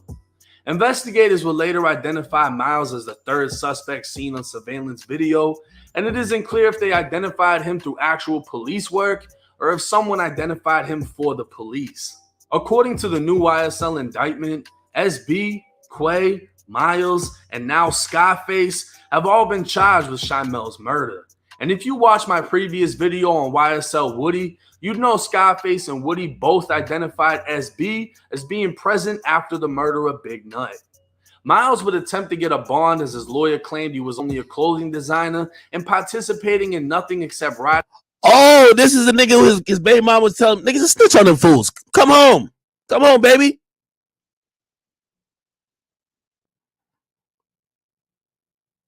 Come home to hang out with your kid. And let's roast marshmallows. Telling them fools. Riding in the back seat of a vehicle when the vehicle in front of the one he was in opened fire, implying that the shooter of Shymel was inside of the white Audi. According to surveillance video, SB was driving the white Audi. Damn, SB. Bond would be denied after the state told the judge Miles had instructed his baby mother to dispose of a gun and cell phone, which she didn't, and the police were able to recover. All in all, oh, by the way, it's part of that conversation. It's part of that whole conversation. That's crazy. Okay. SB stands accused of murdering 2 members of Inglewood family. He identified 3 members. Oh, he only had 2 bodies. He not no 05 or Melly. Even Vaughn got like 4 times more bodies than him. Members of Inglewood family in a murder in which he was a surviving victim, and he's claimed in court his life is in danger within jail and prison, along with his active keep-away order from other inmates. Already having snitched on Inglewood, it's safe to say it's only a matter of time until he cooperates against YSL, as Woody and others have already cooperated against him.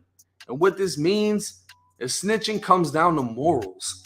Morally, SB already snitched, so the only thing keeping him from flipping on YSL is loyalty. But with YSL members already snitching on him, that loyalty may already be gone. Young Thug can only hope one of YSL's top shooters doesn't have any dirt on him. Now, SB has to be one of the most dangerous men named in the YSL indictment. And not just because he has 2 murders. It's because he allegedly murdered someone who was Big Nut, allegedly confessed to it, snitched on 3 members of Inglewood, feared for his life inside of jail, got released, apparently bragged about murdering Nut, taking a picture with the hoodie that had something to do with Nut's grave. Snitch.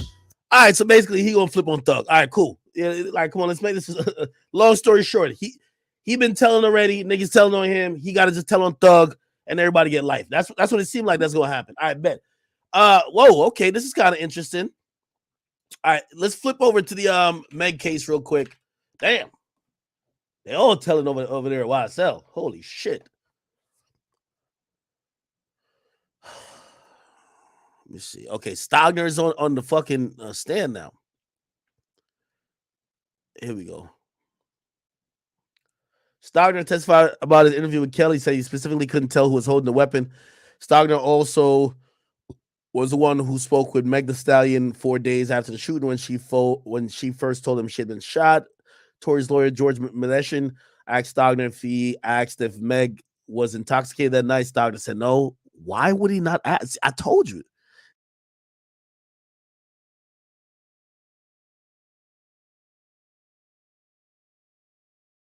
Oh. Yeah.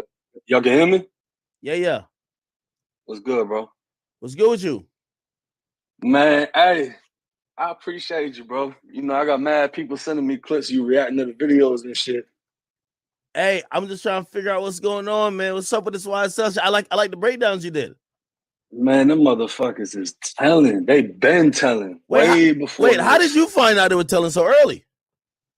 Bro, see, what I've been doing is like everybody's jumping on, are they telling now? Are they telling now? And obviously it's so early in the case. I'm going way back into all the little shit that they was doing before the whole indictment and finding how they was snitching way back then. Because if we know they snitching back then and it wasn't even as serious as it is now, what do you think they're gonna do now? You know what I'm saying? Okay, so it seemed like you're telling me that YSL is full of some habitual snitches. So you got to break this YSL Woody case down for me, or just YSL Woody. Period. He's not indicted in this gang charge, is he? I believe he was, right? Okay. So you know, I've kind of watched a video, but I kind of forget. So explain what the hell is going on with him. And I want to hear like your overall thoughts on like this case, because everybody says the DA don't got nothing. The DA just let niggas go home that they could go play Secret Santa with their family because you know it's time to go home. I mean, like you, I cover so many cases, so it's like I'm not gonna have all the specifics of Woody just off the bat, but I remember specifically for him, not only was he a shooter, he's a teller. So he's trying to kill shit and tell on people at the same time, which is insane. You know what I'm saying? SB doing the same exact thing. But when you got people like that who's that close to Thug, he's a teller and a shooter? A teller and a shooter. A top snitch and a top shooter. The most dangerous person you can get into it with. And I'm not going to say this is solely YSL. This is anywhere in every city. You're going to have gangs with motherfuckers that like that. And then you're going to have people inside of that organization that's telling. You know what I mean? But it's all coming to light now because we looking into it. And what's crazy is if somebody within YSL had did their homework on this years ago, they would have already known what was going on. But as I've been doing these videos, I've been getting hit up from the other side. I was hit up directly by one of Nut's people. Really? And he told me, we've been putting this info out that they've been snitching for years. They just been ignoring it. So it isn't necessarily that nobody knew, nobody in YSL was speaking on it. But the people they were beefing with been putting it out there. Like, yeah, he told on us, how y'all rocking with him?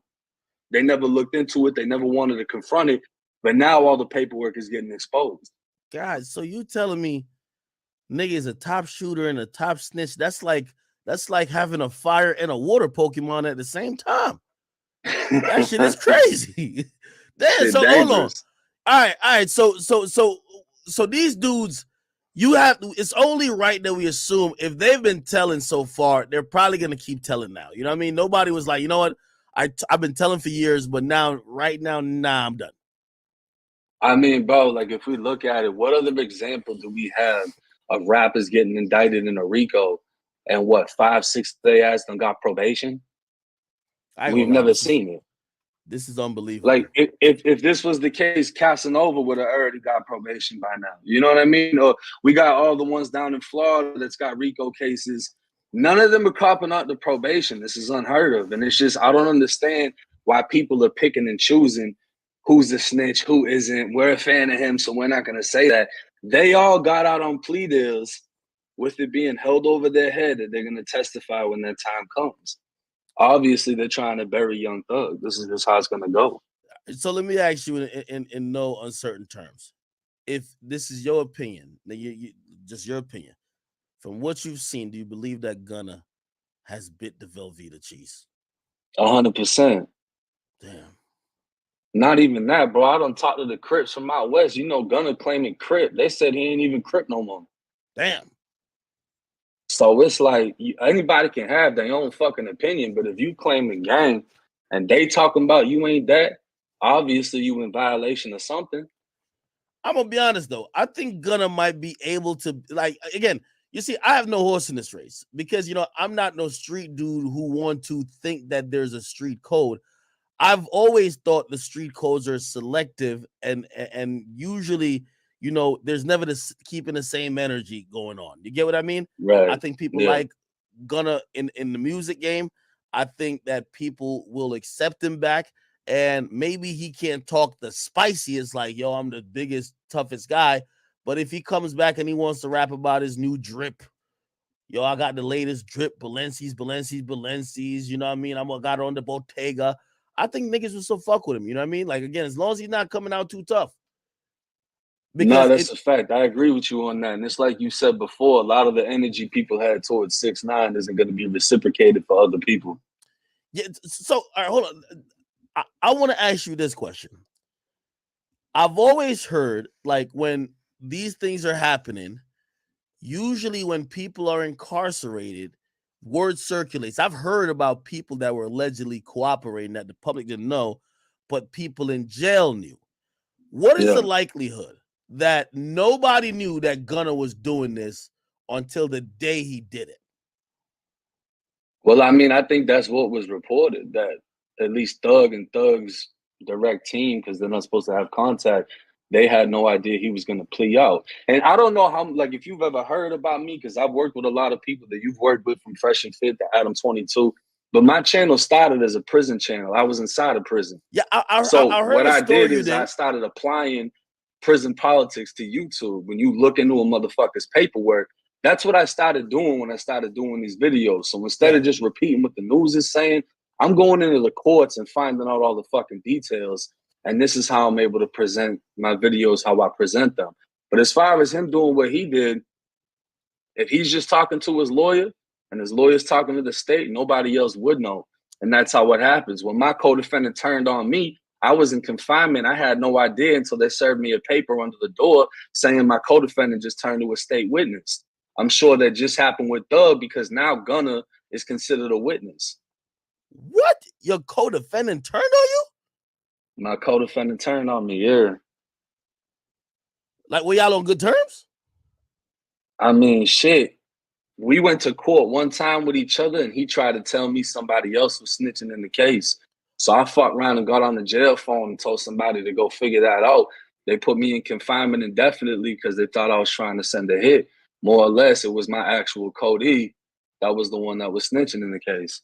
Damn, so he threw some bait on somebody else, then oh, damn. Yeah, so, you know, that's what kind of like kickstarted the whole fucking thing with me and snitches. And then I got out, started the channel, and then I did one video on a rapper. That bitch blew up. Yeah. I'm like, you know what? Let me start looking into their paperwork. I'm the one that boom spot them got his paperwork. Oh shit, really? Yeah. But they be picking and choosing, like you said. Wait, hold on real quick. Apparently this is Unfunk. I don't know how to say his name. So this Young Thug brother, he just went live. Let me see if he gonna say some shit. I tell you what, my fuck you asking for. I don't really want to go to, I won't know anymore. That's too much to ask for. Bitch, keep talking about where you been. I said, Jason, I keep talking about fuck on friends. I ain't even sure because the bad end.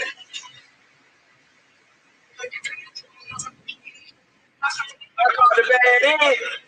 I'm gonna keep it pushing, baby, on all 10.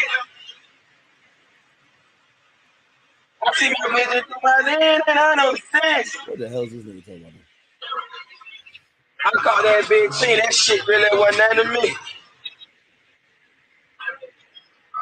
Got a dirty ass hoodie. You know what everybody will ask him?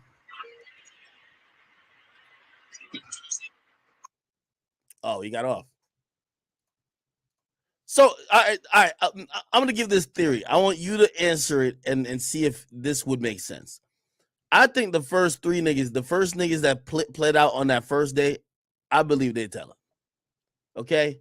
And the reason why I'm saying you got to look at the people who come out first is because usually in cases like this, it's a domino effect. Theoretically, most people are going to take pleas regardless. But it's usually the people who are going to get the deals and get the best deals are going to be the people who are down to say, I'm down to cooperate. You know? And that's why I feel like Walter Murphy, Gunna, and Slime Life Shorty. I think, I'm not saying it's only limited to them, but I think they're definitely knowing that the prosecutor didn't just let them go home to go do Secret Santa. The prosecutor let them go home and probably didn't want to put it in open court that they will definitely be cooperating. They only put the possibility there. But come trial, if this thing goes to trial, they're going to have to cooperate. Right. I mean, my opinion on that is when I originally looked at Gunna's plea deal, I thought it was a chess move on Gunna's behalf because it's like, okay, boom, if you can plea out now and you get 5 years, suspended sentence, one's already served, you got 4 years left. If they called him in to testify and he just said, fuck you, all right, then they violate him and he only got to serve 4 years in prison. So you serve 4 years in prison or 3 years, however much time is left, you're still going to have all the respect from the streets. You're still going to get out and make mad money. But when I seen that video of him in the courtroom admitting that YSL is a gang and admitting that he has knowledge of gang members committing crimes in furtherance of YSL, that is what a RICO is based on. If every single one of them had to plea out and admit something like that, they're given information, which is why they're getting out to begin with. Let me ask you this question. So this is what I was thinking, and this is my thought process. The suspended sentence is if they commit a crime after the trial has been completed. The plea deal only holds up if they do what's necessary during the trial, which means taking the stand. Do you get what I mean? Right. So it wouldn't be them doing the 4 years. They would rip that shit up and say, you're back to now facing the RICO charge, which is you're facing 20 again. That's my understanding, because it's like, play this. If Gunna now get caught with a gun, you're going to do 5 years. You get what I mean? You have committed an additional crime. Now, the conditions, if he don't do 300 community service, I would imagine that somehow that plea deal might be voided. But definitely, if you don't testify, that plea deal is voided. That's what I'm thinking about. Well, because I mean, if he doesn't testify, he can be held in contempt of court, especially if he doesn't even show up. Yeah. If that's the case, and they're gonna go back to facing 20, yeah, they out of there. I guarantee you, he gonna show up to court if that's what it is. If it's, you need to show up to court, are you facing this 20 again? And you were already willing to admit that you had. See, this is the thing, bro. Is a lot of the times with RICO cases, they're not gonna let out people that have plea deals up until they actually testify. So that's what's making me think y'all must have gave up some type of information. And, you know, I read the thing saying that his lawyer was saying nothing he said is going to be used in court as far as him admitting that it was a gang and this and that. Well, why would they ask those questions then? Hey, why would they want you to confirm that in the courtroom before they let you out?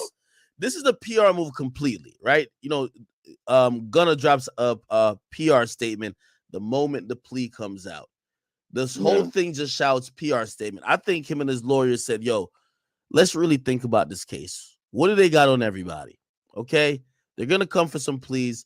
They're going to ask for some stuff. And even if Gunna give up information, people won't know, right? The only time people will definitively know is if, and granted, I mean, people could be like, well, we seen you on the video. You were basically saying you knew some shit. But the really, like, you know, sometimes niggas be dumb. They won't say nothing about Gunna till he's on the stand. And maybe Gunna's lawyers say, yo, check this out. Why not take this plea? Ain't no fucking way this is going to trial. Thug right now keep doing motions. He gonna try to beat this, beat that here, beat this, beat that there, come out with 15. Nobody gonna take this to trial in reality. And because nobody gonna take this to trial, you'll never have to go on the stand. And because you never have to go on the stand, you're cool enough that you won't get called a snitch.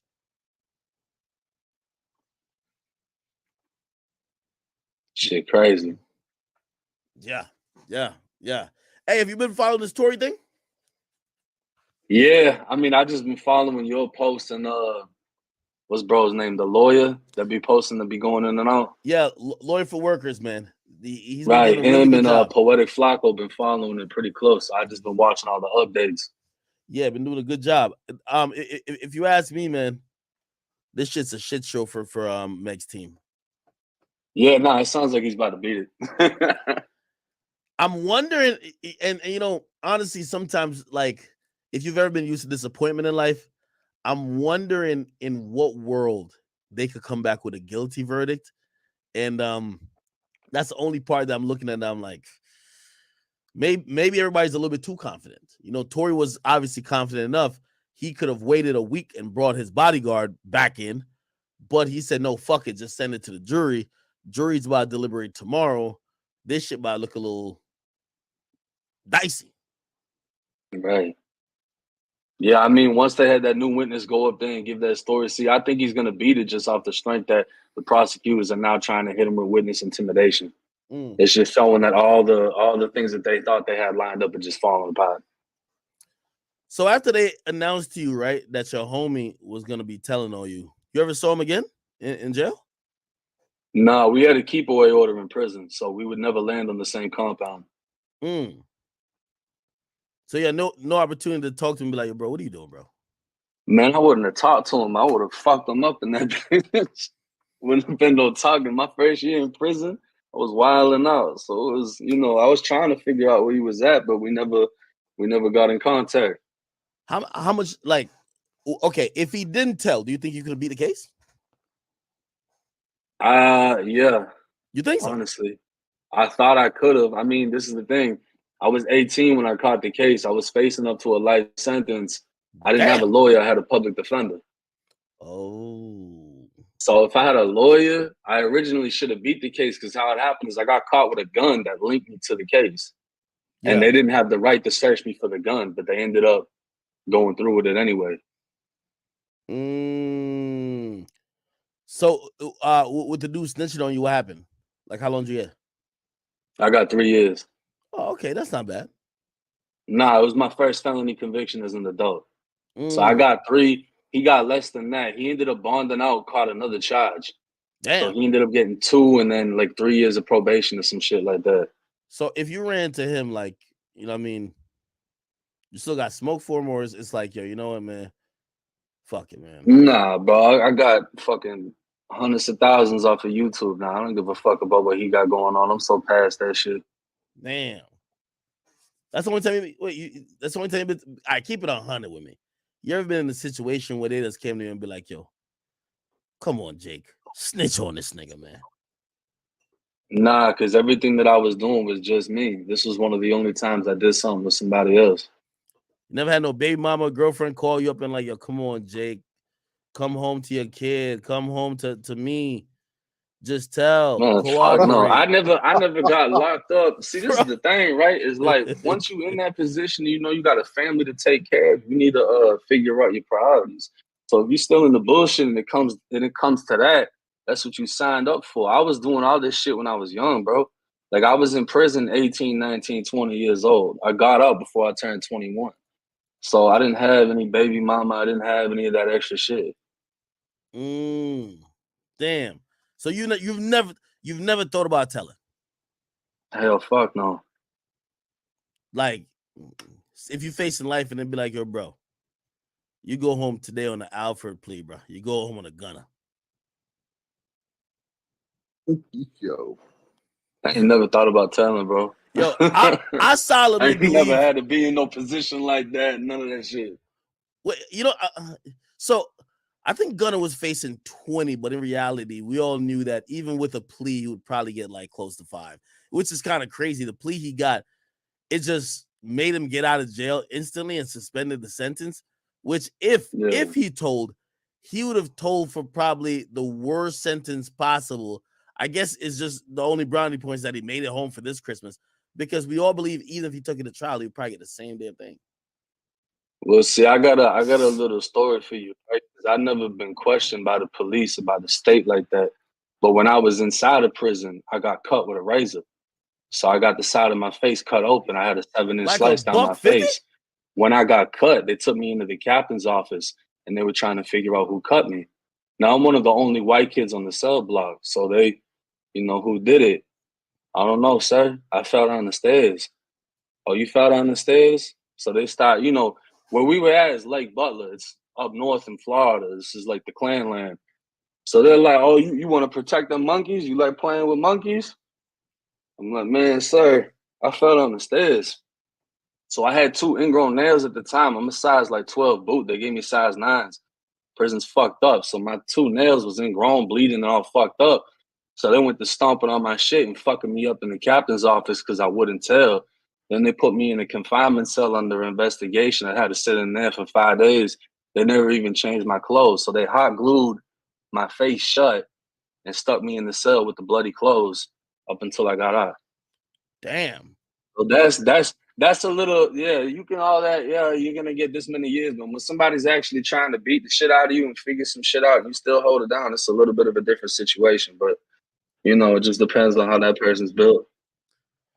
Yeah, well, I mean, if you telling in jail, it's like, you know, people are gonna know and you're probably gonna get fucked up. But if you on the street, like, nah, they be telling in jail a lot, bro. They just check in, they go PC. So wait, how'd your face heal? Did it heal okay? Yeah, nah, I mean my shit was straight. He only got me good like maybe 1.5 inches. The rest of it was superficial because he cut me from behind someone else and then ran. And then my homie ended up popping him at the next camp, but I still got a little scar. What do you mean, like popping him, like clapping him? Nah, he cut him. He hit him with a box cutter. Oh, so he cut him in the face too? Yeah, the kid that cut me got cut. So is that cutting game just because, like, they're not trying to kill you, they're just trying to like put a permanent mark on you, right? I mean, you had situations where people like make it, but for the most part, like we get raises the second we get to the prisons. They took them out, but we used to get a shaving razor the second you get there. So you pop it out of the razor, you tie it onto a pencil, and you can open somebody's shit up with it. And then at the next camp we were at, Lancaster, we would get actual box cutters. So when you get hit with one of them, you can die because it's cutting your fucking cheek down to you can see people's teeth.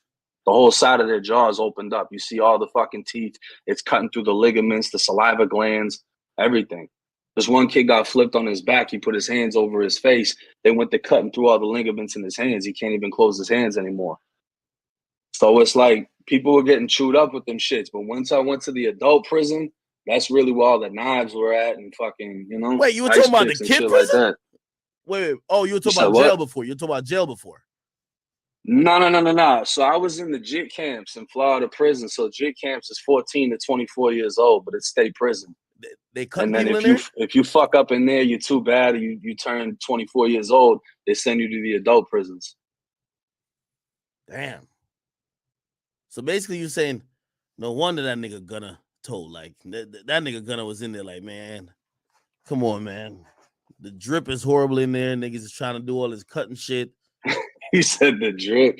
Well, I mean, hey, what's the other rapper from Atlanta that got booked for the drive-by? You know what I'm talking about? Lucci?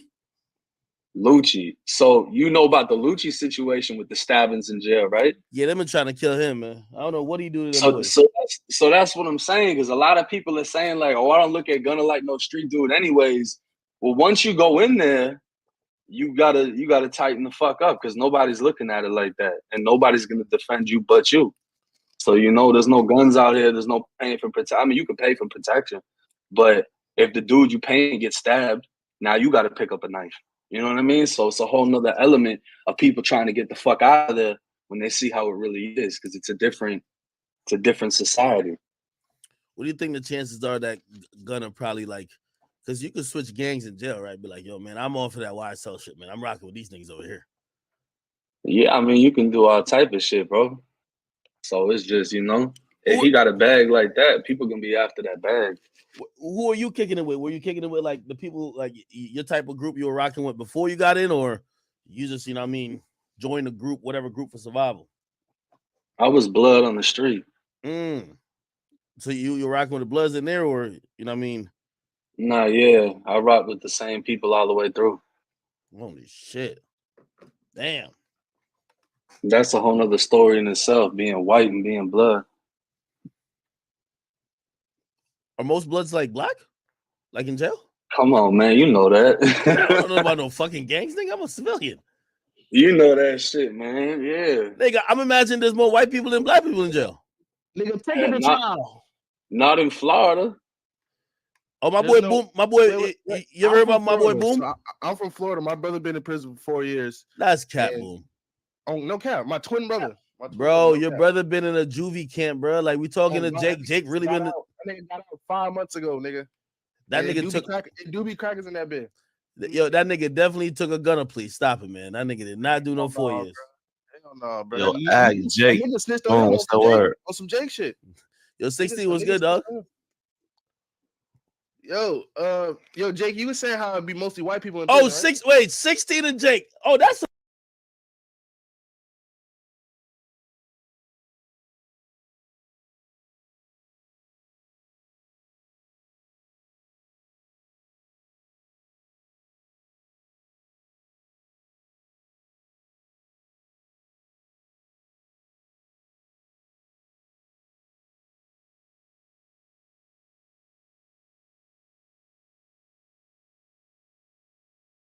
Stop being so sensitive, bitch.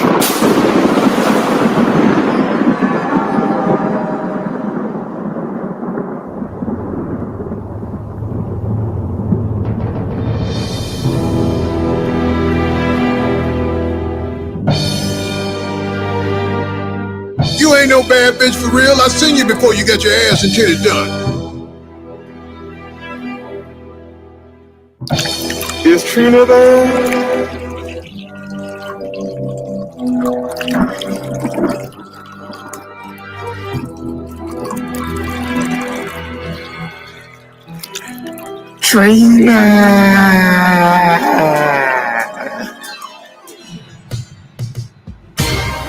World, are y'all ready? You know what's up when this sound begin. We about to go in. Let's do it. Yeah.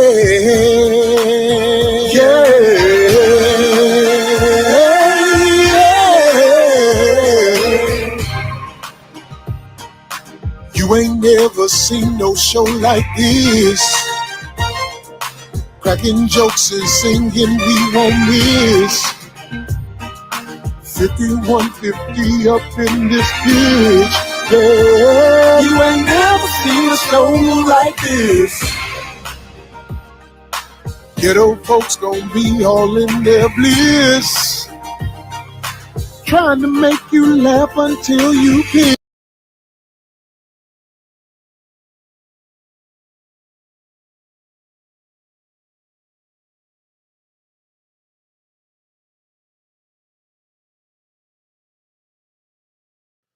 I look at it without putting it on screen when No Jumper put, because No Jumper supposedly has a rep in court.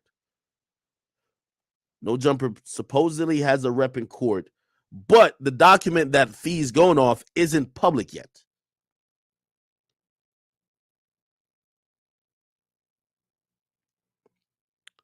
They posted that Tory Lanez was found. I'll put it on the screen, but I want to caution that until it's announced in public court, because again, I'm trying to protect my independent media counterparts. If we get some shit wrong, they're going to write all these articles. You see how weird NBC is. Oh, don't trust these motherfuckers. Okay. They posted this 6 minutes ago. Tory Lanez was found not guilty on felony assault. That would be the charge of shooting Meg. So he was found not guilty. Discharging a firearm with gross negligence. He was found not guilty. He was found guilty of being possession of the firearm. Okay? If this is the verdict, let me see, there's a new Milagros tweet. Let's see what's going on. Give me a second. By the way, they're about to go back in court.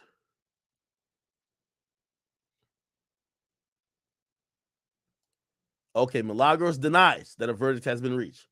So do you see any signatures? The paper was on the second floor and people took photos. A verdict has not been reached. Okay? So Milagros is denying that this is true. By the way, if you don't know who run gossip in the city, it's a beautiful black queen as well. So, I'm hoping both of these beautiful black queens. We love Milagros, but Fee's a friend of mine too. All right, cool. Oh, so this is a document in question. I guess I could just like show it at this point. I guess SOHH has like reps there too. Like they're also roaming the hallways. And this is the document that everybody's saying. I'll zoom in a little bit for y'all. Granted, I'm not gonna say anything definitively until it's read in court. It's 5 minutes until they go back, right? So 5 minutes until they go back. If they did come to a verdict, they're gonna approach the judge. The judge is gonna assemble everybody and then read out the verdict with Tory sitting there and his lawyer and obviously the prosecutor. And I want to be very careful with this because there have been so many motherfuckers hating on, you know what I mean, Big Act Chat Nigga Network, you know what I mean, being the number one source of all this of all this coverage that you know, if I get something wrong at this point, they're gonna be like, oh, see, I told y'all this nigga be anyway. So apparently, they took pictures of this, and it says in Superior Court of California, Los Angeles County, the people of the state of California, the plaintiff versus Daystar Peterson, the defendant. This is the case number. I mean, it looks a little bit legit. I don't know if we, the jury, which by the way, this is what the foreperson would normally read, but I'm going to wait till it's in open court. We, the jury, in the above entitled action, find the defendant Daystar Peterson not guilty of discharging a firearm with gross negligence, which means even what so remember I told you about that Cheddar Bob shit, right? When I mean Cheddar Bob, like Tory brought his witness that said his witness is the only person that attested to the fight between Meg and Kelsey, which obviously helped Tory because that makes more sense. A fight between Meg and Kelsey led to gunfire.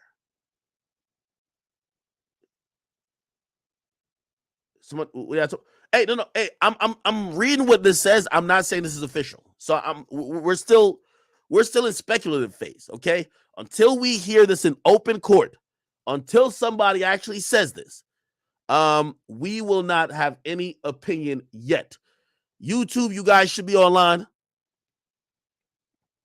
YouTube is catching up. I don't even think they're at 10K yet, but we have 7,000 right now on Twitch. So check this out. The only reason I thought maybe he would get this charge of a firearm with gross negligence. By the way, this was the late charge that they brought in during jury selection. So during jury selection, they just came in with a new charge. From what I heard between me and y'all, allegedly. This is allegedly. You know what I mean? Meg, I see you trying to sue. Pathetic. Anyway, allegedly. Allegedly, the birdies told me the prosecutor, before going to trial, may have offered this to Tory. Say, hey, Tory, you don't got to plead to shooting Meg. You don't got to plead to even a gun possession. We'll dismiss the gun possession. We'll dismiss the aggravated assault. We will, but you have to plead guilty to just shooting the gun. Now, granted, let's be honest, right? His immigration status is going to be in question because that charge is also a felony. Time you catch a felonious charge or felony charge, if you are not a citizen of the United States, it puts you in jeopardy with ICE. You get what I mean? If you're found guilty of a felony, you can, and usually it starts deportation proceedings, right? So ICE could be like, all right, cool, let him go do a sentence real quick, and we're picking his ass up whenever, and we're going to bring his ass back to Canada, drop him off on Western Road, okay? So allegedly, he said, nah, I'm not pleading guilty to that. But you know what that told me? It told me the prosecutors knew coming into this, they couldn't prove that Tory shot Meg. So they're trying to prove these other things. Well, we think we could just prove you had the gun. Now, granted, if you believe the story I believe, which is Kelsey and Tory, or Tory and Kelsey was wrestling for the gun, yeah, Tory did have the gun or touch the gun at some point. I never said he did. But did he touch it to shoot Meg? That's a whole different thing. Anyway, I think another reason why he wouldn't have taken a plea for discharging the firearm with gross negligence is because nobody's denying that Meg got shot, at least not now. So even if they can't prove that Tory shot Meg, but you could prove that he's the only nigga from that night that's gonna get a charge with shooting the gun. People are gonna put one and one together and say, "Nigga, you just shot." They don't care about the aggravated assault charge. They're gonna be like, "Nigga, you shot Meg." They're just gonna put one and one together. You know what I mean? It's gonna make two. It's gonna be like, okay, they couldn't prove that you shot Meg, but they could prove you shot the gun, or you pled guilty to shooting the gun. Okay, you shot Meg, right? So his career would be done. ICE is picking him up. Can't do that, right? So he goes to trial. Let's go balls to the wall, right? And now let me keep reading. So if this is true, which by the way we don't know if it's true. Somebody said Shade Room tweet. Okay, goddamn, everybody's jumping on this. I ain't jumping on it, nigga. You know, they be on my ass, so I ain't jumping on this until I hear it in court, nigga. Fuck that. What the fuck is this? What does Shade Room say? Come on, Shade Room. Come on, Shade Room.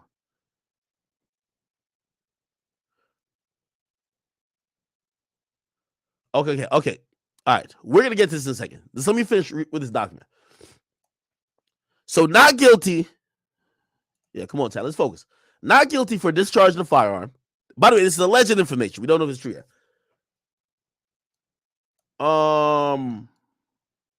Okay, and then there's another sheet. By the way, you could tell, oh, this was a screenshot. So somebody's finger is right here. Okay, cool. So this is like, oh, somebody's holding the paper. You take a thing of it, right? Okay. We the jury in the above entitled action find the defendant, Daystar Peterson, not guilty of the crime of assault with a semi-automatic firearm upon Megan Pete in violation of the penal code, blah, blah, blah.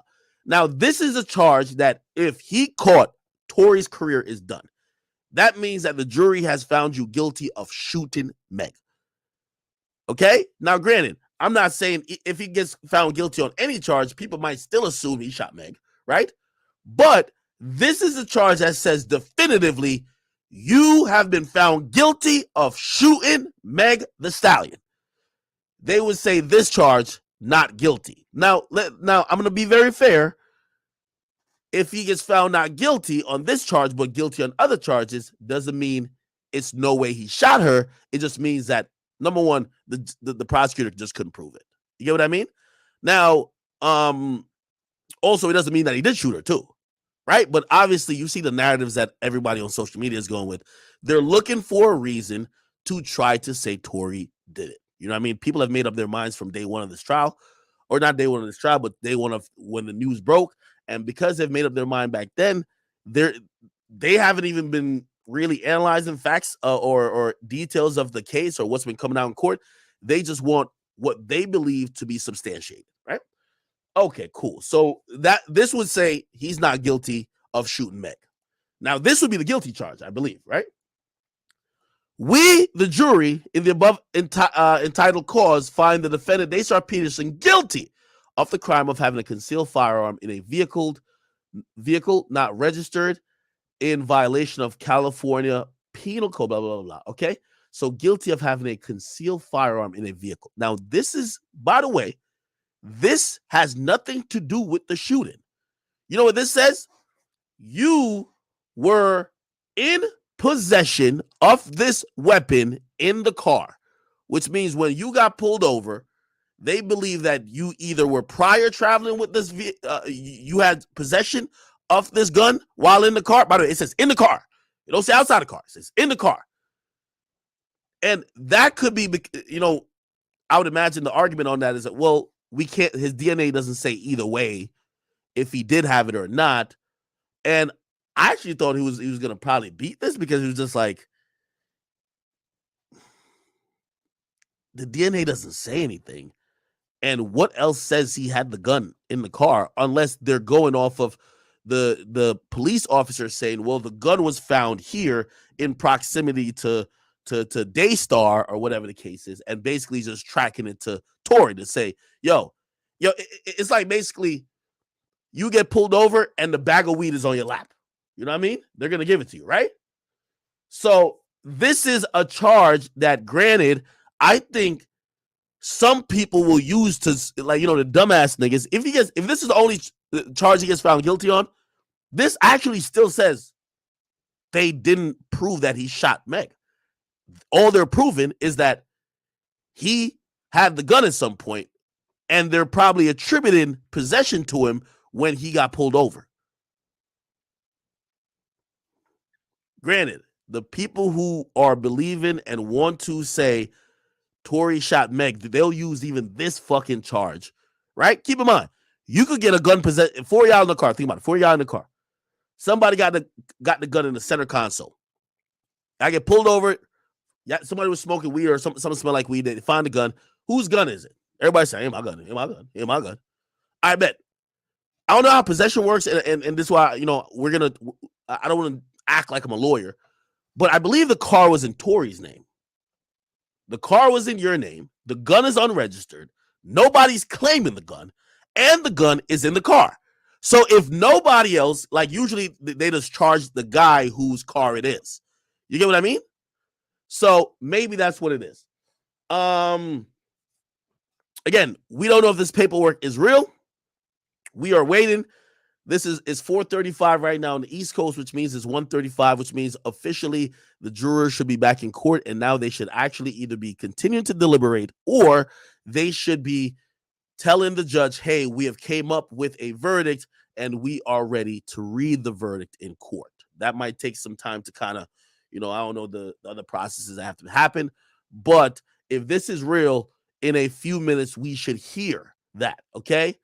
Let me see. Did anybody else tweet?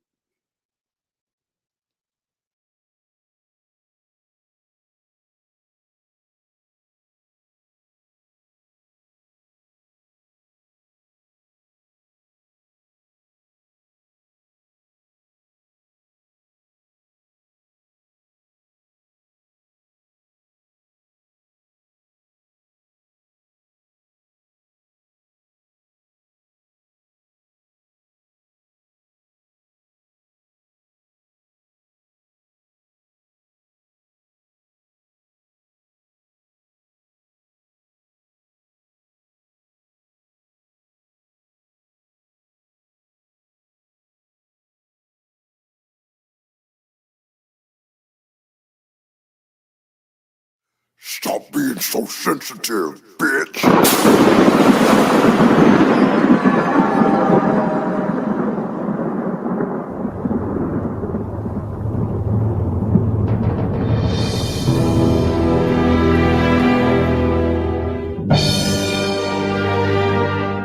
You ain't no bad bitch for real. I seen you before you got your ass and titty done.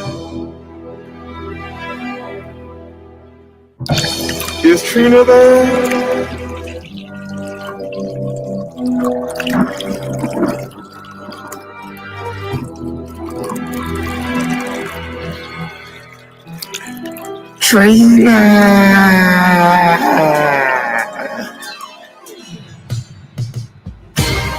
World, are y'all ready? You know what's up when this sound begin. We about to go in. Let's do it. Yeah.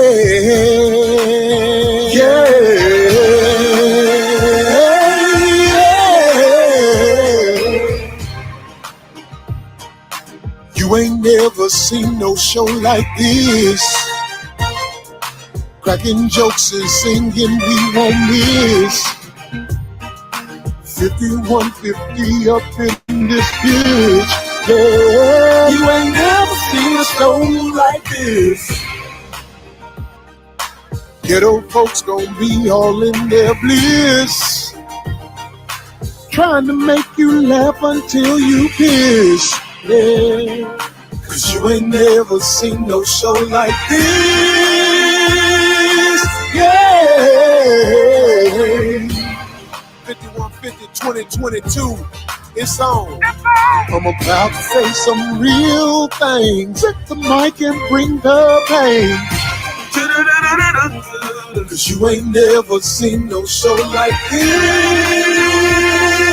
Yeah.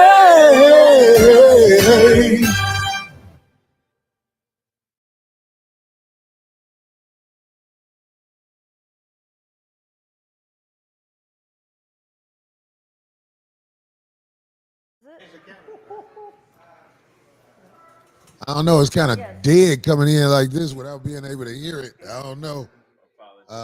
But America can hear us talking? America can hear us talking. All right. What up? 5150, you dig? We finna go on here and talk this shit like we always do. I am Corey Holcomb, Darlene OG Ortiz, Marcus. That shirt different, boy. That shit different, my nigga. God damn it. Oh, I see. You got a snake in there. Yeah. Where you get that shirt, bro? Jamaica? No, I'm at. Oh, 808 Move. Oh, 888. That's what's up. Shit. Testing. He probably was covering it. All right, we got a couple of crazy stories that I want to talk about. Some motherfucker just said something about that show P Valley on there. I'm like, man, I don't watch those shit where they jump it off with a nigga in drag. Ain't no show in the world I'm finna watch where they jump it off with a nigga in drag. So it don't matter if you trying to get the curiosity of real men, you can't have no nigga in drag jumping off the commercials in your show. So that's if you give a fuck if niggas like me watch. Now, all you niggas who do watch, y'all like watching niggas in drags and what they go through. I'm just saying, who gives a fuck about a show with it's a man in drag, right? I don't even know what you guys are talking about right now. P Valley? P Valley. Uh-uh. It's a man in drag jumping it off. How you going? You're not trying to market to me. You trying to market to niggas who get off watching a man in drag. I ain't never seen two on food. What's the gay dude on a nigga in drag on the motherfucking club. Yeah, he a drag. No, but what's the background I of it? think Like, he a transgender or something like that. Eh? What is a transgender? I think the transgender is the one. I don't know the difference. I think the drag the one that just put the clothes right, on it's and still a man. go to the look. Physically, it's still a man, but they don't do it. They don't wear it on the regular. Ain't that what you remember? Which car was on? And she was explaining. He was explaining it to us. Explain. I don't know. Yeah, I think drag just put it on for like, fashion shows and shit like that. I think the trans ones wear it. Nah, if you wear something like that in front of the nation, that's how you get in. Yeah. If a man got on lipstick, dress, all that, that's just get out. That's how you do it. No, their claim is acting. It's not acting, dog. This is what you do. I don't think that movie. He can't be acting. He got to be like that on the record. Hey man, if you got on lipstick, dress, wig, all that, it's not acting, dude. And the fact that you act like it's acting, you selling out your kind, trying to impress my kind, motherfuckers who don't get down like that. Homie, if you got on a lipstick, makeup, dress, wig, that's how you get down. Now, I know people probably gonna come up with people who I know who have done it, but I don't give a fuck. I said it. This is what you do. If you finna do a whole TV series in drag, that's how you get out. So you don't look at it. Period. I'm sorry, Marcus. So you don't look at it at all whatsoever as acting. Like say you know somebody you believe is completely straight guy, but that he got this dream part or whatever, a good paying part, whatever, and he took it. You would be suspect of him, or just off that, or is he really? It ain't suspect of it. You can't act that. So they can't accept a straight guy can't accept a role like that. Let me ask you this: How do you feel about Martin playing Shanae? Because it's same thing. Oh man! Niggas don't do that, homie. If you in drag all the time, dog, like if you in drag one time, we know you paying your dues in the industry. If you do it one time, okay, you paying your dues in the industry. But if this your get down, that's your get down. Yeah. You like, let's say it happened to you one time. you would tell your people, I could never do that again. Right. Because somebody can do something one time. Everybody could do something one time. Mm-hmm. But if you get down like that, you get down like that. Acting ain't never that serious. No, I couldn't act like Samuel Jackson. He played a black man hating black man. Yeah. In that movie. You couldn't have did that part? No. What? Couldn't have did it. I could have did that It part. was so funny and only he could pull it off. Only he could pull it off. I think he did it so good. I could play a sambo nigga. He played it so good. Like he did. I could play it like he did. Not like I couldn't play it like a serious. I couldn't be serious Like he and knew just it like was and just really hateful nigga and without no comedic. It got to be humorous. Have you ever heard any stories about Samuel Jackson on set working with other black people, or have you ever heard any Samuel Did T.I. Jackson? tell us one? When T.I. was here, when he was on my Sam? I don't remember. Yeah, I What'd think he he was say? talking about when he was at the table and T.I. Oh, was falling that's right. asleep. That he was, yeah. And who was that who said something? Samuel did. Samuel Jackson. It was him and Morgan Freeman. I think it was Morgan Freeman. I'm the one at that show that said something about Samuel Jackson because I said like back in the day, the whole thing with Tip. Remember when he was starting off comedy? I was the one who brought up the story about that people probably don't realize. You have to Google it. Is that Samuel had a problem with rappers starting to get acting roles? Yeah, okay. Remember okay. that's So it that's was what I Sam, brought yeah. up. Yeah. What's up, baby? Now, hey man, this is what I'm saying. When motherfuckers play them roles, it's not just a role. Yeah. It's not just a role. I'm telling you, man, them people are living out their life on their screen. So you saying you can act out nothing outside of who you are? I'm not saying that. Okay. I'm saying them roles that people take, it got something to do with their lives. What about like method acting? Could you do that? No. Explain so that us ignorant folks know what you're saying. Well, you basically embracing the full character of whoever you like. If it's an autobiography or something like that, you know what I mean. Like for instance, when Will did Ali, he had to learn and study Ali and really like become that person. Yeah, but that's something you could be. He don't have a problem with trying to be like well, an who Ali. wouldn't want to play Ali? You can't play him because how short you are and you ain't got no hair. No, but I'm saying like, who wouldn't want to play Ali? Ali is respectable. Yeah. Except he had a lot of hoes. I'm saying like when you see some shit, P Valley. I didn't think you would say no about playing that Samuel Jackson character. What you talking about in Django? Yeah, I thought you was play a So character you're like basically that. just saying acting it's not acting at all. So somebody says they're just acting. No, it's not all acting. What I'm saying is there are people who do things because this is them. That's how they're so good at it. People can act like, oh, I'm just finna study this role. And I'm not saying people don't study roles and become good at that role and all like that.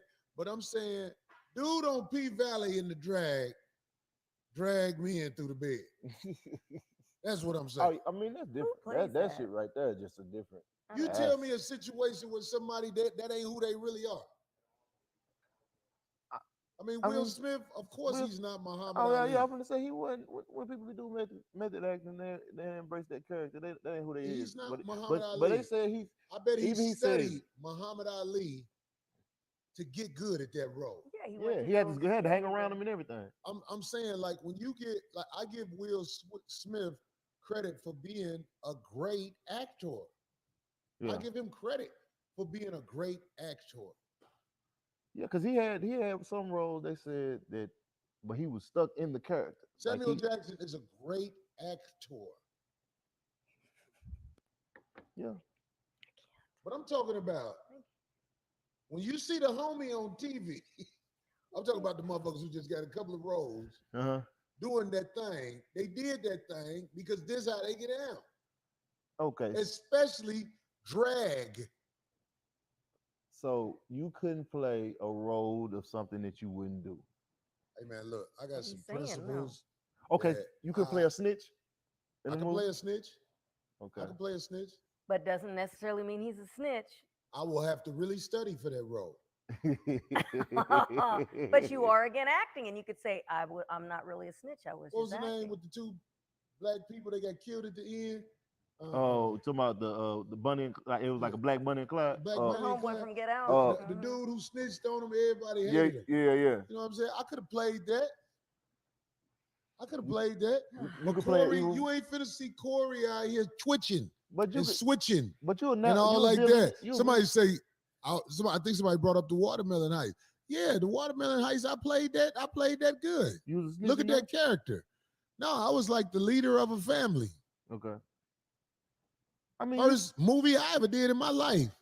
The father from Good Times. Hey, Corey, we want you to do this role. We start in a week. No, it wasn't even a week. We started in 5 days. I was like, all right. When I saw it and saw what it was, I was like, okay, we coons. We cool. We do all this. Yeah, Queen and Slim was the movie I'm talking about. What kind of cooning did you do on this? I still got to catch. Well, the name of the movie was The Watermelon Heist. Yeah, okay.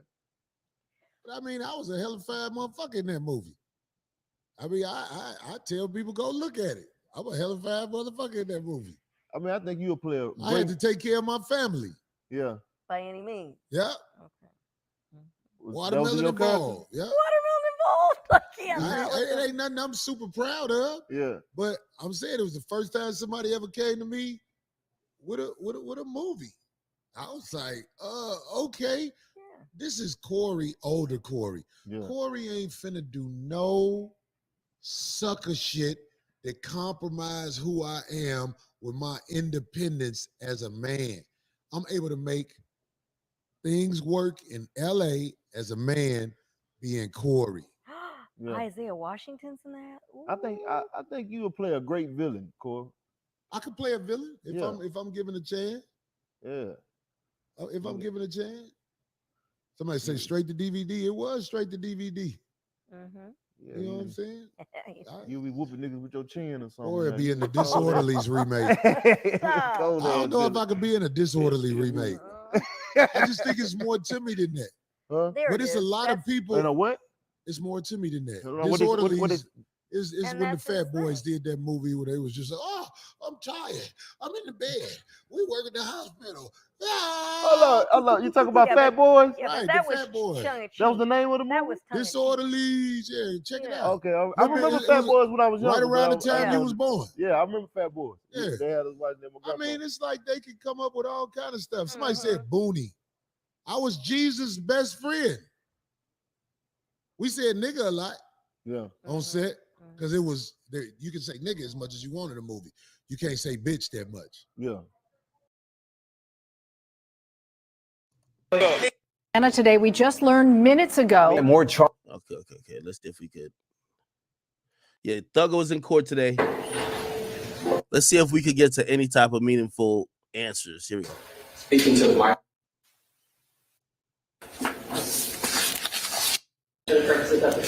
Any objection by any defense counsel? No objection. All right. I do have that available as well at the court's pleasure. If I need it, I'll ask you. Officer Lon, could you please do me a favor and approach the witness stand once you get there, if you'd be so kind to be turned and be sworn as a witness? Oh, shit. That's what we should do.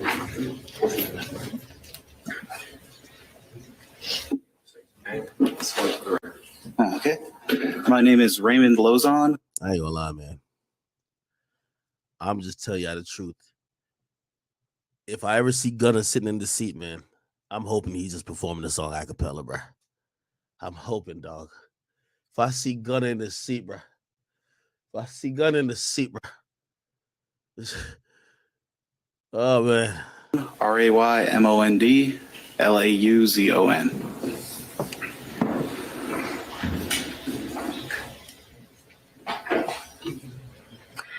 Thank you. And is it Officer Lozon or investigator? No, I'm just a civilian, so. Okay. I'm sorry about that. Now, Mr. Lozon, where do you currently work? I work with the City of Atlanta Police Department. And what is your job there? I am a latent print examiner. Okay. And how long have you worked there? I've worked for the City of Atlanta for approximately 12 years, 2 years working as a crime scene technician, and the rest working as a latent print examiner. What is your educational background? So I graduated with the University of Central Florida with a bachelor's degree in forensic science. In order to obtain that degree, I did an internship with the Brevard County Sheriff's Office, working with their latent print and their crime scene sections. During my time there, I was able to complete a research project and paper to determine the best chemical for development of latent prints on paper products. And what is your job history? So I know you're with the Atlanta Police Department now. Did you have any history before that? No, I was, like I said, I was a crime scene technician before I was promoted to the position of latent print examiner. And yo, Chad, I ain't gonna lie, man. For whatever reason, I'm gonna keep it 100 with y'all, right? I thought maybe the prosecutor was just throwing in the towel. I'm like, Fonnie Willis, maybe we gassed her up as, you know what I mean, too much of a beautiful black queen, and she fumbled the ball. She about to let all these niggas out because she ain't had a case. She gave Gunna basically time served and like 4 years suspended sentence. So I thought after Thug defeats that warrant where they found the silences and shit, Thug gonna get the same treatment. But now these are all pre-trial shit. Supposedly, you know, jury selection is supposed to start in January. I don't think it's gonna start in January, but we'll see. But this is like crunch time. Everybody's going crazy with whatever. This is supposedly one of the witnesses, and I'm looking at like this whole little summary of like, because I'm trying to skip around the video. They said they had motherfuckers in there talking about, you know, like the autopsies they did for some of the people who got murdered by YSL, and I'm like, oh fuck. I'm like, oh fuck. Like, yo, if they got witnesses talking about autopsies, man, it might not free Big Slime out the case, bro. I'm not even gonna lie to you, bro. as a crime scene technician, did you do anything involving fingerprints? Yes, we developed fingerprints on crime scenes. We examined them to determine if they were of value to be sent to the latent print section. We also reviewed cases that were coming in from the officers, and we also examined fingerprints that were being sent over by the jail. Now, since both of the jobs that you've had do involve that fingerprinting work, what kind of training did you have to do to obtain both of those jobs and to get where you are now? So the training that I did for crime scene technician was I obtained my degree with the University of Central Florida, specializing in forensic science. After that, I came up here to Atlanta. All right, chat. I know I'm jumping around. We're gonna get back to this. This is all the guys who gonna be testifying against like Young Thug and them. Hold on. Atlanta Police as a crime scene technician, and I had to complete my ANSI national accreditation. Either that the fingerprint is a match, that it's not a match, or that it's unconclusive whether it's a match or not. Is that a fair reflection, or have I gotten it wrong? That's correct. Okay. And why are these tests done generally? They're done to hold on. Let me see. People that would become a medical examiner or chief. Dr. Sullivan here. Okay, so they're bringing a medical examiner on the stand because, again, and this is my whole thing. Real quick, now we're talking about this Gunna shit and like the YSL shit. Hey, I know we are living in La La Land right now, where it's like, oh no, the DA just And by the way, trust me, I play devil's advocate because I like Gunna too, but I play devil's advocate, especially if I'm with 6ix9ine or Whack. I play devil's advocate, but it's like we're living in La La Land. Like, oh no, even though the DA has sat up there and said that YSL has dozens of murders, this and third. Let's just say, oh, they realize Christmas time is coming. No, Gunna, you could go home. You could go home. You could go home. And y'all don't even really got to admit y'all crime. Just go home. Like if you think that's the way this whole shit gonna go, you must be fucked up, okay? And this is why I think the questions come into play where people are looking at these individuals and say, did you tell? Because why would they do all this and spend all this money just to let niggas go? Like willy-nilly, unless them niggas is giving them something in return. Anyway, today they're bringing a medical examiner. I want to give the context of saying this is costing money. This is the state spending money on experts on all these things. They want somebody to do some time. Here we go. And get her And we also do have Officer Lazone. They're both back here and ready to go. Let's just do those and see how long that takes us, and then we can kind of gauge from there. And I can kind of at lunch give you some marching orders of maybe some other people we can get maybe this afternoon or via Zoom. Okay. Okay. Thank you. All right. Okay. All right. So go ahead and summon Dr. Sullivan, please.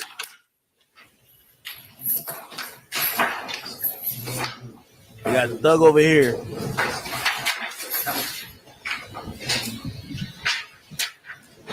I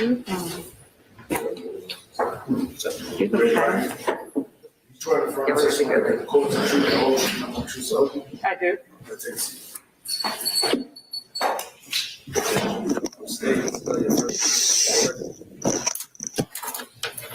Karen Sullivan, Karen Sullivan.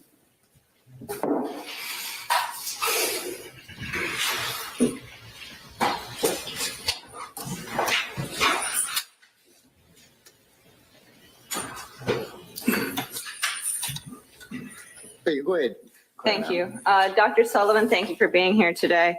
Could you, and I know you just spelled your name for the record, can you please state where you currently are employed? I'm the Chief Medical Examiner for the Fulton County Medical Examiner's Office here in Atlanta. And how long have you been employed there? I did my fellowship year of forensic pathology training in 2002 to 2003. Stayed on part-time until October 2007, at which point I became a full-time employee there. Okay. And what was your education prior to becoming a medical examiner, the chief medical examiner? Well, I have an undergraduate degree in zoology from the University of North Carolina at Chapel Hill and a master's degree in anatomy from the University of Georgia. And after which I was a high school teacher here in Fulton County for about 5.5 years before going to medical school at Morehouse School of Medicine in Atlanta. And then I did a pathology residency at Emory University, and then a forensic pathology fellowship at the Fulton County Medical Examiner's Office in conjunction with Emory. Okay, thank you very much. And so through all those positions, was that all training to become a medical examiner, especially the medical school and the other courses you took? Yes. Okay. Is that the general path of training for people that would become a medical examiner or chief medical examiner? Yes. Okay. Are you involved in any professional organizations? The National Association of Medical Examiners. Okay, thank you. Your Honor, at this point, I would like to move to admit State's Exhibit 1 for the purposes of this hearing. It is Dr. Sullivan's CV. This has been provided to all defense, but I'm happy to show anyone if they have any other questions. Any objection by any defense counsel as to States 1, Dr. Sullivan's curriculum vitae, CV? On behalf of Mr. Williams, there's no objection. All right, anybody else? Objection.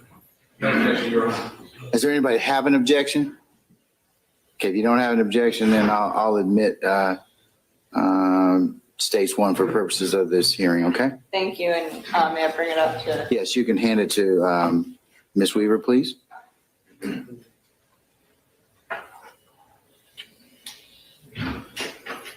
And Dr. Sullivan, did you have to get any specific certifications or anything to do your job? Yes, I'm board certified in anatomic and clinical pathology. She's gonna talk about all them like the murders in a second. Now, do you have to ever take any kind of continuing education classes or continuing trainings? Continuing education, yes. How often do you have to do that? Every other year when I renew my license, my medical license. Is that basically up to date on, new procedures or any other things that might keep you up to date on anything that would have come out in the field? Yes. Okay. Have you ever taught any classes?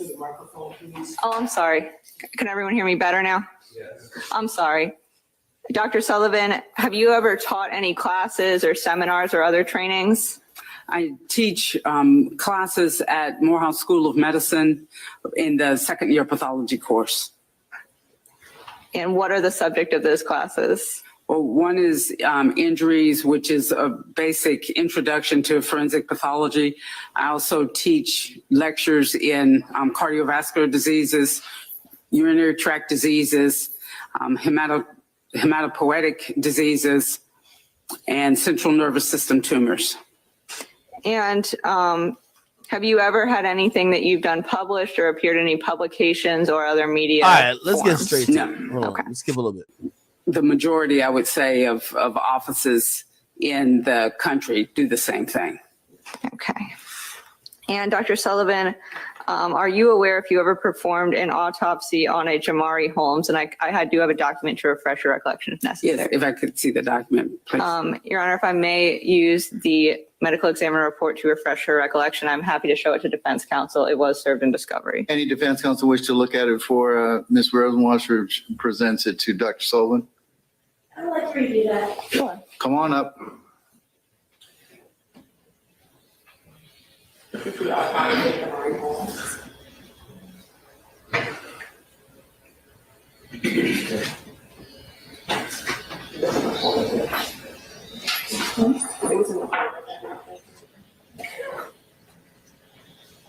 No objection. All right, ma'am, you may approach the witnesses. Okay. Okay. Just to give you a little bit more context. Brian Steele, which is Young Thug's attorney, is trying to make a motion for complete dismissal of this RICO case, saying that, the prosecutor's conduct is borderline in gross negligence in how they've gone about this entire case. They have used certain shit that's just unethical. Like, for example, they use subpoena not issued from a judge.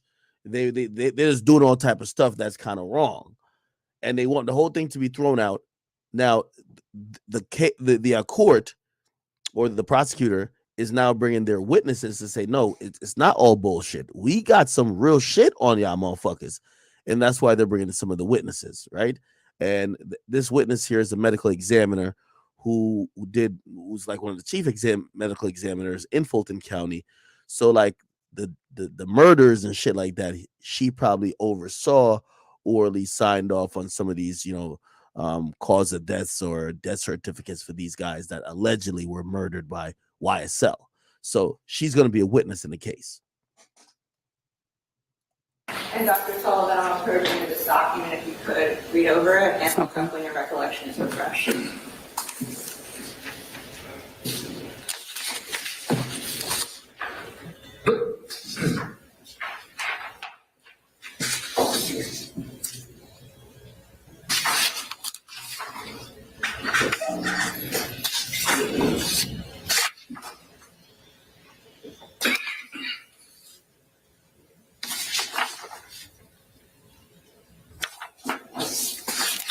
Is your recollection refreshed, ma'am? Yes. Dr. Sullivan, did you perform the autopsy of Mr. Jamari Holmes? Yes. And did you follow all the standards and procedures that you outlined above in the best practices when you did so? Yes. Thank you. Your Honor, at this point, the state would ask the court to qualify Dr. Sullivan as an expert in forensic pathology based on her experience, background, training, and the fact that this is a well-established, accepted field of forensic science. All right. Does anybody wish to voir dire Dr. Sullivan? Yes, sir. All right, go ahead.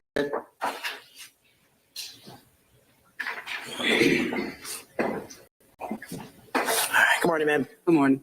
You mentioned to us that all of your expertise is peer reviewed. Yes. And what do you mean by that? That means that at least one other doctor reviews the report and the photographs of the autopsy before the final signature is placed on the autopsy report. Okay, thank you. And what about the things that you learned in medical school and in undergrad? Was the subject matter you learned peer reviewed by other medical schools? Do you know?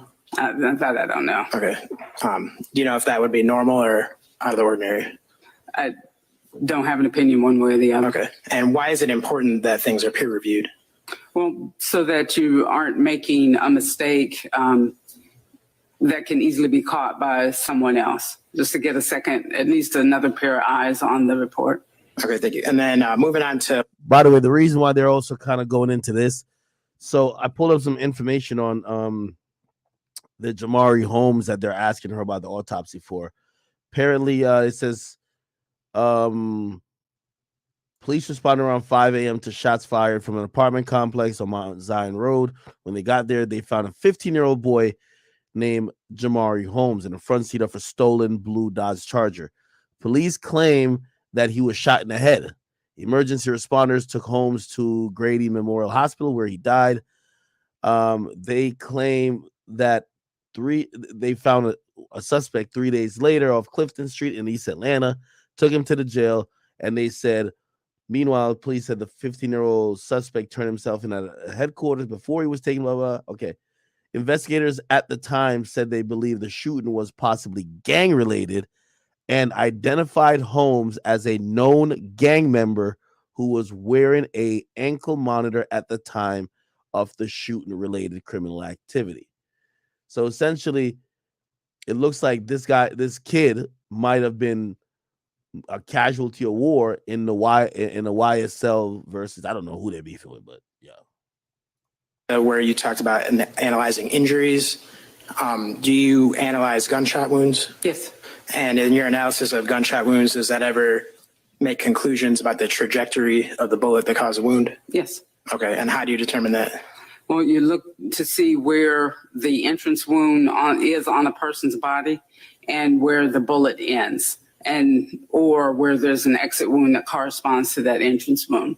And so using those 2 points, you can come up with a trajectory. Okay. And you're not always able to come up with that though, right? No. Okay. All right. Thank you, Judge. Those are my questions. All right. Anybody else? Yes, Your Honor.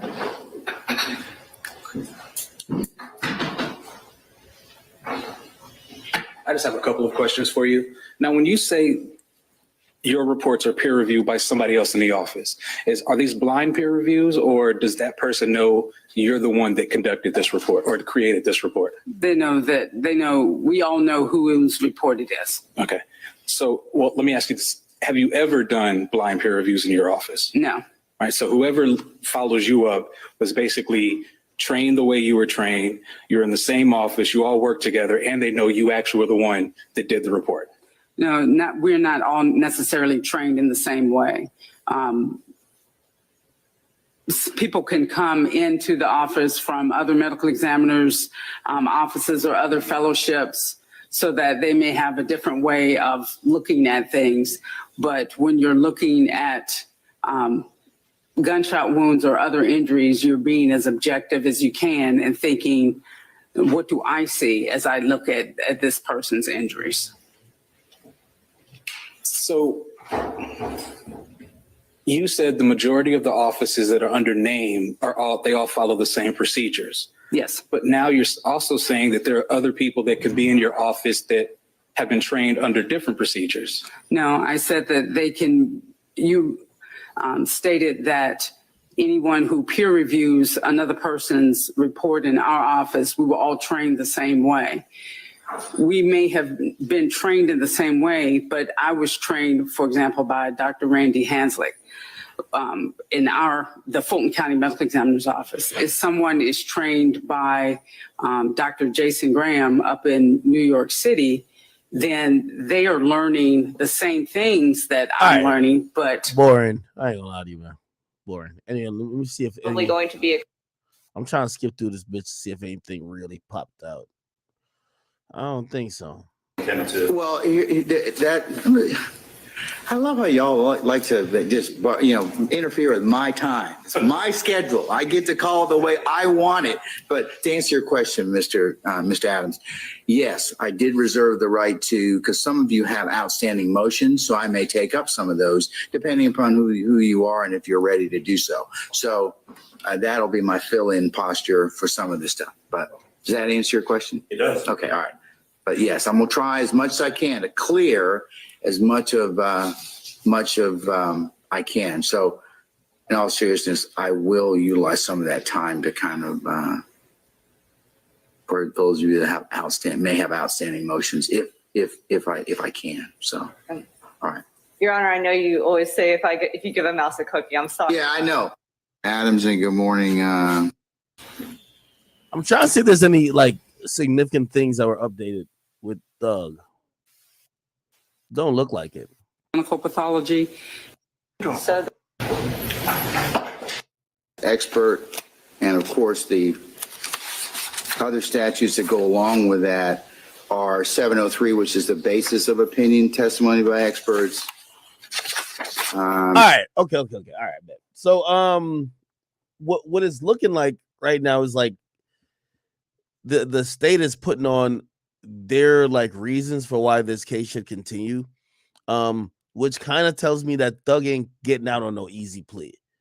You know, obviously everybody's gonna keep mentioning the situation of Gunna did Gunna tell, did Gunna this, did whatever happened. Essentially, everybody getting out is making it hard for Thug. So whether you think he told or not, I think Thug is being put in a situation where he's kind of getting pinched. He's getting pinched, no matter what way you want to look at it. State has filed a response and supplemental response. We've got at least Mr. Dunbar, as well as two other potential witnesses, Andrea Dennis, and those we filed those over the weekend and served the state within over the weekend. I believe Madam Prosecutor has copies of those. Yes. At least two other witnesses that we anticipate. And Mr. Steele asked if he could have them all heard on the 29th, is my understanding. So we would simply ask that any motions be heard after Mr. Steele and Mr. Williams and Mr. Adams experts are either qualified or disqualified. Okay, I'll hold that one until.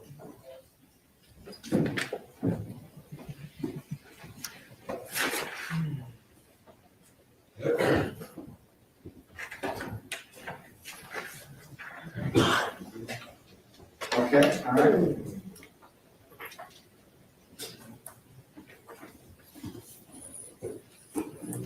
And Judge, when the state says a bunch of other lawyers filed those, we're among the bunch. I'm just making sure that we're in. Okay, sir. Thank you. That's from Mr. Nichols. Yes, sir. All right. I think we were talking about the motion to set the counts. You said you're going to argue that. We'll be able to argue that in just a little bit. There's a motion to set this trial. Are you prepared to argue that, Senator Irwin? Yes, those are all motions that Mr. Floyd wrote, but I know that the court wants to get those heard, so I can go ahead and do that. What about the motion for bond after in-camera inspection of discovery? You want to do that one? I can do it. Yeah, we can do that, Your Honor. All right, so go ahead, Mr. Oh, and Your Honor, we did actually get a speaker, so. That's one. I have low confidence in your tech ability. I have low confidence in mine as well, Your Honor. Let's see if we can't get it. Get that just a little bit. All right. Oh, yes, Judge. Your Honor, I don't, this court has never to this day had an actual picture of the nature of these charges as it pertains to Mr. Farley, because what we kept having is proffers that turned out not to be true. Your Honor, I know with defendant Kitchens, there was some back and forth about this, and we got into, well, it's a preponderance standard about how the judge used that. But yeah, there's a difference between it's a free throw and also federal and state court. It's different in federal court. Right. Georgia hasn't gone that far. Proffers are acceptable in states in criminal cases. It's unfortunately, that's just the way that our systems, our laws develop in terms of that. So, is there anything more you wish to add to that, or? Well, yes, Judge. I just want to distinguish Mr. Farley from Mr. Kitchens because I was there for that hearing, and I thought it did stand out to me because the proffers that have been made about Mr. Farley that led to a denial of bond in the last hearing turned out to just be flatly false in a black and white way where there's no gray area. There's just no gray area at all. Mr. Geary got up here and said, Your Honor, he tried to hide the phone and he tried to hide the gun, but we got him. And then I do a motion to physically inspect. He stands here to Your Honor's face and arranges a physical meeting for me to inspect the gun and the phone. And then 20 minutes later in the hallway, he tells me, oh, actually, we don't have a gun and we don't have a phone. So that whole dramatic allegation against Mr. Farley turned out to be flatly false. There is no gun, there is no phone, and Your Honor is about to hear those calls. I was ambushed by that, Your Honor. And so he's talking about jail calls. I don't know what he's talking about. Now I've heard them. They're just flatly not what he said. Your Honor is about to hear them. And it's just, there's no preponderance to weigh. Was there a phone and a gun seized from Mr. Farley that he attempted to conceal? No, there is not. And he doesn't even have a window tint violation. So he has no criminal record, no arrest record, never even been accused of a crime, presumed innocent here, can't be considered to reoffend because he's never offended before. How can you redo something that you've never done before? When you put re at the beginning of a word, that means do it again. He's never offended, and he hasn't offended here, and he's presumed not to offend here. So he can't be thought to reoffend.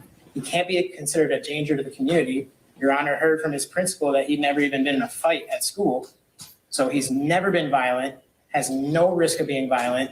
And then I would assume that Your Honor made the prior ruling based on a risk significant enough under Ayala about tampering. Because as far as a flight risk, he's never missed anything. He's never been accused of anything. And he's prepared the way the other defendants were to just be at home on an ankle monitor. These days, even the legislative notes about bond, Your Honor, say that we have technology that can make at-home detention on the same level as detention in jail. And so, Your Honor, there wasn't any ruling, I thought, about him being a flight risk, but then it seemed by Mr. Geary's false proffers to the court that that was a denial. Also, Judge, I had asked for Your Honor to review in camera some of the evidence that the state's talking about, for example, a BP video where they falsely tried to say Mr. Farley went in and greeted people at the store, when actually he walks in, sees the people at the cashier, and then purposely doesn't greet them. So again, that's not preponderance. There's no debate about that. He did not greet them in the store. And I wanted Your Honor to see that. I also wanted Your Honor to see some of these music videos where, first of all, I think ridiculous to attribute lyrics of art to real life. But even if you do, he's not even mouthing the lyrics in the word. He's a personal assistant to Mr. Wani Lee, the creator of the persona Slime Life Shorty. And he's there and he's in the videos. Personal assistants are always in the videos. It's a hip hop trope, Your Honor, to have a video with you and your friends in your neighborhood. So he's not even saying the lyrics. I wanted Your Honor to see that. And there's even times in the video where he's like on his phone and Wani Lee has to like turn him around and be like, dude, we're filming a video. And so that's what I wanted Your Honor to see because they were characterizing it falsely in their proffers. And so then Your Honor said, was that in your motion? I responded no. So that's why I did refile a motion so that